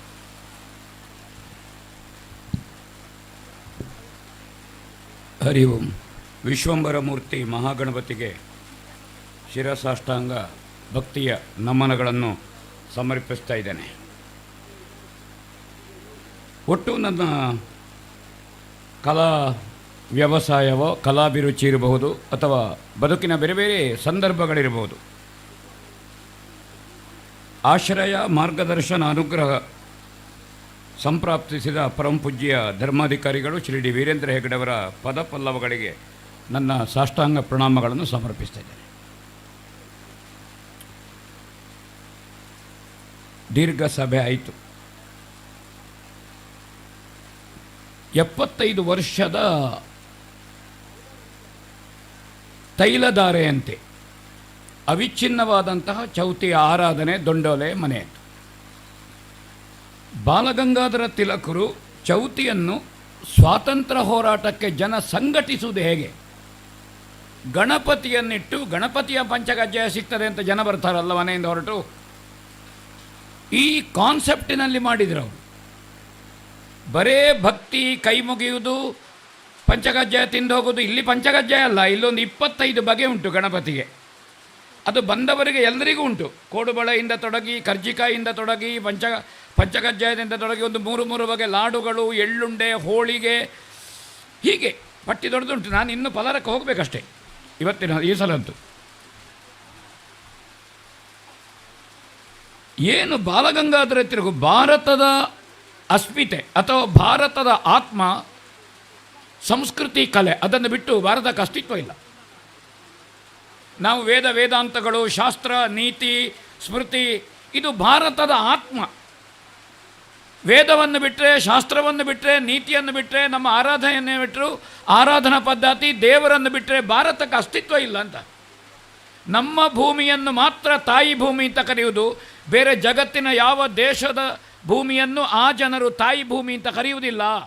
ನಮಗದು ಮೊದಲು ಗೊತ್ತಿರಬೇಕು. ಈ ದೃಷ್ಟಿಯಿಂದ ಚೌತಿಯ ಸಂಘಟನೆ ಆಯಿತು.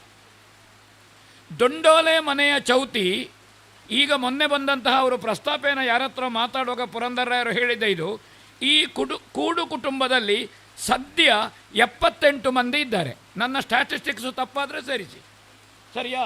78 ಮಂದಿ ಇದ್ದಾರೆ. ಇನ್ನು ಗರ್ಭಿಣಿಯರು ಇದ್ದಾರಾ ಅಂತ ಗೊತ್ತಿಲ್ಲ ಈ ಸವಿಯಲ್ಲಿ ಹೆರಿಗೆ ಆಗಲಿಕ್ಕೆ. ಹೌದು 78 ಮಂದಿ. ಸ್ವರ್ಗೀಯ ಸೂರ್ಯನಾರಾಯಣ ರಾಯರನ್ನು ನಾವು ನೆನಪಿಸಿದರೆ, ಕಮಲಾದೇವಿ ಸೂರ್ಯನಾರಾಯಣ ನೆನಪಿಸಿದರೆ, 4ನೇ ತಲೆಮಾರಿನವರು ಇವತ್ತು ಆ ತಟ್ಟೆ ಹಿಡ್ಕೊಂಡು ವೇದಿಕೆಗೆ ಬಂದರು. 4ನೇ ತಲೆಮಾರು ಸಾಧಾರಣ ಒಂದು 16, 17, 18 ವರ್ಷಕ್ಕೆ ತಲೆಮಾರಿಗೆ ಚೌತಿಯ ಆರಾಧನೆ ಹಸ್ತಾಂತರ ಆಗ್ತಾ ಸಾಗಿದೆ.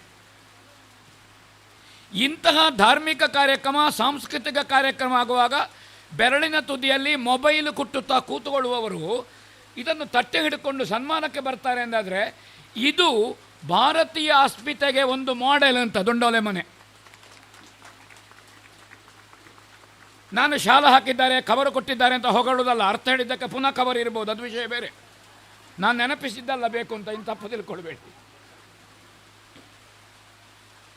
ಒಂದೊಂದು ಮನೆ ಈ ಥರ ಬದುಕಿನ ವ್ಯವಸ್ಥೆಗೆ, ಈ ಕಾಲದ ಉದ್ಯೋಗಕ್ಕೆ ಬೇರೆ ಬೇರೆ, ಒಬ್ಬ ಮುಂಬೈಯಲ್ಲಿರ್ಬೋದು, ಒಬ್ಬ ಬೆಂಗಳೂರಿನಲ್ಲಿರ್ಬೋದು, ಚೆನ್ನೈಯಲ್ಲಿರ್ಬೋದು, ಇನ್ನು ಎಲ್ಲಿ IT ಕಂಪನಿಯಲ್ಲಿರ್ಬೋದು, ಅಮೆರಿಕದಲ್ಲಿರ್ಬೋದು. ಆದರೆ ಒಂದು ಚೌತಿಯ ಕಾರಣವಾಗಿ ಹೆಣ್ಣು ಕೊಂಡೋದವರು, ಹೆಣ್ಣು ಕೊಟ್ಟವರು, ಹೆತ್ತವರು, ಹೌದು, ಮಕ್ಕಳು ತೊಟ್ಟಿಲಿನಲ್ಲಿರುವವರು, ಮಕ್ಕಳು ಸೊಂಟದಲ್ಲಿರುವವರು, ಮಕ್ಕಳು ಹೊಟ್ಟೆಯಲ್ಲಿರುವವರು ಬರ್ತೀರಲ್ಲ ಈ ಚೌತಿಗೆ. ಹಾಗಾದೊಂದು ಕುಟುಂಬದ ನಮ್ಮ ಭಾರತದ ಸಂಸ್ಕೃತಿ ಏನು? ಬಹುಶಃ ಕರ್ನಾಟಕದಲ್ಲಿ ಲೆಕ್ಕ ಮಾಡಿದರೆ ನನಗೆ ಕಾಣುತ್ತದೆ ಈ ರೀತಿಯ ಒಂದು ಕುಟುಂಬ ಒಂದು 100 ಕುಟುಂಬ ಲೆಕ್ಕ ಮಾಡಿದರೆ ಬಹುಶಃ ದೊಂಡೋಲೆ ಮನೆ ಆ ಒಂದು ಕುಟುಂಬದಲ್ಲಿರ್ಬೋದು, 100ರಲ್ಲಿ ಒಂದಿರ್ಬೋದು. ಸರಿಯಾ ಜೋಶಣ್ಣ? ಬರೇ ಮನೆ ಹಬ್ಬ ಅಲ್ಲ, ಕುಟುಂಬದ ಹಬ್ಬ ಅಲ್ಲ, ಇದು ಊರಿನ ನಾಡ ಹಬ್ಬವಾಗಿ ಇದು ಒಂದು ವಿಶ್ವಾಕಾರವನ್ನು ತಳೆದಿದೆ. ಇದು ದೊಂಡೋಲೆ ಚೌತಿ, ಒಂದು ದಾಖಲೆಯ ಚೌತಿ ಇದು. ನಾನು ನನ್ನ ಲೇಖನದಲ್ಲಿ ಬರೆದಿದ್ದೇನೆ, ಓದದಿದ್ದವರಿಗೆ ಈಗಲೇ ಹೇಳ್ತಾರೆ, ಇನ್ನು ಅದಕ್ಕೆ ಬೇಕಾಗಿ ಹುಡುಕಬೇಡಿ, ಓದುವುದಿಲ್ಲ ಯಾರು. ಪುಸ್ತಕ ಕೊಂಡೋಗಿ ಪೆಟ್ಟಿಗೆಯಲ್ಲಿಡ್ತಾರೆ. ಅದು ಗಜೆಟ್ಟಿಗೆ ಮಾರಲಿಕ್ಕೆ ಆಗದಾಗೆ ಮಾಡಿದ್ದಾರೆ ಪುರಂದರರಾಯರು. ಯಾಕೆ ಅದು ಕಡಲೆ ಕಟ್ಟಲಿಕ್ಕೆ ಆಗೋದಿಲ್ಲ, ಅದು ಕಾಸ್ಟ್ಲಿ ಪೇಪರು. ಹಾಗನ್ನ ಪೇಪರ್ ಪುಸ್ತಕವನ್ನು ಕಡಲೆ ಕಟ್ಟಲಿಕ್ಕೆ ಕೊಡಲಿಕ್ಕೆ ಉಪಾಯ ಇಲ್ಲ. ಅದರಲ್ಲಿ ನೋಡಿ, ಆ ಮನೆಯ ಅಮ್ಮ ನಾವು ಹೊರಡುವಾಗ ಪ್ರತಿಯೊಬ್ಬರ ಕೈಗೂ ಎಲ್ಲ ಏನು ದೇವರಿಗೆ ಪಂಚಕಜ್ಜಾಯಾದಿ ನೈವೇದ್ಯ ಮಾಡಿದ್ದಾರೆ ಅದನ್ನು ಅದೀಗ ತೊಟ್ಟೆಯಲ್ಲಿ ತುಂಬಿಸಿ ರೆಡಿಯಾಗಿರ್ಬೋದು. ಅದು ಹೋಗುವಾಗ ಬಂದು ಅವರೇ ಕೊಡುವುದು. ಅದರಲ್ಲಿರುವಂತಹ ಪ್ರೀತಿ, ಅದರಲ್ಲಿರುವ ಮಾಧುರ್ಯ, ಅದರಲ್ಲಿರುವ ತಾಯ್ತನ, ಅದರಲ್ಲಿರುವ ವಾತ್ಸಲ್ಯ, ದಟ್ ಇಸ್ ವಂಡರ್ಫುಲ್. ಏನದು? ಎಲ್ಲಿಯ ಅಶೋಕ ಭಟ್ಟ ಕಾಸರಗೋಡು ಜಿಲ್ಲೆಯ, ಎಲ್ಲಿಯ ದೊಂಡೋಲೆಯ ಮೂಲೆ 4 ವೀಲರ್ ಜೀಪ್ ಇಲ್ಲದಿದ್ದರೆ ಬರಲಿಕ್ಕೆ ಸಾಧ್ಯ ಇಲ್ಲ. ಅಲ್ಲಿಗೆ ಧರ್ಮಸ್ಥಳದಲ್ಲಿ ಸೀತಾರಾಮ ತೋಳ್ಪಾಡಿತಾರನ್ನು ನಾನು ನೆನಪಿಸ್ತೇನೆ.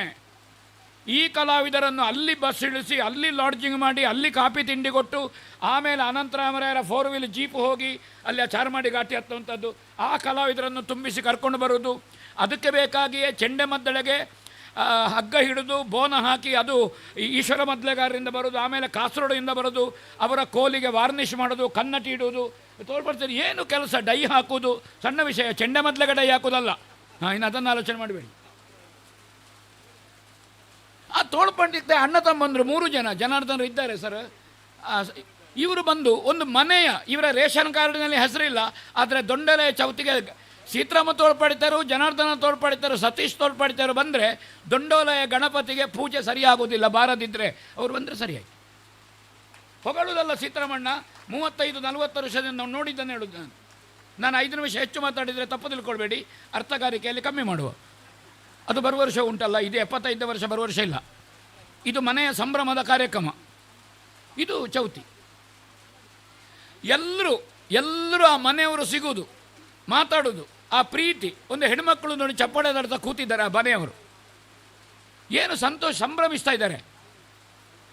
ಹಾಗಾದ್ರೆ ಒಂದು 24 ಗಂಟೆಯ ಏನು ತೈಲಧಾರೆಯಂತೆ ಒಂದು ಆರಾಧನೆ ಗಣಪತಿಗೆ ನಡೀತಾ ಉಂಟಲ್ಲ. ಜೋಶಿಯವರು ಹೇಳಿದ ಮಾತಿನಿಂದ ಕೋಟ್ ಮಾಡಿ ಮುಂದೆ ಹೋಗ್ತೇನೆ. ನಮ್ಮಲ್ಲಿ ಅತ್ಯಂತ ಹೆಚ್ಚು ದೇವಸ್ಥಾನ ಇರುವುದು ಈಶ್ವರನದ್ದು. ಕರ್ನಾಟಕದಲ್ಲಿ 36,000 ದೇವಸ್ಥಾನ ಎಂಡಮೆಂಟ್. ಟೋಟಲ್ ದೇವಸ್ಥಾನದ ಸಂಖ್ಯೆ 2.5 ಲಕ್ಷ. ಅದಕ್ಕಿಂತ ಹೆಚ್ಚಿನ ಕಮ್ಮಿ ಅಲ್ಲ. ಅನೇಕ ದೇವಸ್ಥಾನ ಇನ್ನೂ ಮರದಡಿಯಲ್ಲಿ ಇದು ಬಿದಿರಿನ ಹಿಂಡೇಲಿನಲ್ಲಿ ಉಂಟು, ಜ್ಯೋತಿಷ್ಯದಲ್ಲಿ ಕಾಣ್ತಾ ಉಂಟು. 2.5 ಲಕ್ಷ ದೇವಸ್ಥಾನ ಉಂಟು. ಅದರಲ್ಲಿ ಅತ್ಯಂತ ಹೆಚ್ಚಿರುವುದು ಬಹುಶಃ 2/3 ಇರ್ಬೋದು ಈಶ್ವರ ದೇವಸ್ಥಾನ, ಆಮೇಲೆ ದುರ್ಗಾ ದೇವಸ್ಥಾನ, 3ನೇ ಸ್ಥಾನ ವಿಷ್ಣುವಿಗೆ, ಮತ್ತು ಉಳಿದ ದೇವರುಗಳು ಪರಿವಾರ ದೇವರುಗಳಿರುವಂಥದ್ದು. ಇಷ್ಟೂ ದೇವಸ್ಥಾನಗಳಲ್ಲಿ ಗಣಪತಿ ಆರಾಧನೆ ಹೊಂದುತ್ತಾನಲ್ಲ. ಶಿವ ಇರಲಿ, ವಿಷ್ಣು ಇರಲಿ, ದುರ್ಗೆ ಇರಲಿ ಅಥವಾ ಸುಬ್ರಹ್ಮಣ್ಯ ಇರಲಿ, ಗಣಪತಿಗೆ ಆರಾಧನೆ ಆಗದೇ ಇದ್ದಂತಹ ವೈದಿಕ ಕರ್ಮಕಾಂಡಗಳೇ ಇಲ್ಲ. ಪೂರ್ವಾಪರ ಕರ್ಮಕಾಂಡಗಳಲ್ಲಿ ಗಣಪತಿಗೆ ಆರಾಧನೆ ಉಂಟೆ. ಅಟ್ಲೀಸ್ಟ್ ಒಂದು ಬಾಳೆಹಣ್ಣು ಬಹಳ ದೂರದಿಂದ ಹೀಗೆ ಕುಶ ಎಸೆದರೂ ಆಯಿತು, ಗಣಪತಿಗೆ ಉಂಟೆ. ಅವ ವಿಘ್ನ ಕಾರಕ ಅಲ್ಲ, ಗಣಪತಿ ವಿಘ್ನ ನಿವಾರಕ. ಅವ ವಿಘ್ನ ತರಬೇಡ ಅಂತ ಹೇಳಲಿಕ್ಕಲ್ಲ. ನಮ್ಮ ಯಾವುದು ಆಧ್ಯಾತ್ಮಿಕ, ಆದಿದೈವಿಕ, ಆದಿಭೌತಿಕ ವಿಘ್ನಗಳನ್ನು ದೂರ ಮಾಡಬೇಕು ಅಂತ ಪ್ರಾರ್ಥನೆ ಮಾಡೋದು. ಗಣಪತಿ ವಿಘ್ನಕಾರಕ ಅಲ್ಲ. ಈ ಗಣಪತಿ ಚೌತಿ ನಮಗೆ ಸ್ವಾತಂತ್ರ್ಯ ತಂದುಕೊಟ್ಟ ಗಣಪತಿ. ಒಂದು ಆರಾಧನೆಯ ಮೂಲಕವಾಗಿ ಸ್ವಾತಂತ್ರ್ಯದ ಏನು ಅದನ್ನು ಬೆಳೆಸಿದರು. ಬೇರೆ ಬೇರೆ ದೇಶದವರದ್ದು ನಮ್ಮನ್ನು ಆಳಿದರು. ನಮಗೆ ಬೇರೆಯವರಿಂದ ಆಳಿಸಿಕೊಳ್ಳುವುದು ಅಂದರೆ ಹೆಮ್ಮೆ. ಯಾಕೆ ನಾವು ಎಲ್ಲ ಹನುಮಂತನ ಪ್ರವೃತ್ತಿಯ ಬಾಗಿ. ಅವ ದಾಸೋಹಂ ಕೋಸಲೇಂದ್ರಸ್ಯ, ನಾವು ಅನ್ಯರಿಗೆ ತಲೆಬಾಗಿದವರು, ಆಳಿಸಿಕೊಂಡವರು. ಅವರು ಈ ಗಣಪತಿಯಿಂದ ದೇಶ ಬಿಟ್ಟು ಹೋದರು. ಗಣಪತಿಯ ಸೊಂಡಿಲಿನ ಮುಂದೆ ನಡೆಯುವುದಿಲ್ಲ ನಮ್ಮದು. ಕೊಂಡೋಗೋದ್ರಲ್ಲ, ನಮ್ಮ ಸಂಸ್ಕೃತಿ ಕೊಂಡೋಗಲಿಲ್ಲ, ಅದು ನಮ್ಮ ಸಂಪತ್ತು. ನಿಜವಾಗಿ ಆರ್ಥಿಕ ವ್ಯವಸ್ಥೆಯನ್ನು ಕೊಂಡೋದ್ರು. ನನಗೆ ಇವರಿಗಿಂತ ಅವರಾದೀತ ಅಂತ ಕಾಣ್ತದೆ. ಇವರು ಚೌತಿ ಮಾಡಲಿಕ್ಕೆ ರಗಳೆ ಮಾಡ್ತಾರೆ ಈಗಿನವರು. ಹಾಗಾದರೆ ಒಳ್ಳೆಯದು ಯಾರು? ಮೈಕ ಸಣ್ಣ ಮಾಡಿ ಕೈಕಂಬದಲ್ಲಿ ಆಟ ನಿಂತಿತು. 11 ಗಂಟೆ ಮೇಲೆ ಮೈಕ ಇಡಬೇಡಿ, 10 ಗಂಟೆಗೆ ಆಟ ಶುರು, ಕ್ಯಾನ್ಸಲ್ ಅಂತ ವಾಟ್ಸಪ್ ಹಾಕಿದ್ರು ನೋಡಿ.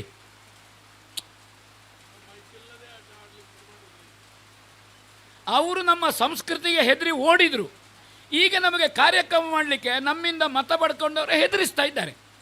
ಎಲ್ಲಿಗೆ ಬಂದು ಮುಟ್ಟಿದ್ದು ದೇಶದ ಸ್ಥಿತಿ ಅಂತ ನೀವು ಆಲೋಚನೆ ಮಾಡಿ. ಈ ಸಂದರ್ಭದಲ್ಲಿ ಈ ಧರ್ಮಸ್ಥಳ ಗ್ರಾಮದಲ್ಲಿ ದೊಂಡೋಲೆ ಚೌತಿಯ ಮೂಲಕವಾಗಿ ಧಾರ್ಮಿಕ ಕ್ರಾಂತಿಯನ್ನು ನೀವು ಮಾಡ್ತಾ ಇದ್ದೀರಿ. ದೊಂಡೋಲೆ ಮನೆಯವರು ಧಾರ್ಮಿಕ ಕ್ರಾಂತಿ ಇದು, ಸಂಸ್ಕೃತಿಯ ಕ್ರಾಂತಿ ಇದು, ನಮ್ಮ ಪುರಾಣದ ಕ್ರಾಂತಿ ಇದು. ಇಲ್ಲಿ ಆಗುವ ತಾಳಮದ್ದಳೆ, ಇಲ್ಲಿ ಆಗುವ ಭಜನೆ ಕ್ರಾಂತಿ ಇದು. ಇದಕ್ಕಾಗಿ ನಾನು ತಲೆ ತಗ್ಗಿಸ್ತೇನೆ, ಕೈ ಜೋಡಿಸ್ತೇನೆ ನಿಮಗೆ. ಆ ಒಂದು ಕ್ರಾಂತಿಯನ್ನು ನೀವು ನಡ್ಕೊಂಡು ಬಂದಿರಲ್ಲ, ಅದು ಆರಾಧನೆ ಮನೆಯದ್ದೇ ಇರಬಹುದು. ಇದಕ್ಕೆ ನಾಂದಿ ಹಾಡುವ ಪ್ರೇರಣೆ ಒಂದು 3 ತಲೆಮಾರಿನ ಹೆಗಡೆ ಪರಂಪರೆಯ ಜೊತೆಗಿದ್ದ ಸ್ವರ್ಗೀಯ ಸೂರ್ಯನಾರಾಯಣರಿಗೆ ತಲೆಗೆ ಹೋಯ್ತಲ್ಲ, ಶನಭೋಗರಿಗೆ. ಗಣಪತಿಯನ್ನು ಮನೆಯವರೇ ಗಣಪತಿ ಮಾಡೋದು, ಎಲ್ಲಿಂದಲೂ ಆಮದು ಗಣಪತಿ ಅಲ್ಲ, ಮನೆಯವರೇ ಎಲ್ಲ ಕೆಲಸ ಮಾಡುವಂತಹದ್ದು. ಅಷ್ಟು ಮನೆಯ ತಾಯಂದಿರು, ಸಹೋದರಿಯರು ಎಲ್ಲರೂ, ಒಂದು ಕುಟುಂಬ ಎಲ್ಲರೂ ಸೇರುವಂತಹದ್ದು. ನಾನು ಅದರಲ್ಲಿ ಪ್ರತ್ಯೇಕವಾಗಿ ನಾನು ನೆನಪಿಸ್ತೇನೆ. ನನ್ನ ಬಾಕಿದ್ದವ್ರಿಗೆ ಅನ್ನತ್ಯ ಭಾವಿಸಬೇಡಿ. ಶಂಕರರಾಮರಾಯರು ಮತ್ತು ಅವರ ಶ್ರೀಮತಿಯವರ ಹೆಸರು ನನಗೆ ನೆನಪು ಬರೋದಿಲ್ಲ ಇದ್ದಾರೆ. ಕೃಷ್ಣವೇಣಿ, ಶಂಕರರಾಮರಾಯರು ಮತ್ತು ಕೃಷ್ಣವೇಣಿಯವರು, ಅಂದರೆ ಬಾಕಿದ್ದವರು ಅವರವರ ಉದ್ಯೋಗ ಮತ್ತು ಅವರವರ ಎಂಥದ್ದು ವ್ಯವಹಾರ ದೃಷ್ಟಿಯಿಂದ ಬೇರೆ ಬೇರೆ ಕಡೆಯಲ್ಲಿದ್ದರು. ಅವರು ನನ್ನ ಒಂದು ಆಲೋಚನೆ ಸರಿ ಅಂತಾದರೆ ಒಂದು 4 ದಶಕ ಶಂಕರರಾಮರಾಯರು ಅದನ್ನೊಂದು ಅನುಷ್ಠಾನ ಮಾಡಿದ್ದಾರೆ. ಈ ಚೌತಿಯಿಂದ ಹೊರಡುವಾಗ ಬರುವ ಚೌತಿಗೆ ಹೇಳಿಕೆ ಮಾಡೋದು ಅವರು, ಇನ್ನು ಬರುವ ವರ್ಷ ಅಂತ. ನಮಗೆ ಹೇಳಿಕೆ ಬಂದಾಯಿತು, ಬೇರೆ ಹೇಳಿಕೆ ಬೇಡ. ಈಗಲೂ ಅಲ್ಲಿ ಆಚೆ ಸೋಫಾದಲ್ಲಿ ಕೂತ್ಕೊಂಡು ತಪಸ್ಸು ಮಾಡುತ್ತಿರಬಹುದು. ಅವರಲ್ಲಿ ಕೂತು ತಪಸ್ಸು ಮಾಡದಿದ್ದರೆ ಗಣಪತಿಗೆ ತೃಪ್ತಿಯಾಗುವುದಿಲ್ಲ. ಅವರ ಕೊಡುಗೆ ದೊಡ್ಡದುಂಟು, ಅವರ ಪ್ರೀತಿ ದೊಡ್ಡದುಂಟು, ಅವರ ವಾತ್ಸಲ್ಯ ದೊಡ್ಡದುಂಟು. ಇದನ್ನು ಅವಲಂಬಿಸಿಕೊಂಡು ನಮ್ಮ ಅನಂತಣ್ಣ, ನಮ್ಮ ಜೊತೆಗೆ ಇರಬೇಕಾಗಿದ್ದಂತಹ ವಸಂತಣ್ಣ, ನಾನು ವಸಂತಣ್ಣನ ಬಗ್ಗೆ ಯಾಕೆ ಹೇಳ್ತೇನೆ ಅಂದರೆ 80ರಲ್ಲಿ ಉಜಿರೆಗೆ ಬಂದೆ. ಕಾಲೇಜಿನಲ್ಲಿ ಸೀಟ್ ಇಲ್ಲ, ನೋ ಸೀಟ್ ಕಾರ್ಡ್ ಬಂತು. ಸಿದ್ಧವನ್ನ ಕೇಳಿದ್ದೇನೆ, ಎಂತ ಮಾಡೋದು. ನನ್ನ ಭಾವ ಒಬ್ಬರು ಇದ್ದರು, ಕಾಮತ್ ಹೋಟ್ಲಿನ ಮ್ಯಾನೇಜರ್ ಆಗಿ ಆ ಸಂದರ್ಭದಲ್ಲಿ ಇದ್ದವರು. ನಾವು 3-4 ಸಲ ಬರುವಾಗ ನನ್ನ ಭಾವನ ಹತ್ರ ವಸಂತಣ್ಣ ಕೇಳಿದರು, ನೀವು ಯಾಕೆ ಇಲ್ಲಿ ಬಂದು, ಅಂದರೆ ಅವರ ಹೋಟ್ಲಲ್ಲಿ ಕಾಫಿ ಕುಡಿತಿದ್ದೆವು, ದುಡ್ಡು ಕೊಡ್ತಿರ್ಲಿಲ್ಲ. ಹಾಗೆ ನಾವು ಕಾಫಿ 2-3 ಸಲ ಕುಡಿತಿದ್ದೆವು, ದುಡ್ಡು ತೆಕ್ಕೊಳ್ಳೋದಿಲ್ಲ ಅಂತ. ತಿಂಡಿ ಇತ್ತೊಟ್ಟಿಗೆ. ನಾವು ಸೀಟಿಗೆ ಬಂದದ್ದು, ನೋ ಸೀಟ್ ಬಂತು. ಇದನ್ನು ನನ್ನ ಹತ್ರ ಮೊದಲೇ ಹೇಳಿದರೆ ನಾನು ಸಿದ್ಧವನ್ನ ಮಾಡಿಸೋದಿಲ್ಲ ಹೇಳಿ ರಾತ್ರಿ 8 ಗಂಟೆಗೆ ಅವರು ಎಸ್ ಪ್ರಭಾಕರ ಮನೆಗೆ ಕರ್ಕೊಂಡೋದವಳೆ. ದಾನೇ ವಸಂತ ಅವು ಮುಂಚೆ ಸೀಟ್ ಹೊಡಿತು ಕೂಡಲೇ ಅವರು ನೋ ಸೀಟ್ ಬಂದಿದ್ದ. ಹೌದು, ಸಿದ್ಧವನ್ನ ಕೇಳಿದ್ದೀರಾ? ಸಿದ್ಧವನ್ನ ಫುಲ್ ಆಗಿದೆ, ನಾಳೆ ಅಡ್ಮಿಷನ್ ಮಾಡಿದ್ರು. ನಾನು ಆ ವಸಂತಣ್ಣನ ಮರೀಲಿಕ್ಕೆ ಸಾಧ್ಯ ಇಲ್ಲ. ಅವರ ಒಂದು ಪ್ರವೇಶ ಕೊಟ್ಟ ಕಾರಣ ಇವತ್ತು 45 ವರ್ಷ ಆಯಿತು ನಾನು ಹುಟ್ಟಿದ ಊರಕ್ಕಿಂತ ಹೆಚ್ಚು ಈ ಊರಿನಲ್ಲಿದ್ದೇನೆ. ಅದನ್ನು ನಾನು ನೆನಪಿಸ್ತೇನೆ ಅನಂತಣ್ಣ. ಆಮೇಲೆ ಚಾರ್ಮಾಡಿ ಅನಂತಣ್ಣ ಇರಬಹುದು, ಇದಕ್ಕೆ ಅಕಾಡೆಮಿಕ್ ಒಂದು ಸಾಂಸ್ಥಿಕ ಸ್ವರೂಪ ಕೊಡುವಲ್ಲಿ ದೊಡ್ಡ ಹೋರಾಟ ಮಾಡಿ ಅದರ ಕೆಲಸ ಮಾಡುವ ಪುರಂದರರ ಹೆಸರು ಹೇಳಿದರೆ ಉಳಿದವರು ಇಲ್ಲ ಅಂತಲ್ಲ. ನಾಳೆ ಹೋಗುವಾಗ ನನಗೆ 2 ಉಂಡೆ ಕಡಿಮೆ ಮಾಡಬೇಡಿ, ಪಕ್ಕ ಹೇಳಿದ್ದಾನೆ, ಅದರಿಂದ 2 ತೆಗೆಯುವುದು, ಮತ್ತೆಂತ ಮಾಡೋದು ಅಂತ. ಹೌದೌದು, 2 ಹೆಚ್ಚು ಹಾಕಿ. ಹೌದೌದು, ಅದಕ್ಕೆ ಸ್ವರೂಪ ಕೊಟ್ಟರು. ನನಗೆ ಆ ಅಟೆಂಡೆನ್ಸ್ ಹಾಕಿದಳು ಅವರು ಬ್ಯಾಂಕ್ ಆಫೀಸರ್ ಅಂತ ಗೊತ್ತಾಗ್ತದೆ ನೋಡಿ. ಅಟೆಂಡೆನ್ಸ್ ಅವರ ಮ್ಯಾನೇಜ್ಮೆಂಟ್ ಸ್ಕಿಲ್, ಅಟೆಂಡೆನ್ಸ್. ಹೀಗೆ ಇದು ಎಲ್ಲರ ಒಟ್ಟು ಒಂದು ಮನಸ್ಸು, ಪ್ರೀತಿ, ಭಾವ, ಅದರ ಒಂದು ಸಂಪುಟೀಕರಣವಾಗಿ ದೊಂಡೋಲೆಯಲ್ಲಿ ಇವತ್ತು ನಿಮ್ಮ ಒಂದು ಸಹೋದರಿಯದ, ನಿಮ್ಮ ಕುಟುಂಬದ ಒಂದು ಪ್ರೀತಿ, ಆ ಒಂದು ಒಂದೇ ಮನಸ್ಸು, ಒಂದು ಭಾವ ಉಂಟಲ್ಲ ನಿಮ್ಮದು, ಆ ಭಾವದ ಸಂಪುಟದಲ್ಲಿ ಗಣಪತಿ ನಿಂತಿದೆ ಸ್ವಾಮಿ ಈ ಮನೆಯಲ್ಲಿ. ಅದರ ಸಂಪುಟದಲ್ಲಿ ನಿಂತಿದೆ. ಇದು 100ನೇ ವರ್ಷದ ಕಾರ್ಯಕ್ರಮದಲ್ಲಿ ನಾನು ಭಾಗವಹಿಸುವ ಧೈರ್ಯ ಉಂಟು ನನಗೆ, ಖಂಡಿತ. ಜೋಶಿಯವರು ಇದ್ದೇನೆ ಅಂತ ಕೈ ಎತ್ತಿದ್ದ ನನ್ನೊಟ್ಟಿಗೆ. ಹಾಂ ಸರಿ, ಹೌದೌದು. ಆ 100ನೇ ವರ್ಷದ ಕಾರ್ಯಕ್ರಮದಲ್ಲಿ ನಾವೆಲ್ಲ ಮತ್ತೆ ಜೊತೆಯಾಗುವ ಶತಮಾನೋತ್ಸವದ ಚಿತ್ರವನ್ನು ನೀವು ಇದ್ದೀರಿ. ಹೌದೌದು, ನಾವೆಲ್ಲದಲ್ಲಿ ಭಾಗಿಯಾಗೋಣ. ಆಗ 5ನೇ ತಲೆಮಾರನ್ನು ನಾವು ಕಾಣ್ತೇವೆ ದೊಂಡೋಲೆಯಲ್ಲಿ. 5ನೇ ತಲೆಮಾರನ್ನು ಕಾಣ್ತೇವೆ. ಈ ಕೆಲಸವನ್ನು ನೀವು ಮಾಡಿದ್ದೀರಿ. ಅದರ ಒಂದು ದಾಖಲೀಕರಣ ನನಗೆ ಖುಷಿಯಾಯಿತು. ಸ್ಮರಣ ಸಂಚಿಕೆ, ಉಳಿದ ಮೊಮೆಂಟ ಗಿಮೆಂಟ ಅದು ಹೊಸ್ತು ಬರುವಾಗ ಇದು ಮತ್ತೆ ಗೋಣಿಗೆ ಮೂಲೆಯಲ್ಲಿ ಹೋಗ್ತದೆ.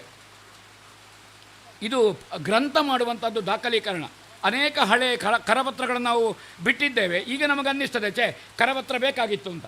ಈ ದಾಖಲೆ ಶಾಶ್ವತ ಆಯಿತು ಸರ್, ನಿಮ್ಮ ದಾಖಲೀಕರಣ ಶಾಶ್ವತ ಆಯಿತು. ದೊಂಡೋಲೆಯ ತಾಳಮದ್ದಳೆ ಒಂದು 3-4 ಕಲಾವಿದರಿಗೆ ವೇದಿಕೆಯನ್ನು ಕೊಟ್ಟಿದೆ. ಅವರನ್ನು ಕಲಾ ಪ್ರಪಂಚಕ್ಕೆ ಉದ್ಘಾಟನೆ ಮಾಡಿದೆ. ಒಂದು ಮಾತು ನೆನಪಾಯಿತು ನನಗೆ, ಪುರಂದರರಾಯರು ಹೇಳಿದ್ದು, ಒಂದು ಸಣ್ಣ ಕಪಿಯ ಪಾತ್ರ, ಮಂಗನ ಪಾತ್ರ ಮಾಡಿ ಆಮೇಲೆ ತ್ರಿವಿಕ್ರಮನಾದ ಅಂತ ಒಂದು ಮಾತು ಹೇಳಿದರು ಅವರು. ಹೌದದು, ಸುಳ್ಳಲ್ಲ ಅದು. ನಾನು ಅಂಗದ ಸಂಧಾನದ ಸುಗ್ರೀವ ಮಾಡಿದ್ದೆ. ಅಂಗದ ಸಂಧಾನದ ಸುಗ್ರೀವನಿಗೆ ಏನಿಲ್ಲ, ಅದು ತನ್ನಿಂದ ಜ್ಯೇಷ್ಠನ ಸೂನುವನ್ನು ಕಳುಹಿಸಿದ ಅಂತ ಒಂದು ಪದ್ಯ ಅಲ್ಲ ಶರ್ಮಣ್ಣ. ಹೌದೌದು. ಆನಂದ ಮಾಷ ಅಂಗದ, ಸುಬ್ಬಣ್ಣರ ರಾಮ ಆಯಿತು. ಪ್ರಹಸ್ತ ಮಾರೂರು ಮಂಜುನಾಥ ಭಂಡಾರಿಯವರು. ನಾನು ಸ್ವಲ್ಪ ಓದಿಕೊಂಡು ಬಂದಿದ್ದೇನೆ ದೇರಾಜಿಯವರ ಪುಸ್ತಕವನ್ನು. ಅದರನ್ನು ಮೆಲ್ಲ ನಾನೊಂದು ಸ್ವಲ್ಪ ಓದಿದ್ದೇನೆ ಅಂತ ಗೊತ್ತಾಗಬೇಕಲ್ಲ, ಸಾಹಿತ್ಯ ಬಿಟ್ಟೆ. ವಾಲಿಗೂ ರಾವಣನಿಗೊಂದು ತುಲ್ಯಾರ ಮಿತ್ರತ್ವ ಉಂಟು. ಅದು ಇರುವಾಗ ಒಂದು ದೇಶ ಇನ್ನೊಂದು ದೇಶದ ಮೇಲೆ ಆಕ್ರಮಣ ಮಾಡಬಾರ್ದು, ಅದಕ್ಕೆ ನಿನ್ನನ್ನು ಆಯ್ಕೆ ಮಾಡಿದ್ದು ಅಂತ. ರಾಮ ಕೂಡಲೇ ಆನಂದ ಮಾಸ್ಟ್ರು, ಅದು ಅಗತ್ಯ ಇಲ್ಲ ಇಲ್ಲಿ ಅಂತ ಹೇಳೋದಕ್ಕೆ. ಚಿಕ್ಕಪ್ಪ, ದೊಡ್ಡವರ ಮಾತಿಗೆ ನಾನು ಮಧ್ಯೆ ಬಾಯಿ ಹಾಕೋದಿಲ್ಲ. ಹಿರಿಯರನ್ನು ಕಿರಿಯರು ವಿಮರ್ಶೆ ಮಾಡಲಿಕ್ಕೆ ಇದ್ದದ್ದಲ್ಲ. ಅಂದರೆ ಇದು ಇಲ್ಲಿ ಅಗತ್ಯ ಇಲ್ಲ ಹೇಳೋದವರು ನನ್ನ ಹತ್ರ. ಹಾಂ, ಕೂಡಲೇ ಚಿಕ್ಕಪ್ಪಯ್ಯ ನನಗೇನು ಅಂತ ಆಜ್ಞೆ ಮಾಡಿ, ನೀನಿನ್ನು ಓದಿದ್ದು ಪೂರ ಇಲ್ಲಿ ಹೇಳಬೇಡ, ಅದು ಅಗತ್ಯ ಇಲ್ಲ. ಹೌದು, ನನ್ನ ಇವನನ್ನು ಕಳುಹಿಸಿಕೊಡ್ಲಿಕ್ಕೆ ಸುಗ್ರೀವರದು ಕರೆದು ಕಳುಹಿಸಿಕೊಟ್ಟ ಅಂತ. ತನ್ನಿಂದ ಜ್ಯೇಷ್ಠನ ಸೂನುವನ್ನು ಪದ್ಯದ ಅರ್ಥ ಹೇಳಬೇಡೋ, ನನ್ನ ಅಣ್ಣನ ಮಗ ನೀನು, ನಿನ್ನನ್ನು ಕಳುಹಿಸಿಕೊಡ್ತಾ ಇದ್ದೇನೆ ಅಂತ ಹೊಣೆ ಎಲ್ಲ ಹೇಳಬೇಡೋ, ಅದನ್ನು ಹೇಳಬೇಕು ಅಂತ ಆನಂದ ಮಾಸ್ಟರ್ ನನಗೆ ಡೈಲಾಗ್ ಬಿಟ್ಟದ್ದಾಗೆ. ಅದಿಲ್ಲೇ ದೊಡ್ಡಲ್ಲ ಆ ಜಗಲಿಯಲ್ಲಿ ನನಗೆ ಮರ್ತೋಗಲಿಲ್ಲ ಅದು. ಹಾಗಾದರೆ ನಮ್ಮಂತಹ ತೀರಾ ಹವ್ಯಾಸಿಗಳಾಗಿದ್ದು, ನಾನು ಈಗಲೂ ದೊಡ್ಡ ಬೆಳವಣಿಗೆ ಆದ ಕಲಾವಿದ ಅಲ್ಲ. ಶೇಣಿ ಜೋಶಿಯವರು ಅಥವಾ ಶೇಣಿ ಪೆರ್ಲ, ಶೇಣಿ ಸಾಮುಗರು, ಈ ಕಲಾವಿದರ ವೈಭವವನ್ನು ನೋಡಿದರೆ ನಾವಿಲ್ಲಿದ್ದೇವೆ. ಶಾಲು ಬಿತ್ತು, ಸನ್ಮಾನವೂ ಆಯಿತು, ಕವರು ಕಿಸೆಗೆ ಬಿತ್ತು, ಎಲ್ಲ ಆಯಿತು. ಇದರಲ್ಲಿ ತಪಸ್ಸು ಮಾಡಿದ ಸಾರಸ್ವತ ಲೋಕವನ್ನು ಮಾತಿನ ಮೂಲಕ ಶ್ರೀಮಂತಗೊಳಿಸಿದ ಯಾರು ಹಿರಿಯರಿದ್ದಾರೆ, ಸುಬ್ಬಣ್ಣಯರಿಂದ ತೊಡಗಿ, ವಯೋವೃದ್ಧ ರಾಘವೇಂದ್ರ ತೋಳ್ಪಾಡಿತಾಯರಿಂದ ತೊಡಗಿ, ಅಥವಾ ಮಂಚಿಯಿಂದ ಬಂದ ಚಂದ್ರಶೇಖರಾಯರ ಭಾಸ್ಕರ ನೀವೆಲ್ಲ ಇದ್ದೀರಲ್ಲ, ಆಮೇಲೆ ಶೇಣಿಯಾದಿಗಳಿದ್ದಾರಲ್ಲ, ಈ 2 ತಲೆಮಾರಿನ ಹೆಗಲಿನ ಮೇಲೆ ಈ ವಾಮನ ಮೂರ್ತಿ ಅಶೋಕ ಭಟ್ಟ ನಿಂತಿದ್ದಾನೆ. ಅದಕ್ಕೆ ನೀವು ಶಾಲು ಹಾಕಿ ಕೈ ಬಡಿಯುತ್ತೀರಿ. ಆ ಗೌರವ ಅಲ್ಲಿರುವ ಆ ಬುನಾದಿ ಹಾಕಿಕೊಟ್ಟ ಹಿರಿಯರಿಗೆ ಹೋಗಬೇಕದು, ಅವರಿಗೆ ಆ ಶಾಲು. ಅದರ ಒಂದೊಂದು ನೂಲು ನನ್ನನ್ನು ಬೆಳೆಸಿದ ನರೇಂದ್ರ ಮಾಸ್ಟರಿಗುಂಟು ಸ್ವಾಮಿ, ನನಗೆ ಅವಕಾಶ ಕೊಟ್ಟ ಭುಜಬಲಿಯವರಿಗುಂಟು, ನನಗೆ ಅವಕಾಶ ಕೊಟ್ಟ ತೋಳ್ಪಡ್ತಾರಿಗಿಲ್ವ ಆ ನೂಲು. ಎಲ್ಲ ಶ್ರೇಣಿಯವರ ಜೊತೆ ಒಂದು ಸರ್ಪಾಸ್ತ್ರ ಹೇಳೋದೊಂದು ಏನದು, ಅದು ಮಹಾಶೇಷ. ನಾವೀ ಕಟ್ಟಮಲ ಕಡಿಗೆ ಹೋದರೆ ಅದು ಬಿಡುತ್ತದ, ಬಡತಾಯಿ ಮಗನ ಹೇಳ್ತದೆ ಅದು. ಅವರು ನನ್ನನ್ನು ಪ್ರಧಾನ ವೇದಿಕೆಯಲ್ಲಿ ಒಪ್ಪಿದ್ರಲ್ಲ, ಅವರ ಶಂಕರಾಚಾರ್ಯನಿಗೆ ನಾನು ಸುಧನ್ವರಾಜ, ಅವರ ಅಜ್ಜ ಎಂತ ಹೇಳಬೇಕು, ಎಂತ ಹೇಳಲಿಲ್ಲ, ಹೂ ಹಾಕಿರ ಸಾಕು ಹೇಳಿದರು. ಶ್ರೇಣಿಯವರ ಜೊತೆಗೂ ನನಗೆ ಶಂಕರಾಚಾರ್ಯನ ಸಂಗತಿ ಗೊತ್ತಿಲ್ಲ ಆಗ. ಈಗ ಯಾರೂ ಇಲ್ಲದಲ್ಲಿ ನಾ ಮಾತಾಡಿ ಅದು ವಿಷಯ ಬೇರೆ. ಒಂದು ಮಾತು ಹೇಳಿದೆ, ಹೌದಾ ಸುಧನ್ವರಾಜ, ಅಪ್ಪಣೆ ಆಗಬೇಕು ಹೇಳಿದೆ. ಹಲಸಿನ ಹಣ್ಣು ಗೊತ್ತುಂಟಲ್ಲ, ಪನಸ, ಹೌದು ನೋಡಿದ್ದು ಮಾತಲ್ಲ, ತಿಂದು ಗೊತ್ತುಂಟು ಹೇಳಿದೆ. ಹೇಳಿದೆ.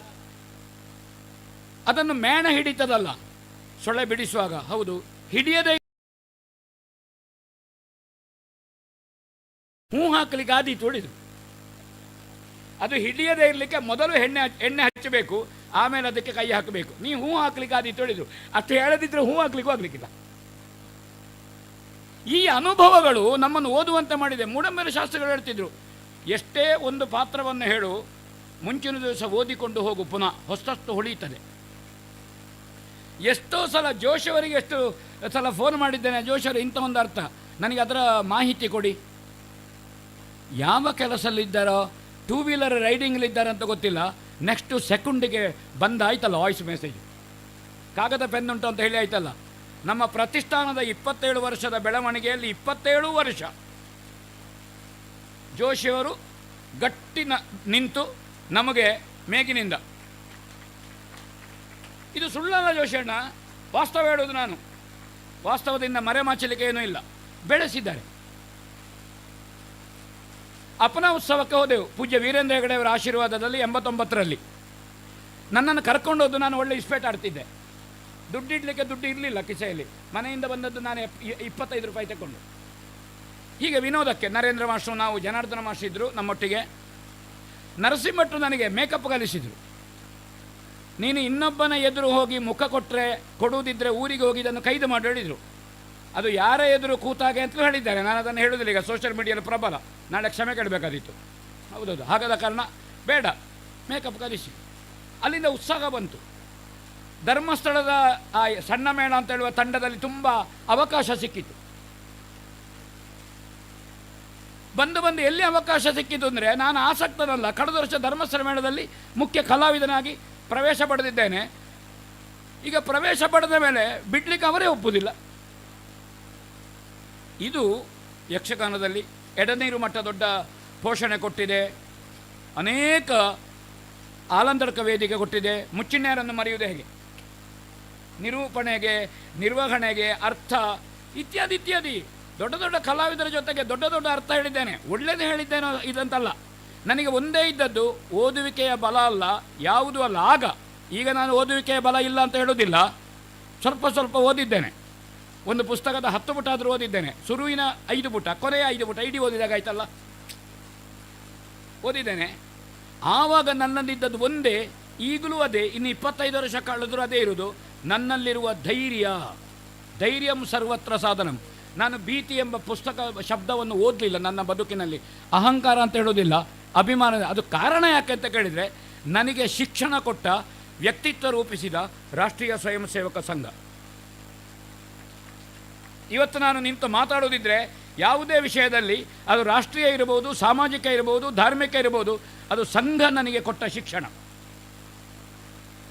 ನನ್ನನ್ನು ಬೆಳೆಸಿದೆ, ನನ್ನ ವ್ಯಕ್ತಿತ್ವವನ್ನು ರೂಪಿಸಿದೆ, ರಾಷ್ಟ್ರೀಯ ಪ್ರಜ್ಞೆಯನ್ನು ನನ್ನಲ್ಲಿ ಕೆರಳುವಂತೆ ಸ್ಥಾಯಿಯಾಗಿಟ್ಟಿದೆ ಅದು ಸಂಘ. ಆ ಸಂಸ್ಥೆ ನನ್ನ ಸಂಘಟನೆ ಇರ್ಬೋದು, ವ್ಯವಹಾರ ಇರ್ಬೋದು, ನನ್ನ ಆರ್ಥಿಕ ವ್ಯವಹಾರ ಚೆನ್ನಾಗಿದೆ ಅಂತ ಹೇಳಿದರು. ಅಂದರೆ ಅದು ಇದೆಲ್ಲ ಆ ಕಾರಣದಿಂದ. ಅದಕ್ಕಾಗಿ ಇದೆಲ್ಲವೂ ಒಂದು ಮನೆಯ ಚೌತಿಯಲ್ಲಿ 75 ವರ್ಷದ ಇದರಲ್ಲಿ ಈ ಹಿರಿಯ ನನ್ನನ್ನು ಕುಣಿಸಿದ ರಘುರಾಮ ಹೊಳ್ಳರಿರಬಹುದು, ಅಮ್ಮಣ್ಣರಿರಬಹುದು, ತೋಳ್ಪಾಡಿತಯರಿರ್ಬೋದು, ಭಾಸ್ಕರರ ಮನೆಯಲ್ಲಿ ಅವರು ಉಜಿರೆಯಲ್ಲಿರುವಾಗ ತುಂಬ ಆತಿಥ್ಯ ಪಡೆದಿದ್ದೇನೆ. ಶಂಭು ಶರ್ಮನ ಜೊತೆಗಿನ ಅರ್ಥಗಾರಿಕೆ ಇರ್ಬೋದು, ಟಾಸಿಂಗ್ ಶಂಭು ಶರ್ಮರು ವಂಡರ್ಫುಲ್ ಟಾಸಿಂಗ್ ಅಂತ ಶಂಭು ಶರ್ಮರ ಅರ್ಥಗಾರಿಕೆಯಲ್ಲಿ ನನಗಿಂತ ತುಂಬ ಸೀನಿಯರ್. ನನ್ನ ಜೊತೆಗೂ ಅವರು ಬೇಕಾದಾಗ ಟಾಸಿಂಗ್ ಮಾಡ್ತಾ ಹೋಗೋದು. ಶೇಣಿಯವರ ಜೊತೆಗೂ ಟಾಸಿಂಗ್, ಜೋಶವರ ಜೊತೆಗೂ ಟಾಸಿಂಗ್, ಆನಂದ ಮಾಸ್ಟರ್ ಜೊತೆಗೂ ಟಾಸಿಂಗ್. ಕುಬಣೂರು ಶ್ರೀಧರರು ತುಂಬ ಒಡನಾಡಿಯಾಗಿ ನಾವು ಒಟ್ಟಿಗೆ ಕೆಲಸ ಮಾಡಿದ್ದೇವೆ. ಶ್ರೀಕಾಂತ ಸಣ್ಣ ಹುಡುಗ ಮಗುವಾಗಿದ್ದ ನನಗೆ ಆ ಮನೆ ನೆನಪು. ಹೀಗೆ ಎಲ್ಲ ಕಲಾವಿದರು, ತೆಂಕು ಬಡಗು ಬಡಬಡಗು ಎಲ್ಲ ಕಲಾವಿದರು, ಒಂದು 3 ಕಲಾವಿದರ ಒಡನಾಟ. 1,000 ಮನೆಗಳು, ಅಡಿಗೆ ಮನೆಯವರೆಗೆ ಹೋಗುವ ಸಲಿಗೆ ಮನೆಗಳಿದೆ ನನಗೆ 3 ಜಿಲ್ಲೆಯಲ್ಲಿ 1,000 ಮನೆಗಳಿದೆ. ಅವರು ಎಲ್ಲರೂ ನನ್ನ ಬೆಳವಣಿಗೆಯಲ್ಲಿ ಮತ್ತು ಎಲ್ಲ ಸಂದರ್ಭಗಳಲ್ಲಿ ಹೊಸನಗರ ಮೇಳದ ಮ್ಯಾನೇಜ್ಮೆಂಟ್ ಕಮ್ ವೇಷಗಾರಿಕೆ ಎಲ್ಲ ಅನುಭವಗಳು ಸಾಗುತ್ತಾ ಇದೆ. ಒಂದು ಪ್ರತಿಷ್ಠಾನವನ್ನು ಕಟ್ಟಲಿಕ್ಕೆ ಹೇಳಿ ನನ್ನ ಮಾತು ಮುಗಿಸ್ತೇನೆ. ವಿಠಲ ಶಾಸ್ತ್ರಿಗಳು ಮಹಾನ್ ಕಲಾವಿದರು.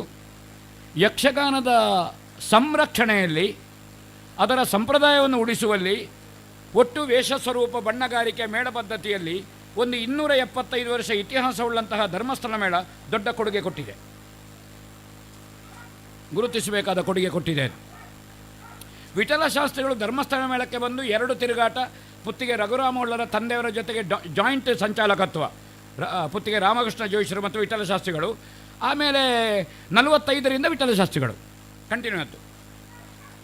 ಆವಾಗ ವಿಠಲ ಶಾಸ್ತ್ರಿಗಳು ಯಕ್ಷಗಾನಕ್ಕೆ ಆವಿಷ್ಕಾರಿಕ ಆಯಾಮವನ್ನು ಕೊಟ್ಟರು. ಎಲ್ಲಿ ಹೋದರೂ ವಿಠಲ ಶಾಸ್ತ್ರಿಗಳ್ರಿ ಆರ್ಟಿಸ್ಟು, ತಿಟ್ಟಿನ ಭೇದ ಇಲ್ಲದೆ. ನನಗೆ ಆವಾಗ ಕಂಡಿದ್ದು ಎಲ್ಲರೂ ಹೊಗಳುತ್ತಾರೆ, ಆ ಪುಣ್ಯಾತ್ಮನನ್ನೊಂದು ಯಾವಾಗಲೂ ನೆನಪಿಸಿದ್ರೇನು. ಪ್ರತಿಷ್ಠಾನ ಮಾಡಿದೆವು. ಯಾವುದೋ ಒಂದು ಸಂದರ್ಭದಲ್ಲಿ ಯಾರದೋ 2 ಸಣ್ಣ ಪುಟ್ಟ ಟೀಕೆ ಬಂತು. ಯಾವುದೋ ಅದು ಬರೀಲಿಕ್ಕೆ ಸಂಜೆ ಪತ್ರಿಕೆಗಳು ಹುಟ್ಟಿಕೊಟ್ಟಿದ್ದಾವೆ ಬಂತು. ಯಾರೋ ಹೇಳಿದರು, ಹೌದಾ? ನಾನು ಸೀದಾ ಪೂಜ್ಯ ಕಾವಂದ್ರಲ್ಲಿಗೆ ಹೋದೆ. ವಿಠಲ ಶಾಸ್ತ್ರಿಗಳು ಮಹಾನ್ ಕಲಾವಿದರು ಯಕ್ಷಗಾನದಲ್ಲಿ. ಅನ್ಯಾನ್ಯ ಕ್ಷೇತ್ರದಲ್ಲಿ ಯಾವುದೇ ಕ್ಷೇತ್ರ ಇರ್ಬೋದು, ದೊಡ್ಡ ಕೆಲಸ ಮಾಡಿದವರು ಅವರ ಕುಟುಂಬಕ್ಕೆ ಮಾತ್ರ ಸೀಮಿತ ಅಲ್ಲ, ಅವರ ಕುಟುಂಬಕ್ಕೆ ಅವರ ವಾರ್ಷಿಕ ಶ್ರಾದ್ದ ಮಾಡಲಿಕ್ಕೆ ಸೀಮಿತ. ಉಳಿದಂತೆ ಅವರು ಸಮಾಜದ ಸೊತ್ತು ಅಂತ ಹೇಳಿದರು. ಹೆಗಡೆ ಅವರು ಅವಧಾನಿಗಳೇ ಸಮಾಜದ ಸೊತ್ತು ಅಂತ ಹೇಳಿದರು. 27 ವರ್ಷ ಆಗ ಜೋಶಿಯವರು ಅದರ ಬಗ್ಗೆ ಹೇಳಿದ್ದಾರೆ. ಇದಕ್ಕೆ ಎಲ್ಲರ ಕೊಟ್ಟ ಆರ್ಥಿಕ ಪೋಷಣೆ, ಕಲಾವಿದರ ಪಾಲ್ಗೊಳ್ಳುವಿಕೆ ಮತ್ತು ಅನ್ಯಾನ್ಯ ಊರಿನಲ್ಲಿ ಅಲ್ಲಿಯ ಕಲೋಪಾಸಕರು ಕೊಟ್ಟದ್ದು ಎಲ್ಲರ ಮೊತ್ತವಾಗಿ ನನ್ನನ್ನು ಹೇಳ್ತೀರಿ. ನಾನೊಬ್ಬ ಸಂಚಾಲಕನಾಗಿ ಕೆಲಸ ಮಾಡಿದ್ದೇನೆ. ಅದರಲ್ಲಿ ಇಷ್ಟು ವರ್ಷ ಮಾಡ್ತೇನೆ ಅಂತ ಏನಿಲ್ಲ, ಬೇಡದಿದ್ದರೆ ಬರುವ ವರ್ಷ ಕ್ಲೋಸ್ ಮಾಡೋದು, ನಿಲ್ಲಿಸ್ಬೋದು. ಈಗ ಶಾಲೆಲ್ಲ ಬೀಳುವಾಗ ನನಗೆ ಕಾಣ್ತದೆ ಪಕ್ಕ ಕ್ಲೋಸ್ ಮಾಡಲಿಕ್ಕೆ ಆಗ್ತದೆ ಅಂತ. ಒಂದು 25 ವರ್ಷ ಖಂಡಿತ ಬೊಂಬೈಯವರೆಗೆ ಜನ ಗುರುತಿಸಿದ್ದಾರೆ. ಹಾಗಾದರೆ ನಿಲ್ಲಿಸೋದು ಬೇಡ. ಈಗ 30 ಅಂತ ಒಂದು ಇಟ್ಟಿದ್ದೇನೆ, 30 ವರ್ಷ ಆಗಿ ನಿಲ್ಲಿಸುವಂತ. ನನಗೆ ಇವತ್ತಿನ ಶಾಲೆಯನ್ನೇ ಕೊಡ್ತದೆ 35 ಮಾಡ್ಬೋದು ಅಂತ ಕಾಣ್ತದೆ. ಆ ಕಡೆ ಸುರೇಶ್ ಕುದುರೆ ಅಂತ ಯಾರು ಹೇಳ್ತಾರೆ 50 ಮಾಡ್ಬೋದು ಅಂತ. ಅದು ನಾನು ಆತಿಥ್ಯ ಪಡೆಯುವ ಮನೆ. ಅವಧಾನಿಗಳೇ, ಇಲ್ಲಿ ಯಾವ ಯಾವ ಮನೆಗಳಲ್ಲಿ ನಾನು ಏನೇನು ತಿಂಡಿ ತಿಂದಿದ್ದೇನೆ ಅಂತ ನೀವು ಹೇಳಬೇಡಿ. ಹೌದೌದು, ತಿಂಡಿಗೆ ಹೋದರೆ ಒಂದು 3 ಬಗೆ ಇರ್ತದೆ ಅಲ್ಲಿ. ಮತ್ತು ಮಧ್ಯಾಹ್ನ ಊಟ ಆಗಿ ಹೊರಡೋದು, ಮತ್ತು ರಾತ್ರಿಗೆ ಅಂತ ಬೇಡ. ಹೌದೌದು. ಹಾಗೆ ಎಲ್ಲರೂ ಪೋಷಣೆ ಕೊಟ್ಟು ಇದು ನಡೆದಿದೆ.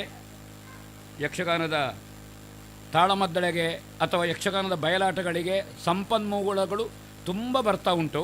ನನ್ನ ಅನುಭವದಲ್ಲಿ ಅದರ ವಿನಿಯೋಗ ಆಗ್ತಾ ಉಂಟು.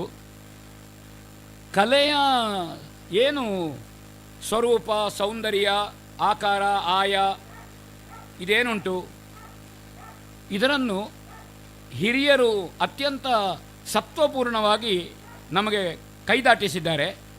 ಅದನ್ನು ಹಾಗೇ ನಾವು ಉಳಿಸಿ ಮುಂದಿನವರಿಗೆ ಕೈದಾಟಿಸುವ ದೊಡ್ಡ ಹೊಣೆ ಈಗ ಇದೆ. ಕಲೆ ವಿಚಲನೆ ಎತ್ತ ಸಾಗ್ತಾ ಇದೆ. ಒಂದು ಅರ್ಥ ಅಥವಾ ಒಬ್ಬ ಅರ್ಥಧಾರಿ ಅರ್ಥ ಯೂಟ್ಯೂಬಿನಲ್ಲಿ ಶೇಖರಣೆ ಆಗ್ತದೆ. ಅನೇಕ ಯೂಟ್ಯೂಬ್ ಅರ್ಥಧಾರಿಗಳಾಗಿದ್ದಾರೆ. ನಿನ್ನೆ ಒಂದು ಪಾತ್ರ ಒಬ್ಬರದ್ದು ಕೇಳಿದೆ, ನನ್ನ ಪಾತ್ರದ ಆಸ್ ಇಟ್ ಈಸ್ ಪ್ರೆಸೆಂಟೇಷನ್. ನಾನು ವಾಸುದೇವ ಸಾಮಗರ ಅರ್ಥದ ಪುಸ್ತಕದಲ್ಲಿ ಬರೆದಿದ್ದೇನೆ. ವಾಸುದೇವ ಸಾಮಗರ ಅರ್ಥವನ್ನು ಕಂಠಪಾಠ ಮಾಡಿ ಹೇಳಿದರೆ ನೀವು ವಾಸುದೇವರ ಸಾಮಗರ ಅರ್ಥ ಅದರ ಆಕಾರಗಳನ್ನು ಅಭ್ಯಾಸ ಮಾಡೋಣ.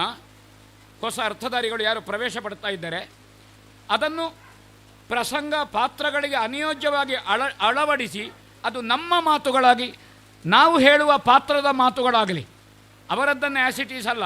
ಈಗ ಶೇಣಿಯವರ ಅರ್ಥಗಾರಿಕೆಯ ಪುಸ್ತಕ ಬಂದಿದೆ. ಅವರ ಹೂಂಕಾರ, ಜೇಂಕಾರ, ಓಂಕಾರ, ಮೌನ, ಮಾತು ಇದು ಗೊತ್ತಿಲ್ಲದಿದ್ದವನಿಗೆ ಶೇಣಿಯವರ ಅರ್ಥ ಕಂಠಪಾಠ ಮಾಡಿ ಹೇಳಿದರೆ ಅವನಿಗಂತೂ ಖಂಡಿತ ಗೊತ್ತಾಗೋದಿಲ್ಲ, ಕೇಳುವವರಿಗೆ ಏನೂ ಗೊತ್ತಾಗೋದಿಲ್ಲ. ಅರ್ಥ ಹೇಳಿದ್ದಾರೆ ಅಂತ ಆಗ್ತದೆ, ಕವರು ಸಿಗ್ತದೆ. ಒಂದು 25 ವರ್ಷ ದುಡ್ಡಿನ ಮುಖ ನೋಡದೆ ನಾವು ಬಂದಿದ್ದೇವೆ ಮಾರ್ಯಾರೆ. ಸೀತಾರಾಮಣ್ಣ ಯಕ್ಷಗಾನದಲ್ಲಿ ದುಡ್ಡಿನ ಮುಖ ನೋಡಲಿಲ್ಲ, ನೋಡದೆ ಬಂದಿದ್ದೇವೆ. ನರೇಂದ್ರ ಮಾಸ್ಟರ್ ಅವರ ಕಿಸೆಯಿಂದ ಕೊಡ್ತಿದ್ರು ಚಾಪರ್ಲೆ ಅಂತ, ಕೊಡದಿದ್ದರೆ ಚಾ ಕುಡಿಲಿಕ್ಕೂ ಇರಲಿಲ್ಲ ನಮ್ಮಲ್ಲಿ. ಲಾರಿ ಅವನಿಗೆ 50 ಪೈಸೆ ಕೊಟ್ಟು ಹೋಗಿದ್ದೇವೆ ತಾಳಮದ್ದಳೆಗಳಿಗೆ, ಸಂಘದ ತಾಳಮದ್ದಳೆಗೆ. ಸಂಘದ ತಾಳಮದ್ದಳೆಗಳು ನಿಂತು ಹೋಗಿದೆ. ಅರ್ಥ ಹೇಳಲಿಕ್ಕೆ ತೊಡಗಿದ ಕೂಡಲೇ ಕವರು ಬಂತು. 1,000, 2,000, 3,000. ಈಗ ಎರಡನೇದಲ್ಲಿ ಒಬ್ಬ ಕೊಡದಿದ್ದರೆ ಹೀಗೆ ನೋಡ್ತಾರೆ, 3 ಸಲ ಹೋಗ್ತಾನೆ ಹೇಳ್ತಾರೆ, ಖಬರು ಬರಲಿಲ್ಲ ಅಂತ. ಅದರ ಅರ್ಥ ನನ್ನದು ಟೀಕೆ ಅಲ್ಲ. ನಾನು ಸಂಘಟಕನಾಗಿಯೂ ಕಲಾವಿದನಾಗಿಯೂ ಹೊರಗೆ ನಿಂತು ಒಳಗೆ ನಿಂತು ಒಳಗೆ ಹೊರಗೆ ನಿಂತು ನಾನು ಹೇಳೋದು. ಆ ಕಾರಣದಿಂದ ಯಕ್ಷಗಾನದ ತಾಳಮದ್ದಳೆ ಆಟ ಎಲ್ಲ ಇದರ ಸ್ವರೂಪ ಸತ್ವ ಏನುಂಟು ಇದನ್ನು ಉಳಿಸುವ ಹೊಣೆ ಯಾರ್ಯಾರು ಹೊಸ ಪ್ರವೇಶವನ್ನು ಪಡೆದಿದ್ದೀರಿ ತುಂಬ ಸಂತೋಷ ಅವರು ಪಡೆಯುವುದು. ಆದರೆ ಯಕ್ಷಗಾನದ ಅದು ಹಿಮ್ಮೇಳ ಮತ್ತು ಮುಮ್ಮೇಳ ಎರಡೂ ಇದರಲ್ಲಿ ಹೇಳೋದು ನಾನು. ಭಾಗವತರುಗಳ ಸಂಖ್ಯೆ ಕಡಿಮೆ ಆಗಿದೆ, ಹಾಡುಗಾರರ ಸಂಖ್ಯೆ ಹೆಚ್ಚಾಗಿದೆ. ಭಾಗವತರ ಸಂಖ್ಯೆ ಕಡಿಮೆ ಆಗಿದೆ. ಇನ್ನೊಂದು ಸಲ ಹೇಳ್ತೇನೆ, ಹಾಡುಗಾರರ ಸಂಖ್ಯೆ ವಿಪರೀತ ಆಗಿದೆ. ಹೌದಾ ಭಾಗವತರುಗಳೇ? ನಿರ್ದಾಕ್ಷಿಣ್ಯವಾಗಿ ಹೇಳಿ, ನಾನು ಧೈರ್ಯದಲ್ಲಿ ನಿಮ್ಮೊಟ್ಟಿಗಿದ್ದೇನೆ. ಹೀಗೆ ಬೈಹುಲ್ನಲ್ಲಿ ಹಾಕಬೇಡಿ, ಹಲಸಿನಕಾಯಿಯನ್ನು ತೆಗಿಲಿಕ್ಕಾಗೋದಿಲ್ಲ. ಅದು ಬಹಳ ಮುಖ್ಯ. ಒಂದು 3 ಗಂಟೆಯ ತಾಳಮದ್ದಳೆಯಲ್ಲಿ ನೀವೀಗ ಹಾಡುಗಾರಿಕೆ ತಗೊಂಡ್ರೆ ಅದು ಸರಿ ಅರ್ಧ ಭಾಗ ಉಂಟು. ಅರ್ಥ ಹೇಳಲಿಕ್ಕೆ ಸಿಗೋದು 1.5 ಗಂಟೆ. ಹಾಕೊಳ್ಳಿ. ಟೀಕೆ ಅಲ್ಲ ಹೇಳೋದು ನಾನು, ಯಾರದ್ದು ತಪ್ಪು ಅಂತಲೂ ಹೇಳೋದಲ್ಲ. ಇದರ ಫ್ರೇಮ್ ಏನು? ಗಾನ ವೈಭವ ಬೇರೆ, ನೃತ್ಯ ವೈಭವ ಬೇರೆ, ತಾಳಮದ್ದಲೆ ಬೇರೆ, ಆಟ ಬೇರೆ, ಬೇರೆ ಬೇರೆ ಉಂಟು. ಎಲ್ಲ ಸ್ತ್ರೀ ವೇಷವೂ ವಿಪರೀತ ಕುಣಿಯುವುದಲ್ಲ. ಚಂದ್ರಮತಿ ಎಷ್ಟು ಕುಣಿಯುವುದು, ದಾಕ್ಷಾಯಿಣಿ ಎಷ್ಟು ಶೃಂಗಾರ ಮಾಡೋದು. ಈಶ್ವರ ಬೋಳು ಮೈಯಲ್ಲಿರುವುದು, ದಾಕ್ಷಾಯಿಣಿಗೆ ಕಂಡವಟ್ಟ ಅಲಂಕಾರ, 50ಕ್ಕೆ ಪವನ ಚಿನ್ನ. ಆಯಿತು.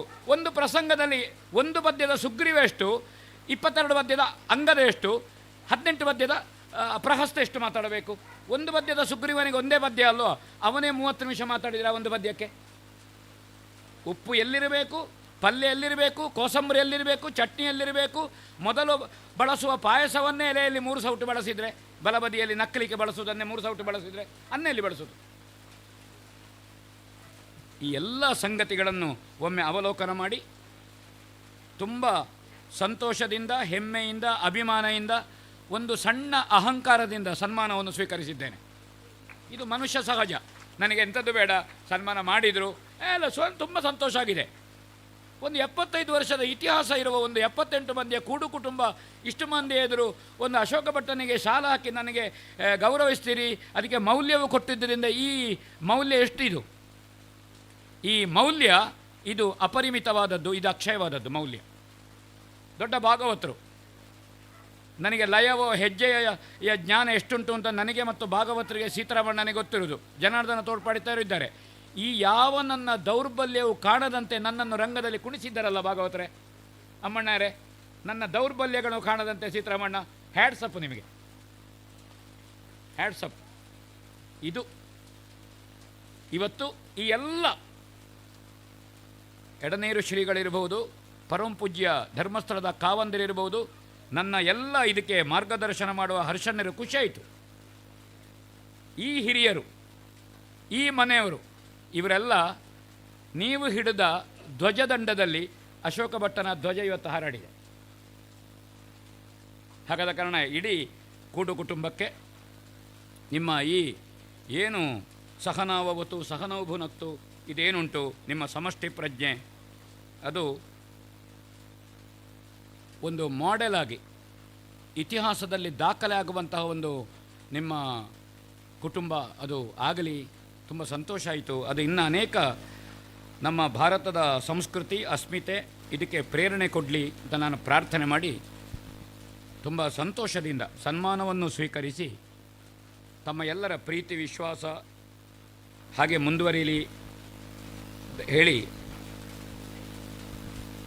ತುಂಬ ಬಡತನವನ್ನು ನುಂಗಿ ಎಂಥದ ಒಂದು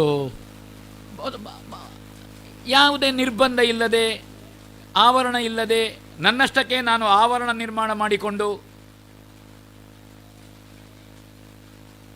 ಒಂದು ಬ್ರಹ್ಮಚರ್ಯವನ್ನು ಅನುಷ್ಠಾನ ಮಾಡಿ ಯಕ್ಷಗಾನವನ್ನೇ ಕುಟುಂಬ ಅಂತ ನಾನು ಬದುಕಿದನಲ್ಲ. ಆ ಯಕ್ಷಗಾನ ಕುಟುಂಬ ನನ್ನನ್ನು ಪ್ರೀತಿಸಿದೆ ಅಲ್ವ.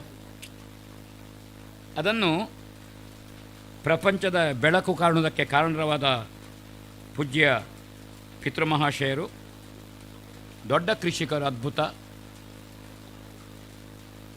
ಮಾತೃಶ್ರೀಯವರು ಮತ್ತು ಯಕ್ಷಗಾನ ಕುಟುಂಬಕ್ಕೆ ನನ್ನ ಈ ಸನ್ಮಾನವನ್ನು ಸಮರ್ಪಿಸಿ ಮತ್ತೊಮ್ಮೆ ಈ ಮನೆಗೆ ಮತ್ತು ಎಲ್ಲರಿಗೂ ಕರಜೋಡಿಸಿ ತಲೆ ತಗ್ಗಿಸಿ ಮಾತು ಮುಗಿಸ್ತೇನೆ. ನಮಸ್ಕಾರ. ಶತಮಾನೋತ್ಸವದ ನಿರೀಕ್ಷೆಯಲ್ಲಿ ವಿವರಿಸ್ತೇನೆ. ಹಿರಿಯರ ಈ ಕೈಂಕರ್ಯವನ್ನು ಕಿರಿಯರು ಪಾಲಿಸಿಕೊಂಡು ಬರಬೇಕಾದಂತಹ ಅನಿವಾರ್ಯತೆ ಇದೆ. ಹಲವು ಕಲಾವಿದರ ಜೊತೆಗಿನ ಅನುಭವದ ಕಥಾ ಹಂದರವನ್ನು ಹೃದಯ ಸ್ಪರ್ಶಿ ಮಾತುಗಳ ಮೂಲಕ ಸ್ಮರಿಸಿದ ಗೌರವಾನ್ವಿತರಿಗೆ ವಂದನೆಗಳು. ಇದೀಗ ತಾಳಮದ್ದಳೆ ಕೂಟ ಇಷ್ಟು ಯಶಸ್ವಿಯಾಗಿ ನಡೆದುಕೊಂಡು ಬರಲು 2008ರಿಂದ ಈ ಮನೆಯ ಜೊತೆಗೆ ಅವಿನಾಭಾವ ಸಂಬಂಧವನ್ನು ಇಟ್ಟುಕೊಂಡಿರುವಂತಹ ಬನ್ನೆಂಗಳ ಶ್ರೀಯುತ ವೆಂಕಟರಮಣ ರಾವ್ ಇವರಿಗೆ ಗೌರವಾರ್ಪಣೆ ಕಾರ್ಯಕ್ರಮ.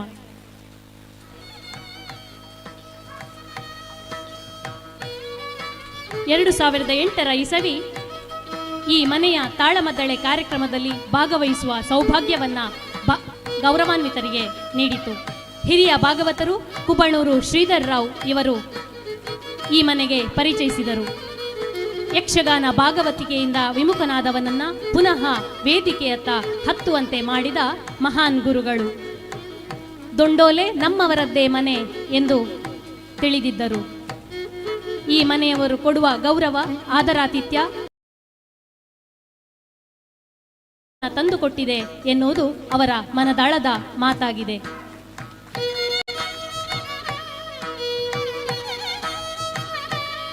ಇನ್ನೋರ್ವ ಯಕ್ಷಗಾನ ಪ್ರೇಮಿ ದೊಂಡೋಲೆ ಮನೆಯವರಿಗೆ ಮುದ್ರಣದಲ್ಲಿ ಆಗಬೇಕಾದಂತಹ ಸಹಕಾರವನ್ನು ನೀಡುತ್ತಾ ಬಂದಿರುವ ಮಾತ್ರವಲ್ಲದೆ ಅಮೃತ ಸಂಭ್ರಮ ಸ್ಮರಣ ಸಂಚಿಕೆಯು ಈ ರೀತಿಯಲ್ಲಿ ಮೂಡಿಬರಲು ಕಾರಣರಾಗಿರುವಂತಹ ಶ್ರೀ ಟಿ ಶೇಖರ ವ್ಯವಸ್ಥಾಪಕರು ಮಂಜುಶ್ರೀ ಪ್ರಿಂಟರ್ಸ್ ಉಜಿರೆ ಇವರನ್ನು ಗೌರವಿಸುವಂತಹ ಕಾರ್ಯ. ಗೌರವಾನ್ವಿತರನ್ನು ವೇದಿಕೆಗೆ ಆಹ್ವಾನಿಸುತ್ತಿದ್ದೇನೆ.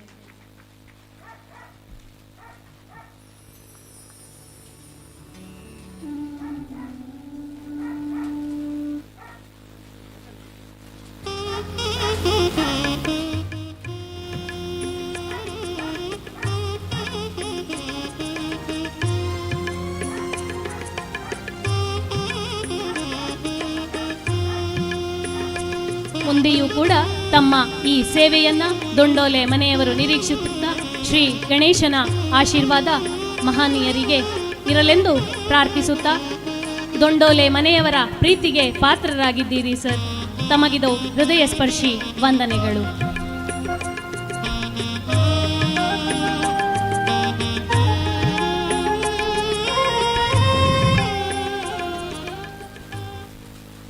ಎಪ್ಪತ್ತೈದನೇ ವರ್ಷದ ಈ ಒಂದು ಅಪೂರ್ವ ಕಾರ್ಯಕ್ರಮ ಚಾರಿಟೇಬಲ್ ಟ್ರಸ್ಟಿನ ವತಿಯಿಂದ ನಡೆಯುತ್ತಿರುವಂಥ 5ನೇ ವರ್ಷದ ಗಣೇಶೋತ್ಸವದ ಈ ಒಂದು ಸಮಾರಂಭದ ಮುಖ್ಯ ಅತಿಥಿಗಳಾಗಿರುವಂತಹ ಹಿರಿಯ ವಿದ್ವಾಂಸರಾದ ಡಾಕ್ಟರ್ ಕಬ್ಬಿನಾಲೆ ವಸಂತ ಭಾರದ್ವಾಜ್ ಇವರಿಂದ ಮಾತುಗಳು.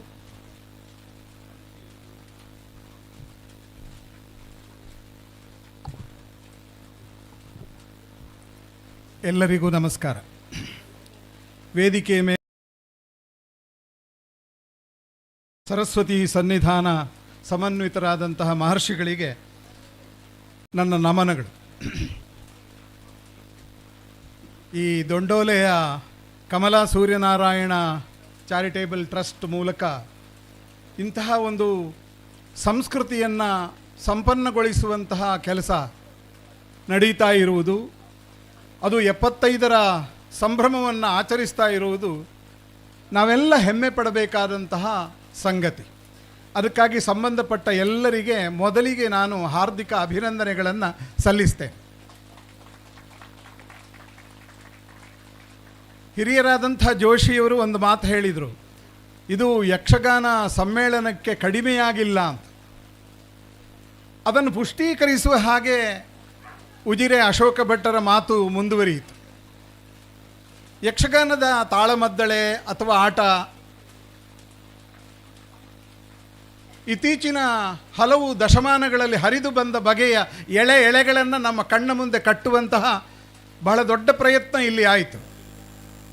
ದೊಂಡೋಲೆಯಂತಹ ಒಂದು ಸಂಘಟನೆ ಇಷ್ಟೊಂದು ಕಲಾವಿದರಿಗೆ ಆಶ್ರಯ ಕೊಟ್ಟಿದೆ ಅಂತಂದರೆ ಅದು ರೋಮಾಂಚಕಾರಿಯಾದಂತಹ ಸನ್ನಿವೇಶ. ಇಂತಹ 10 ಊರುಗಳು ನಮ್ಮಲ್ಲಿವೆ. ಆ ಕಾರಣದಿಂದ ಶತಮಾನಗಳ ಕಾಲ ನಮ್ಮ ಕಲೆ ವಿಜೃಂಭಿಸಿತು ಎನ್ನುವುದನ್ನು ನಾವು ಅರ್ಥ ಮಾಡಿಕೊಂಡಾಗ ಸಂತೋಷ ಆಗ್ತದೆ. ಆದರೆ ಅದರ ಜೊತೆಗೆ ಒಂದು ವಿಷಾದ ಇದೆ. ಏನದು ವಿಷಾದ? ಈ ಯಾವ ಇತಿಹಾಸವೂ ಕೂಡ ದಾಖಲೀಕರಣಗೊಂಡಿಲ್ಲ. ಇಂತಹ ಸಣ್ಣ ಪುಟ್ಟ ಸ್ಮರಣ ಸಂಚಿಕೆಗಳಲ್ಲಿ ಅಲ್ಲಿ ಕೆಲವು ಮಾಹಿತಿಗಳನ್ನು ನಾವು ಕ್ರೋಢೀಕರಿಸಿರಬಹುದು.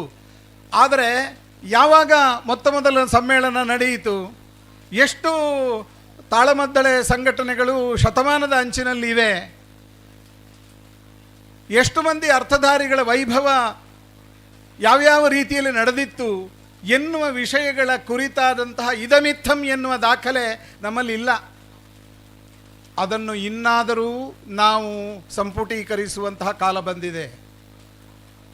ದೊಂಡೋಲೆಯಂತಹ ಒಂದು ಮನೆತನ ಈ ತಾಳಮದ್ದಳೆ ಯಕ್ಷಗಾನದ ಜೊತೆಗೆ ಭಜನೆ ಇತ್ಯಾದಿ ಸಾಂಸ್ಕೃತಿಕ ಕಾರ್ಯಕ್ರಮಗಳ ಜೊತೆಗೆ ಗಣೇಶೋತ್ಸವವನ್ನು ಸಂಭ್ರಮದಿಂದ ಆಚರಿಸುವುದು ನಮ್ಮ ಭಾರತೀಯ ಸಂಸ್ಕೃತಿಯ ಭವಿತವ್ಯವನ್ನು ನಮ್ಮ ಕಣ್ಣಿಗೆ ಕಟ್ಟುತ್ತದೆ.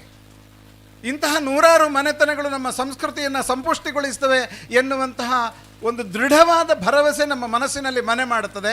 ಯಾಕೆಂದರೆ ಅದು ಪರಂಪರೆಯ ಮೂಲಕ ಹಿರಿಯ ತಲೆಮಾರಿನಿಂದ ಹೊಸ ತಲೆಮಾರಿಗೆ ಪದಾರ್ಪಣೆಗೊಳ್ಳುತ್ತಾ ಇದೆ ಅನ್ನುವುದು ಸಂತೋಷದ ಸಂಗತಿ. ಅದು ಸೂರ್ಯನಾರಾಯಣ ರಾಯರು ದೊಂಡೋಲೆಯ ಮನೆಯಲ್ಲಿ 75 ವರ್ಷಗಳ ಹಿಂದೆ ಆರಂಭ ಮಾಡಿದಂತಹ ಈ ಗಣೇಶೋತ್ಸವ 4 ತಲೆಮಾರುಗಳನ್ನು ಹಾದುಕೊಂಡು ಬರ್ತಾ ಇದೆ ಅನ್ನುವುದು ಮತ್ತು ಇನ್ನೆಷ್ಟೋ ಶತಮಾನಗಳ ಕಾಲ ಅದು ಮುಂದುವರಿಯುತ್ತದೆ ಅನ್ನುವುದು ಭಾರತೀಯ ಸಂಸ್ಕೃತಿಯ ಅಜರಾಮರತೆಯನ್ನು ಅದು ಧ್ವನಿಸ್ತದೆ. ಸಣ್ಣ ಮಗು ಇವತ್ತು ದೊಂಡೋಲೆಯ ಮನೆಯ ಮಗು ಹಿರಿಯರು ಆಚರಿಸ್ತಾ ಇರುವಂತಹ ರೀತಿಯನ್ನು ಮನಗಾಣುತ್ತದೆ. ತರುಣ ದೊಂಡೋಲೆ ಮನೆತನದ ಹುಡುಗರು ಇವತ್ತು ಗಣಪತಿಯ ಎದುರುಗಡೆ ಮಧ್ಯಾಹ್ನ ಹಾಡಿದರು, ಸಂಗೀತ ಸೇವೆಯನ್ನು ಮಾಡಿದರು.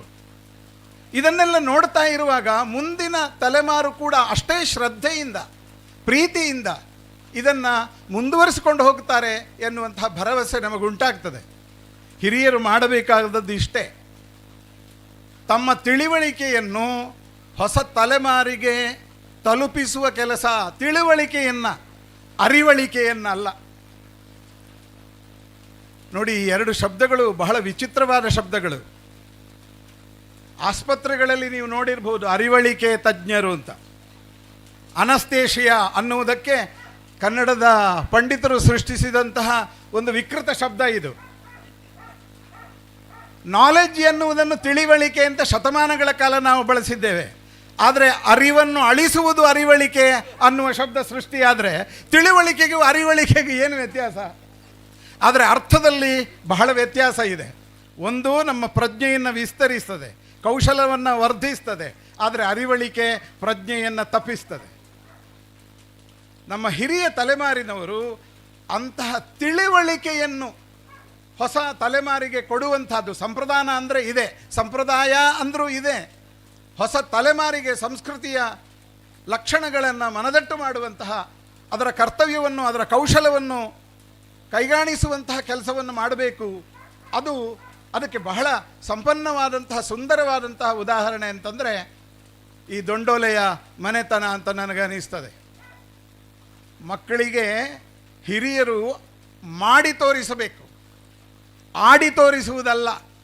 ಭದ್ರಗಿರಿ ಅಚ್ಯುತದಾಸರು ಬಹಳ ಚೆನ್ನಾಗಿ ಹೇಳ್ತಿದ್ರು ಹರಿಕಥೆಯಲ್ಲಿ, ಮಗ ಶಾಲೆಯಿಂದ ಏನನ್ನು ಕದ್ದು ತರಬೇಡ, ಪೆನ್ಸಿಲನ್ನೆಲ್ಲ ಶಾಲೆಯಲ್ಲಿ ಕದಿಬೇಡ, ನಿನಗೆ ಬೇಕಾ ಹೇಳು, ನಾನು ಆಫೀಸಿಂದ ತಂದು ಕೊಡ್ತೇನೆ ಅಂತ. ಮಗು ಅಪ್ಪ ಆಫೀಸಿನಿಂದಲೇ ಪೆನ್ಸಿಲ್ ಕದ್ದು ಬರುವುದನ್ನು ನೋಡುತ್ತದೆ. ನಾವು ಹೇಗೆ ನಮ್ಮ ನಡತೆಯನ್ನು ಮಕ್ಕಳ ಎದುರುಗಡೆ ವ್ಯಕ್ತಪಡಿಸ್ತೇವೆ ಅನ್ನುವುದು ಬಹಳ ಮುಖ್ಯ.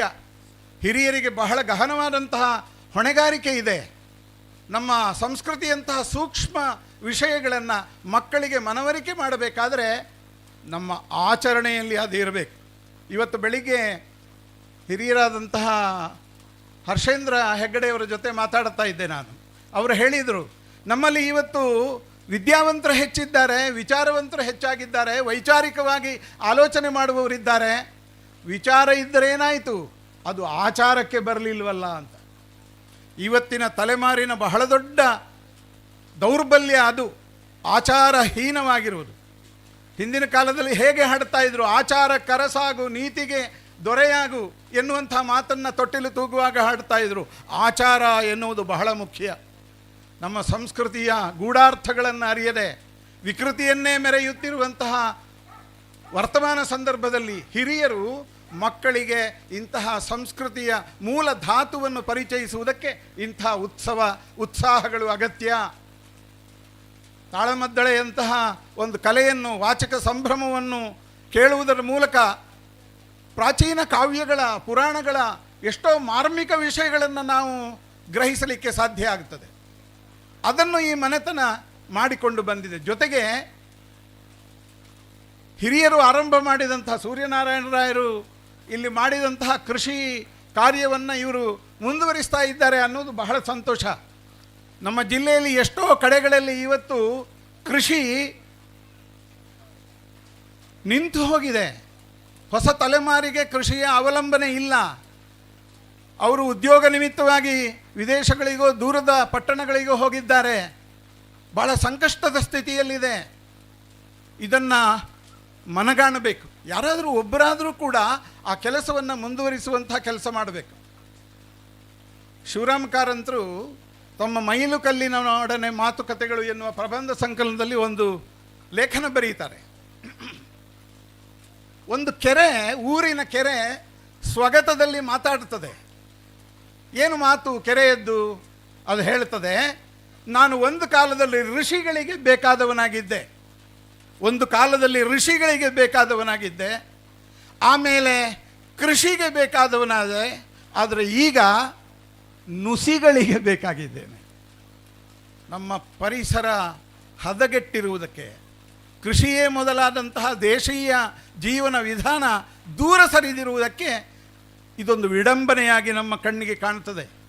ನಮ್ಮ ಊರಿನ ಕೆರೆ ನುಸಿಗಳಿಗೆ ಆಗರವಾಗಿದೆ ಅಂತಂದರೆ ಕೃಷಿಯ ಅವಲಂಬನೆಗೆ ಅದು ಆಧಾರವಾಗಿ ಇಲ್ಲ ಎನ್ನುವಂತಹ ಸಂಗತಿ. ದೊಂಡೋಲೆಯ ಮನೆ ಇಂತಹ ರೀತಿಯಲ್ಲಿಯೂ ಕೂಡ ಹೊಸ ತಲೆಮಾರಿಗೆ ಒಂದು ಸಂಸ್ಕೃತಿಯ ಪಾಠವನ್ನು ಪರೋಕ್ಷವಾಗಿ ಆದರೂ ಮಾಡಿದೆ ಎನ್ನುವುದನ್ನು ಗಮನಿಸಬೇಕು. ಸರಳವಾಗಿ ಜೀವನ ಮಾಡಬೇಕು ಎನ್ನುವುದನ್ನು ನಾವು ಸೂರ್ಯನಾರಾಯಣ ರಾಯರ ಜೀವನದಲ್ಲಿ ನೋಡ್ತೇವೆ. ನಾನು ಕೇಳಿ ತಿಳಿದದ್ದು, ಅವರ ಬಗ್ಗೆ ನನಗೆ ಗೊತ್ತಿಲ್ಲ. ಅವರು ಧರ್ಮಸ್ಥಳದಲ್ಲಿ ಶಾನುಭೋಗರಾಗಿ, 3 ಹೆಗ್ಗಡೆಯವರ ಬಲಗೈಯಾಗಿ ಆಡಳಿತ ಸೂತ್ರವನ್ನು ಕೈಯಲ್ಲಿ ಹಿಡಿದುಕೊಂಡು ಬಹಳ ಮುಖ್ಯವಾದಂತಹ ಮಾರ್ಗದರ್ಶನಗಳನ್ನು ಮಾಡಿಕೊಂಡು ಬಂದವರು. ಜೊತೆಗೆ ಧರ್ಮಸ್ಥಳ ಪೇಟೆಯಲ್ಲಿ ದಿನಸಿ ಅಂಗಡಿಯನ್ನು, ಬಟ್ಟೆ ಅಂಗಡಿಯನ್ನು ಮಾಡಿದರು. ವ್ಯಾಪಾರವೂ ಕೂಡ ತನಗೆ ಮುಖ್ಯ ಅಂತ ಭಾವಿಸಿದರು. ಯಾಕೆಂದರೆ 10 ಮಂದಿ ಮಕ್ಕಳನ್ನು ಹೆತ್ತಂತಹ ಜವಾಬ್ದಾರಿಯುತ ತಂದೆ ಅವರು. ಜೊತೆಗೆ ಸಮಾಜದ ಸೇವೆಯ ಬಗೆಗೆ ಕೂಡ ಅವರ ತಹತಹಿಸುವಿಕೆ ಇತ್ತು. ಅವರು ಆ ಕಾಲದಲ್ಲಿಯೇ ಧರ್ಮಸ್ಥಳ ಗ್ರಾಮ ಪಂಚಾಯಿತಿಯ ಅಧ್ಯಕ್ಷರಾಗಿದ್ದರು. ಆ ಕಾಲದಲ್ಲಿಯೇ ತಾಲೂಕು ಬೋರ್ಡಿನ ಸದಸ್ಯರಾಗಿದ್ದರು. ಧರ್ಮಸ್ಥಳದ ವ್ಯವಸಾಯಿ ಸಹಕಾರಿ ಬ್ಯಾಂಕಿನ ಅಧ್ಯಕ್ಷರಾಗಿದ್ದರು. ಹೀಗೆ ಹಲವು ಮುಖಗಳಿಂದ ಗ್ರಾಮಾಭಿವೃದ್ಧಿಯ ಕುರಿತು ಕೂಡ ಅವರು ಆಲೋಚನೆ ಮಾಡಿದವರು. ಅದಕ್ಕಾಗಿ ಸದಾ ಸರ್ವದಾ ಕಾರ್ಯತತ್ಪರರಾಗಿದ್ದವರು. ಧರ್ಮಸ್ಥಳಕ್ಕೆ ಬೀದಿ ದೀಪ ಬಂದದ್ದು, ರಸ್ತೆ ದುರಸ್ತಿಯಾಗಿದ್ದು ಇತ್ಯಾದಿ ಎಲ್ಲ ಅವರ ಕಾಲಘಟ್ಟದಲ್ಲಿ ಆಯಿತು ಅನ್ನುವುದನ್ನು ನಾವು ಓದಿದಾಗ ಒಬ್ಬ ಮನುಷ್ಯ ಎಷ್ಟು ಸರ್ವಾಂಗೀಣ ಅಭಿವೃದ್ಧಿಯ ಕುರಿತಾಗಿ ಆಲೋಚನೆ ಮಾಡಿದ ಆ ಕಾಲಘಟ್ಟದಲ್ಲಿ ಎನ್ನುವುದನ್ನು ಗಮನಿಸಬೇಕು. ಈ ನೇತ್ರಾವತಿ ನದಿಗೆ ಆಗ ಸೇತುವೆ ಇರಲಿಲ್ಲ. ಅವರು ದೋಣಿಯಲ್ಲಿ ದಾಟಿ ಹೋಗ್ತಾ ಇದ್ರಂತೆ, ಅಥವಾ ಈಜು ಮೂಲಕ ಆ ಕಡೆ ಹೋಗ್ತಾ ಇದ್ರಂತೆ. ಪ್ರತಿದಿನ ದೇವಸ್ಥಾನಕ್ಕೆ ಹೋಗಿ ಬರುವಂತಹ ಸಾಹಸವನ್ನು ಅವರು ತೋರಿಸಿದರು. ಅಂದರೆ ಒಂದು ವ್ಯಕ್ತಿತ್ವ ಆಲ್ರೌಂಡ್ ಡೆವಲಪ್ಮೆಂಟ್ ಅಂತ ನಾವು ಏನು ಕರೀತೇವೆ, ಆ ರೀತಿಯಲ್ಲಿ ವ್ಯಕ್ತಿತ್ವದ ವಿಕಾಸದ ಒಂದು ಆದರ್ಶ ವ್ಯಕ್ತಿಯಾಗಿ ದೊಂಡೋಲೆ ಸೂರ್ಯನಾರಾಯಣ ರಾಯರು ಈಗಿನ ಅವರ ತಲೆಮಾರಿಗೆ ಕಾಣಬೇಕು ಅನ್ನುವುದು ನನ್ನ ಅಪೇಕ್ಷೆ. ಹೀಗೆ ನಾವು ಹೇಳುವುದು ಸುಲಭ, ಸರಳವಾಗಿ ಬದುಕಬೇಕು, ಉನ್ನತವಾದ ಚಿಂತನ ನಮ್ಮಲ್ಲಿ ಇರಬೇಕು ಎನ್ನುವುದು ಮುಖ್ಯ. ನಮ್ಮೂರಿನಲ್ಲಿ ಒಬ್ಬರು ಇದ್ದರು, ಅವರು ಬಹಳ ದೊಡ್ಡ ಶ್ರೀಮಂತರು. ಆದರೆ ಹರಕು ಅಂಗಿ ಹಾಕ್ಕೊಂಡು ಬರ್ತಾ ಇದ್ರು. ಯಾವುದೇ ಮದುವೆ ಉಪನಯನ ಸಮಾರಂಭ ಇರಲಿ ಹರಕು ಅಂಗಿಯನ್ನು ಹಾಕಿಕೊಂಡು ಬರೋರು. ಅವರಲ್ಲಿ ಒಬ್ಬರು ಕೇಳಿದರು, ಏನು ಸ್ವಾಮಿ ನೀವು ಇಷ್ಟು ದೊಡ್ಡ ಊರಿನ ಶ್ರೀಮಂತರು, ನೀವು ಯಾಕೆ ಈ ರೀತಿ ಹರಕು ಮುರುಕು ಅಂಗಿ ಹಾಕ್ಕೊಂಡು ಬರ್ತೀರಿ ಅಂತ. ಅದಕ್ಕೆ ಅವರು ಏನು ಹೇಳಿದರು ಗೊತ್ತಾ? ನಾನು ಯಾರು ಅಂತ ಗೊತ್ತಿರುವ ಈ ಊರಿನ ಜನರಿಗೆ ನಾನು ಯಾರು ಅಂತ ಗೊತ್ತಿದೆ, ನಾನು ಹೇಗಿದ್ರೂ ಆಗ್ತದೆ. ನಾನು ಯಾರು ಅಂತ ಗೊತ್ತಿಲ್ಲದೆ ಬೇರೆ ಊರಿನ ಜನರಿಗೆ ನಾನು ಗೊತ್ತಾಗಬೇಕಾಗಿಲ್ಲ, ಹಾಗಾಗಿ ನಾನು ಹೇಗಿದ್ದರೆ ಏನು ಅಂತ. ನೋಡಿ, ಫಿಲಾಸಫಿ ಒಬ್ಬೊಬ್ಬರು ಹೇಗಿರ್ತಾರೆ ಅದಕ್ಕೆ ಮುಖ್ಯ ಕಾರಣ ಸರಳತೆ ಅಲ್ಲ, ಜಿಪುಣತನ. ಜಿಪುಣತನ ನಮ್ಮ ಆದರ್ಶ ಆಗಬಾರ್ದು, ಸರಳತೆ ನಮ್ಮ ಆದರ್ಶವಾಗಿರಬೇಕು ಎನ್ನುವುದು ಬಹಳ ಮುಖ್ಯವಾದಂತಹ ಸಂಗತಿ. ದೊಂಡೋಲೆ ಮನೆತನದ ಈ ಇತಿಹಾಸ, ಇಂತಹ ಸಣ್ಣ ಸಣ್ಣ ಘಟನೆಗಳು ಹೊಸ ತಲೆಮಾರು ಚಿಂತಿಸುವ ಹಾಗೆ ಮಾಡುತ್ತದೆ, ಯೋಚಿಸುವ ಹಾಗೆ ಮಾಡುತ್ತದೆ. ಈ ಸ್ಮರಣ ಸಂಚಿಕೆಯಲ್ಲಿರುವಂತಹ ಲೇಖನಗಳ ಮೂಲಕ ದೊಂಡೋಲೆ ಮನೆತನದ ಔದಾರ್ಯ, ಸಂಸ್ಕೃತಿ ಪ್ರೀತಿ ಮಾತ್ರ ಪ್ರಕಟವಾಗುವುದಲ್ಲ, ತಾಳಮದ್ದಳೆಯ ಇತಿಹಾಸದ ಮೇಲೂ ಕೂಡ ಅದು ಕ್ಷಕಿರಣವನ್ನು ಬೀರುತ್ತದೆ. ಇದು ಬಹಳ ಮುಖ್ಯವಾದಂತಹ ಸಂಗತಿ. ನಾವು ಯಕ್ಷಗಾನದ ಇತಿಹಾಸದ ಬಗೆಗೆ ಸಂಶೋಧನೆ ಮಾಡುವಾಗ ಅನೇಕ ಬಾರಿ ಗೊಂದಲಗಳು ಉಂಟಾಗುತ್ತವೆ. ಅವುಗಳ ಬಗೆಗೆ ತಿಳಿದಿರುವಂತಹ ಹಿರಿಯರು ನಮಗೆ ಲಭ್ಯ ಇರೋದಿಲ್ಲ, ಇರುವಂತಹ ಆಕರಗಳು ಸರಿಯಾಗಿ ಸಿಗೋದಿಲ್ಲ. ಎಷ್ಟು ಇದು ನಮ್ಮ ಸಂಶೋಧನೆಯನ್ನು ದುರ್ಬಲಗೊಳಿಸ್ತದೆ. ನೋಡಿ, ಕಡಂದಲೆ ಬಿ ರಾಮರಾವ್ ಅಂತ ಒಬ್ಬರು ಯಕ್ಷಗಾನ ಪ್ರಸಂಗಕರ್ತರು ಇದ್ದರು. ರಾಮಾಂಜನೇಯ, ದ್ರೌಪದಿ ಪ್ರತಾಪ ಮುಂತಾದ ಅತ್ಯುತ್ತಮ ಪ್ರಸಂಗಗಳನ್ನು ಬರೆದವರು. ಅವರ ಜೀವನ ಒಂದು ಕಾದಂಬರಿಗೆ ವಸ್ತುವಾಗುವಂತಹ ವಿಷಯವನ್ನು ಒಳಗೊಂಡದ್ದು ಅನ್ನೋದು ನಮಗೆ ಇತ್ತೀಚೆಗೆ ಗೊತ್ತಾಯಿತು. ಅವರು ಕಡಂದಲೆಯನ್ನು ಬಿಡಬೇಕಾಗಿ ಬಂದಂತಹ ದಾರುಣ ಕಥೆ, ಅವರ ಜೀವನದ ದುರಂತ, ಅವರು ಕೊನೆಯ ಕಾಲದಲ್ಲಿ ಪಾಣೆಮಂಗಳೂರಿನಲ್ಲಿ ಬದುಕಬೇಕಾದಂತಹ ಮಾವನ ಮನೆಯಲ್ಲಿ ಇರಬೇಕಾದಂತಹ ಸ್ಥಿತಿ ಇತ್ಯಾದಿ ಕಥೆಗಳು. ಅವರ ಮೊಮ್ಮಗಳು ಯಾರೋ ದೂರದ ದುಬೈಯಲ್ಲಿದ್ದಾರೆ, ಅವರ ಮೂಲಕ ನಾವು ವಿಷಯವನ್ನು ಸಂಗ್ರಹಿಸಬೇಕಾಯಿತು. ಹೀಗೆ ಯಕ್ಷಗಾನದಲ್ಲಿ ಬಹಳ ದೊಡ್ಡ ಸೇವೆಯನ್ನು ಮಾಡಿದಂತಹ ಅನೇಕ ಮಹಾತ್ಮರ ಕುರಿತಾದಂತಹ ದಾಖಲೆಗಳೇ ನಮ್ಮಲ್ಲಿಲ್ಲ. ಇವತ್ತು ನಾವು ಅದನ್ನು ದಾಖಲಿಸುವ, ಮುಂದಿನ ತಲೆಮಾರಿಗೆ ಸಂಸ್ಕೃತಿಯನ್ನು ಪ್ರದಾನ ಮಾಡಿದ ಹಾಗೆ ಕಲೆತಿಹಾಸವನ್ನು ಕಟ್ಟಿಕೊಡುವ ಕೆಲಸವನ್ನೂ ಕೂಡ ಮಾಡುವಂತಹ ಅತೀ ಜರೂರುತನ ಇದೆ. ರಾತ್ರಿ ತುಂಬ ಹೊತ್ತಾಗಿದೆ, ನಾನು ಹೆಚ್ಚು ಮಾತಾಡಬಾರದು ಅಂತ ನನಗೆ ನಾನೇ ನಿಯಂತ್ರಣವನ್ನು ಹೇರಿಕೊಂಡು ಇಂತಹ ಒಂದು ಸಂಸ್ಕೃತಿಯ ಉತ್ಸವ, ಉಜಿರೆ ಅಶೋಕ ಭಟ್ರು ಹೇಳಿದ ಹಾಗೆ ಇದರ ಶತಮಾನೋತ್ಸವ ಸಂಭ್ರಮದಲ್ಲಿ ಅವರೊಟ್ಟಿಗೆ ನಾನೂ ಕೂಡ ಪಾಲ್ಗೊಳ್ಳುತ್ತೇನೆ ಅಂತ ಹೇಳಿ ಎಲ್ಲರಿಗೂ ಶುಭಾಶಯವನ್ನು ಹಾರೈಸಿ ನನ್ನ ಮಾತುಗಳನ್ನು ಮುಗಿಸ್ತೇನೆ. ನಮಸ್ಕಾರ. ಸರಳತೆ, ಔದಾರ್ಯತೆ ದೊಂಡೋಲೆ ಮನೆಯಿಂದ ಮೂಡಿಬರುತ್ತಿದೆ. ಕಲೆಯ ಇತಿಹಾಸವನ್ನು ಮುಂದುವರಿಸುವಂತಹ ಕಲೋತ್ಸವದ ಬಗ್ಗೆ ಮೆಚ್ಚುಗೆಯ ಮಾತುಗಳನ್ನಾಡಿದ, ಸಾಹಿತ್ಯಿಕವಾಗಿ ಮಾತನಾಡಿದಂತಹ ಗೌರವಾನ್ವಿತರಿಗೆ ವಂದನೆಗಳು. ಈಗ ಈ ವೇದಿಕೆಯಲ್ಲಿ ಒಂದು ಅಪೂರ್ವವಾದ ಕಾರ್ಯಕ್ರಮ. ದೊಂಡೋಲೆ ಮನೆಯವರೆಲ್ಲ ಸೇರಿ ಒಂದು ನಿರ್ಧಾರವನ್ನು ಮಾಡಿದ್ದಾರೆ. ಈ ಒಂದು ಕಾರ್ಯಕ್ರಮಕ್ಕೆ ಪ್ರೇರಕರಾದಂಥ ಪುರಂದರರಾವ್ ಮತ್ತು ಅವರ ಶ್ರೀಮತಿಯವರನ್ನು ಈ ವೇದಿಕೆಯಲ್ಲಿ ಗೌರವಿಸುವಂಥ ಒಂದು ಕಾರ್ಯಕ್ರಮ ಇದೆ. ಶ್ರೀ ಪುರಂದರರಾವ್ ಮತ್ತು ಅವರ ಜಯಂತಿ ಪುರಂದರರಾವ್ ಅವರ ಧರ್ಮಪತ್ನಿಯವರು ವೇದಿಕೆಗೆ ಬರಬೇಕು ಅಂತ ವಿನಂತಿಸಿಕೊಳ್ತಾ ಇದ್ದೇವೆ. ಶ್ರೀಯುತ ಪುರಂದರರಾಯರ ಶ್ರಮ ತಮಗೆಲ್ಲರಿಗೂ ತಿಳಿದದ್ದು. ಅವರ ಸಹೋದರರ ಬಳಗದವರೊಂದಿಗೆ ಈ ಒಂದು ಪರಂಪರೆಯನ್ನು ಮುಂದುವರಿಸ್ತಾ ಇರುವಂಥ ಒಂದು ದೊಡ್ಡ ಕೆಲಸವನ್ನು ಮಾಡ್ತಾ ಇದ್ದಾರೆ.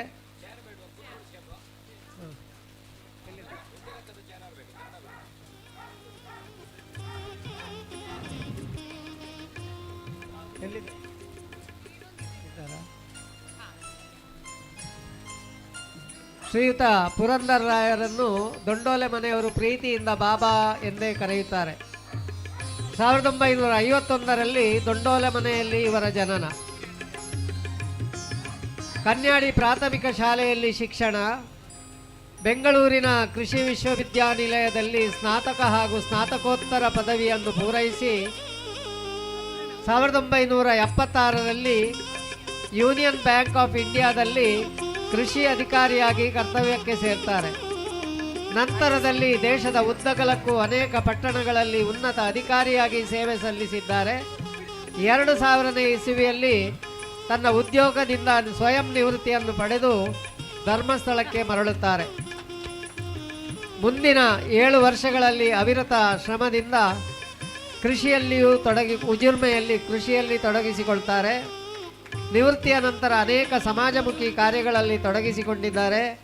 ಯೂನಿಯನ್ ಬ್ಯಾಂಕಿನ ನಿವೃತ್ತ ಸಂಘವನ್ನು ಸ್ಥಾಪಿಸಿದ್ದಾರೆ. ಅನೇಕ ಸೇವಾ ಚಟುವಟಿಕೆಗಳಲ್ಲಿ ತನ್ನನ್ನು ತೊಡಗಿಸಿಕೊಂಡವರು. ಯಕ್ಷಗಾನ ತಾಳಮದ್ದಳೆ ಕಲೆಗೆ ಬಹಳ ದೊಡ್ಡ ಕೊಡುಗೆಯನ್ನು ನೀಡಿದವರು. ತಂದೆ ತಾಯಿಯರ ಹೆಸರನ್ನು ಚಿರಸ್ಥಾಯಿಗೊಳಿಸಿದವರು. ಅವರ ಈ ಪರಂಪರೆಯನ್ನು ಕುಟುಂಬಸ್ಥರ ಸಹಕಾರದಿಂದ ಕಮಲಾ ಸೂರ್ಯನಾರಾಯಣ ಟ್ರಸ್ಟಿನ ಮೂಲಕವಾಗಿ ನಡೆಸ್ತಾ ಇರುವುದು ಅತ್ಯಂತ ಸಂತೋಷದ ವಿಚಾರ. ಈ ಒಂದು ಸಂಭ್ರಮಕ್ಕೆ ಕಾರಣರಾದ ಪುರಂದರರಾಯರನ್ನು ಮತ್ತು ಅವರ ಶ್ರೀಮತಿಯವರನ್ನು ಈ ಸಂದರ್ಭದಲ್ಲಿ ಅವರ ಕುಟುಂಬದವರು, ಮನೆಯವರು ಅತ್ಯಂತ ಪ್ರೀತಿಯಿಂದ ಗೌರವಿಸ್ತಾ ಇದ್ದಾರೆ. ಪ್ರತಿಯೊಬ್ಬ ಯಶಸ್ವಿ ಪುರುಷನ ಹಿಂದೆ ಚಾಲಕ ಶಕ್ತಿಯಾಗಿ ಒಬ್ಬ ಮಹಿಳೆ ಇರುತ್ತಾಳೆ ಎಂಬುದು ಸಾರ್ವಕಾಲಿಕ ಸತ್ಯ. ಇದನ್ನ ಮಾತುಗಳನ್ನು ಸಾಕ್ಷಿಯಾಗಿರಿಸಿದವರು ಜಯಂತಿ ಪುರಂದರರಾಯರು. ಈ ಹೊತ್ತಿನಲ್ಲಿ ಪುರಂದರರಾಯರ ಬೆನ್ನೆಲುಬಾಗಿರುವ ಅವರ ಪ್ರೇರಕ ಮತ್ತು ಪೂರಕ ಶಕ್ತಿಯಾದ ಶ್ರೀಮತಿ ಜಯಂತಿ ಪುರಂದರರವರನ್ನ ಸ್ವಾಗತಿಸುವ, ಸನ್ಮಾನಿಸುವ ಸಂಭ್ರಮ. ದೊಂಡೋಲೆ ಕೂಡು ಕುಟುಂಬದ ಎಲ್ಲ ಸದಸ್ಯರು ವೇದಿಕೆಗೆ ಆಗಮಿಸಬೇಕಾಗಿ ವಿನಂತಿಸಿಕೊಳ್ತಾ ಇದ್ದೇವೆ. ಇದೊಂದು ಸಂತದ ಸಂಭ್ರಮ, ಕೂಡುವಿಕೆಯ ಸಂಭ್ರಮ, ಕುಟುಂಬದ ಒಗ್ಗೂಡಿಕೆಯನ್ನ ಎತ್ತಿ ತೋರಿಸುವಂತಹ ದೊಂಡೋಲೆ ಮನೆಯ ಶಕ್ತಿ. ಹಿರಿಯರಾದಿಗಳಾಗಿ ಜೊತೆ ಸೇರಿರುವಂತಹ ಈ ಕೂಡು ಕುಟುಂಬ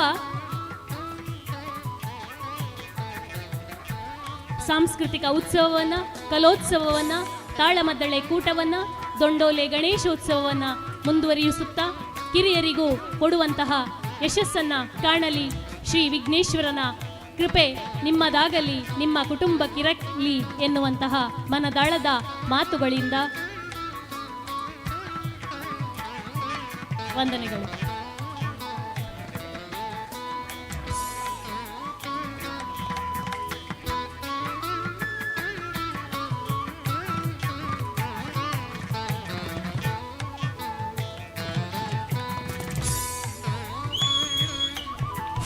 ಈಗಾಗಲೇ ಹೇಳಿದ ಹಾಗೆ ಇದು ಕೇವಲ 75ರ ಸಂಭ್ರಮವಲ್ಲ, ಒಂದು ಯಕ್ಷಗಾನದ ಮಹಾನ್ ಸಮ್ಮೇಳನದ ರೀತಿಯಲ್ಲಿ ಒಂದು ಕುಟುಂಬದ ವತಿಯಿಂದ ನಡೆದಂತಹ ಕಾರ್ಯಕ್ರಮ. ಇದು ಶಾಶ್ವತವಾಗಿ ಕಲಾವಿದರಲ್ಲಿ, ಕಲಾಭಿಮಾನಿಗಳಲ್ಲಿ ನೆನಪಿನಲ್ಲಿ ಉಳಿಯುವಂಥ ಈ ಒಂದು ಕಾರ್ಯಕ್ರಮ.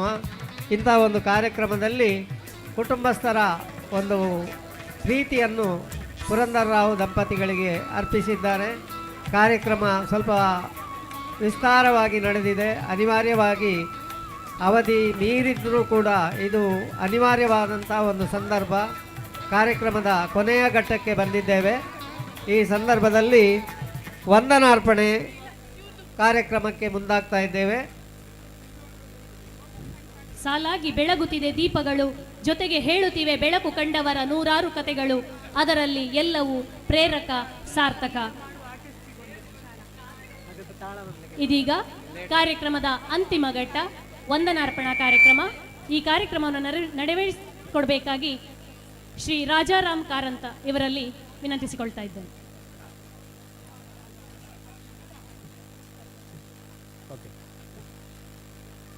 ಕಾರ್ಯಕ್ರಮವು ಅತ್ಯಂತ ಸುಂದರವಾಗಿ ನೆರವೇರಿತು. ಇದಕ್ಕೆ ಧನ್ಯವಾದ ರೂಪದಲ್ಲಿ ಮೊದಲಿಗೆ ಧರ್ಮಸ್ಥಳ ಕ್ಷೇತ್ರದ ನಾಯಕರೆಂದೇ ಹೇಳಲ್ಪಡುವ ಶ್ರೀ ಹರ್ಷೇಂದ್ರ ಕುಮಾರ್ ಅವರು ಬಂದು ಉತ್ತಮವಾದ ಕೆಲವು ವಚನಗಳನ್ನು ನಮಗೆ ಹೇಳಿದರು. ಅವರು ನಮ್ಮ ಅಜ್ಜರಾದ ದಿವಂಗತ ಸೂರ್ಯನಾರಾಯಣ ರಾಯರನ್ನು ಬಹಳ ನೆನಪಿಸಿಕೊಂಡರು. 3 ಹೆಗಡೆಯವರೊಟ್ಟಿಗೆ ಕೆಲಸ ಮಾಡಿದ ನೆನಪುಗಳನ್ನೆಲ್ಲ ಮೆಲುಕು ಹಾಕಿದರು. ಮತ್ತು ಒಂದು ನಾಯಕತ್ವದ ಗುಣ, ಮನೆಯವರೆಲ್ಲರೊಂದಿಗೆ ಅಷ್ಟು ದೊಡ್ಡವರಾದರೂ ಕೂಡ ಬೆರೆತು ಹಿರಿಯರನ್ನು ಒಳಗೆ ಹೋಗಿ ಸಂಧಿಸಿ ಬಂದು ಎಲ್ಲರನ್ನು ಪ್ರೋತ್ಸಾಹಿಸಿದರು. ಅವರಿಗೆ ನಮ್ಮ ವಂದನೆಗಳು. ಮತ್ತು ಮುಖ್ಯ ಅತಿಥಿಗಳಾಗಿ ಬಂದಂತಹ ಶ್ರೀ ಕಬ್ಬಿನಾಲೆ ವಸಂತ ಭಾರದ್ವಾಜರು ಅನೇಕ ಉತ್ತಮ ವಿಚಾರಗಳನ್ನು ತಿಳಿಸಿಕೊಟ್ಟರು. ಕೆಲವೊಂದು ಇಂಟ್ರೆಸ್ಟಿಂಗ್ ವಿಷಯಗಳು ಅಂತ ಹೇಳಿದ್ರೆ ಅರಿವಳಿಕೆ, ತಿಳುವಳಿಕೆ, ಅದರಲ್ಲಿರುವ ವ್ಯತ್ಯಾಸ, ಮತ್ತು ಹಿರಿಯರು ಆಡಿ ತೋರಿಸುವುದಲ್ಲ ಮಾಡಿ ತೋರಿಸಬೇಕು, ಆಚಾರಹೀನತೆ ಈಗಿನ ಸಮಾಜದಲ್ಲಿರುವಂಥದ್ದು, ಹೀಗೆ ಅನೇಕ ವಿಷಯಗಳನ್ನು ತಿಳಿಸಿಕೊಟ್ಟರು. ಅವರಿಗೆ ನಮ್ಮ ಅನಂತ ಧನ್ಯವಾದಗಳು, ವಂದನೆಗಳು. ಮತ್ತು ಈ 75ನೇ ಅಮೃತ ಸಮಾರಂಭದಲ್ಲಿ ಸ್ಮರಣ ಸಂಚಿಕೆ ಬಿಡುಗಡೆ ಒಂದು ಮುಖ್ಯವಾದ ಕಾರ್ಯಕ್ರಮವಾಗಿತ್ತು. ಈ ಸ್ಮರಣ ಸಂಚಿಕೆಯನ್ನು ಬಿಡುಗಡೆಗೊಳಿಸಿದ ಶ್ರೀಯುತ ಪ್ರಭಾಕರ ಜೋಶಿಯವರಿಗೆ ನಮ್ಮ ವಂದನೆಗಳು.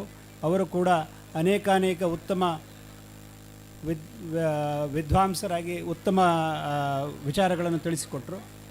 ಮತ್ತು ನಮ್ಮ ಈ ವೇದಿಕೆಯಲ್ಲಿ ಇಂದು ಸನ್ಮಾನಿತರಾದಂತಹ ಶ್ರೀ ದಿನೇಶ ಅಮ್ಮಣ್ಣಾಯ ಅವರಿಗೂ ನಮ್ಮ ವಂದನೆಗಳು.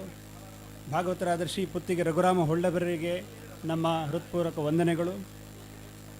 ಮತ್ತು ನಮಗೆ ಅತ್ಯಂತ ಆತ್ಮೀಯರಾದಂತಹ ಶ್ರೀ ಉಜಿರೆ ಉಷಾಕ ಭಟ್ಟರಿಗೆ ನಮ್ಮ ವಂದನೆಗಳು. ಮತ್ತು ಇಲ್ಲಿ ಗೌರವವನ್ನು ಸ್ವೀಕರಿಸಿದ ಶ್ರೀ ಕೆ ಭಾಸ್ಕರ ರಾಯರಿಗೂ, ಶ್ರೀ ವಿಟ್ಲ ಶಂಭು ಶರ್ಮರಿಗೂ, ಶ್ರೀ ಸೀತಾರಾಮ ತೋಳ್ಪಡಿ ತಾಯರಿಗೂ, ಮತ್ತು ಶ್ರೀ ಕುಬಣೂರು ಶ್ರೀಧರರಾವ್ ಅವರಿಗೆ ಮರಣೋತ್ತರವಾಗಿ ಸಲ್ಲಿಸಿದಂತಹ ಗೌರವವನ್ನು ಸ್ವೀಕರಿಸಿದ ಅವರ ಸುಪುತ್ರ ಶ್ರೀಕಾಂತರಾವ್ ಅವರಿಗೂ ನಮ್ಮ ವಂದನೆಗಳು. ಮತ್ತು ಈ ಕಳೆದ ಒಂದು ದಶಕದಿಂದ ಜಾಸ್ತಿ ಈ ವೇದಿಕೆಗೆ ಒಡಗೂಡಿದಂಥ ಬನ್ನೆಂಗಳ ವೆಂಕಟರಮಣರಾಯರು ಅವರ ಸಹಕಾರ ಬಹಳ ದೊಡ್ಡದು. ಅವರಿಗೂ ಕೂಡ ನಮ್ಮ ವಂದನೆಗಳು. ಮತ್ತು ಈ ಸ್ಮರಣ ಸಂಚಿಕೆಯನ್ನು ಅತ್ಯುತ್ತಮವಾಗಿ ಮುದ್ರಿಸಿ ಇದಕ್ಕೊಂದು ಕಲಾರೂಪವನ್ನು, ಕಲಾತ್ಮಕತೆಯನ್ನು ತಂದುಕೊಟ್ಟಂತಹ ಶ್ರೀ ಟಿ ಶೇಖರ್ ಅವರು, ಸಂಸ್ಥಾಪಕರು ಮಂಜುಶ್ರೀ ಪ್ರಿಂಟರ್ಸ್, ಇವರಿಗೆ ನಮ್ಮ ವಂದನೆಗಳು. ಈ ಸ್ಮರಣ ಸಂಚಿಕೆಗೆ ಎಲ್ಲ ಮಹನೀಯರಿಂದನೂ ನೀವು ಕೇಳಿದ್ರಿ, ಹರ್ಷೇಂದ್ರರಿಂದ ಹಿಡಿದು ಇದು ಯಾಕೆ ಇಷ್ಟು ಉತ್ತಮವಾದಂತಹ ಒಂದು ಯೋಚನೆ ಅಂತ ಹೇಳಿದರೆ, ಈ ಕೆಲವು ಶ್ರೀಯುತರು ಹೇಳಿದರು, ದಿಸ್ ಇಸ್ ಎ ಮೌಖಿಕವಾದ ಚರಿತ್ರೆ ಅಂತ ಹೇಳಿದರು ಡಾಕ್ಟರ್ ಪ್ರಭಾಕರ್ ಜೋಶಿ ಅವರು. ಅಂದರೆ ಓರಲ್ ಹಿಸ್ಟ್ರಿ, ನಮ್ಮ ಎಲ್ಲ ವೇದಗಳು ಎಲ್ಲವೂ ಕೂಡ ಓರಲಿಯೇ ಬಂದದ್ದು ಇಷ್ಟು ಸನಾತನ ಇದರಿಂದ. ಹಾಗೆ ಆ ಓರಲ್ ಹಿಸ್ಟ್ರಿಯಾಗಿ ಉಳಿದದ್ದನ್ನು ಒಂದು ದಾಖಲೀಕರಣ ಮಾಡೋದು ಎಷ್ಟು ಮುಖ್ಯವಾದದ್ದು ಅಂತ ಹೇಳಿ ತಿಳಿಸಿಕೊಟ್ಟರು.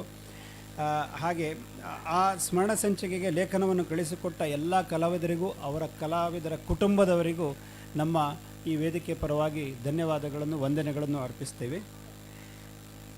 ಮತ್ತು ಈ ಕಾರ್ಯಕ್ರಮವನ್ನು ಸುಂದರವಾಗಿ ನಿರೂಪಿಸಿದಂತಹ ನಿರೂಪಕರಾದಂಥ ದಿವಾಕರ ಆಚಾರ್ಯ ಗೇರುಕಟ್ಟೆಯವರು, ಅಧ್ಯಕ್ಷರು ಶ್ರೀ ಕಾಳಿಕಾಂಬ ಯಕ್ಷಕಲಾ ಟ್ರಸ್ಟ್ ಉಪ್ಪಿನಂಗಡಿಯವರು, ತಮಗೆ ತುಂಬ ಧನ್ಯವಾದಗಳು ಸರ್. ಮತ್ತು ಶ್ರೀಮತಿ ಮಮತಾ ಕೆ, ಅಧ್ಯಾಪಕರು, ಗೌರ್ಮೆಂಟ್ ಪ್ರೈಮರಿ ಸ್ಕೂಲ್ ಕರ್ನೋಡಿ, ತಮಗೂ ತುಂಬ ಧನ್ಯವಾದಗಳು. ಮತ್ತು ಇಲ್ಲಿ ಪ್ರತಿಯೊಂದು ಸರ್ತಿ ಅಶೋಕ್ ಭಟ್ರು ಮಾತಾಡುವಾಗ ಒಂದು ವಿಷಯವನ್ನು ಪ್ರಸ್ತಾಪಿಸ್ತಾರೆ. ಈ ಮನೆಯ ಅಚ್ಚುಕಟ್ಟಾದ ತಿಂಡಿ, ಊಟ, ಅಡುಗೆ, ಅದು ನಾವೆಲ್ಲರೂ ಸವಿತೇವೆ. ಈ ಸರ್ತಿಯ ಅಡುಗೆಯನ್ನು ಜವಾಬ್ದಾರಿಯನ್ನು ಹೊತ್ತು ಈಗ ರುಚಿಕರವಾಗಿ ಮಾಡಿದಂಥ ಜೋಶಿ ಅವರಿಗೆ ಮತ್ತು ಅವರ ತಂಡದವರಿಗೆ ನಮ್ಮ ವಂದನೆಗಳು. ಮತ್ತು ಈ ಪೂಜೆಯನ್ನು ಅತ್ಯಂತ ಸಾಂಗವಾಗಿ ಶಾಸ್ತ್ರೋಕ್ತವಾಗಿ ನಡೆಸಿಕೊಟ್ಟಂತಹ ಶ್ರೀ ವಾಸುದೇವ ಭಟ್ರಿಗೆ ನಮ್ಮ ವಂದನೆಗಳು. ಮತ್ತು ಈ ಮನೆಯಲ್ಲಿ ನಡೆಯುವ ಎಲ್ಲ ಕಾರ್ಯಕ್ರಮಗಳಲ್ಲಿ ಅನೇಕರು ಕೈ ಜೋಡಿಸ್ತಾರೆ. ಅನೇಕರ ಹೆಸರು ನನಗೂ ಗೊತ್ತಿಲ್ಲ, ಆದರೆ ಎಲ್ಲರೂ ತೆರೆಮರೆಯಲ್ಲಿದ್ದು ಸಹಕಾರ ಕೊಡ್ತಾರೆ. ಅವರಿಗೆ ವಂದನೆ ಹೇಳಬೇಕು. ಆದರೆ ಒಂದು ಕುಟುಂಬವನ್ನು ನಾನು ಹೇಳಕ್ಕೆ ಇಷ್ಟಪಡ್ತೇನೆ. ಶ್ರೀನಿವಾಸ್ ಭಟ್ರು ಮತ್ತು ಅವರ ಕುಟುಂಬದವರು ಬಹಳ ವರ್ಷಗಳಿಂದ, ಅದು ಬಲಗೈ ಅಂತ ಹೇಳ್ತೀರಾ ಎಡಗೈ ಅಂತ ಹೇಳ್ತೀರಾ ಗೊತ್ತಿಲ್ಲ, ಅವರು ಇದ್ದಾರೆ ಅಂತವೇ ಗೊತ್ತಾಗೋದಿಲ್ಲ, ಹಾಗೆ ಅವರು ನಡೆಸಿಕೊಡ್ತಾರೆ. ಅವರಿಗೆ ತುಂಬ ಆ ಕುಟುಂಬದವರಿಗೆ ಧನ್ಯವಾದಗಳು. ಮತ್ತು ಈ ಸಮಾರಂಭದ print and media live coverage ನಡೆಸಿದಂತಹ ಸುದ್ದಿ ಬಿಡುಗಡೆ ತಂಡದ ದಾಮೋದರ್ ದೊಂಡೋಲೆ ಮತ್ತು ಅವರ ತಂಡದವರಿಗೆ ತಮ್ಮ ಹೃತ್ಪೂರ್ವಕ ವಂದನೆಗಳು.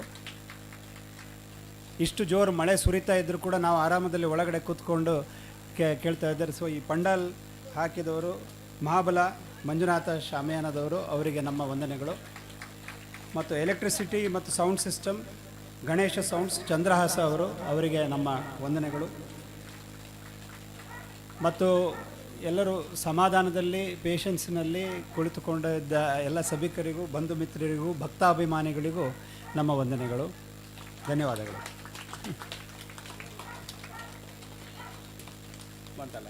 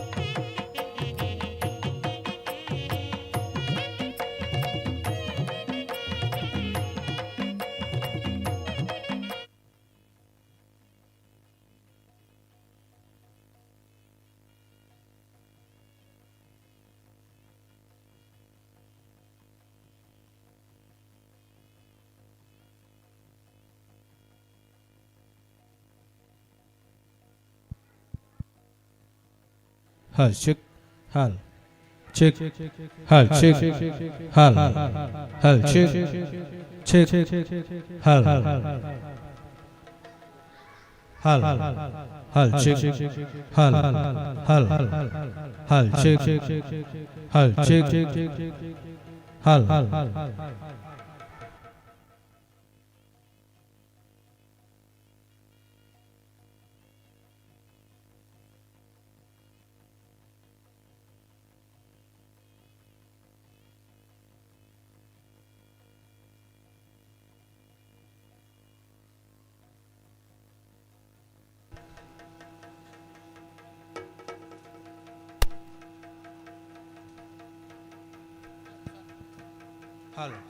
hal hal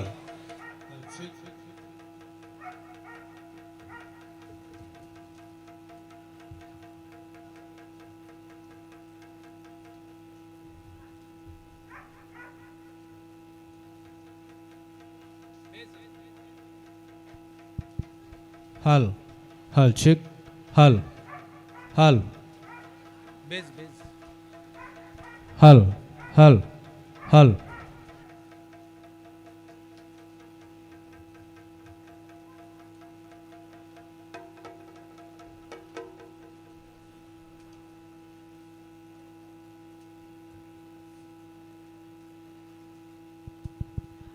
hal hal hal hal chick hal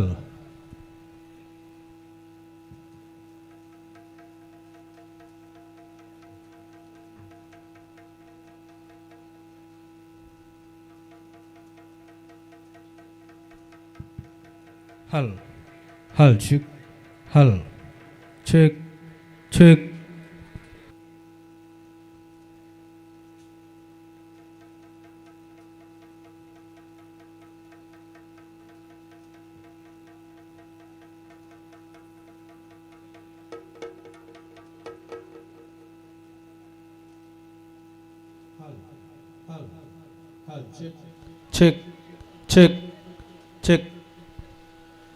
hal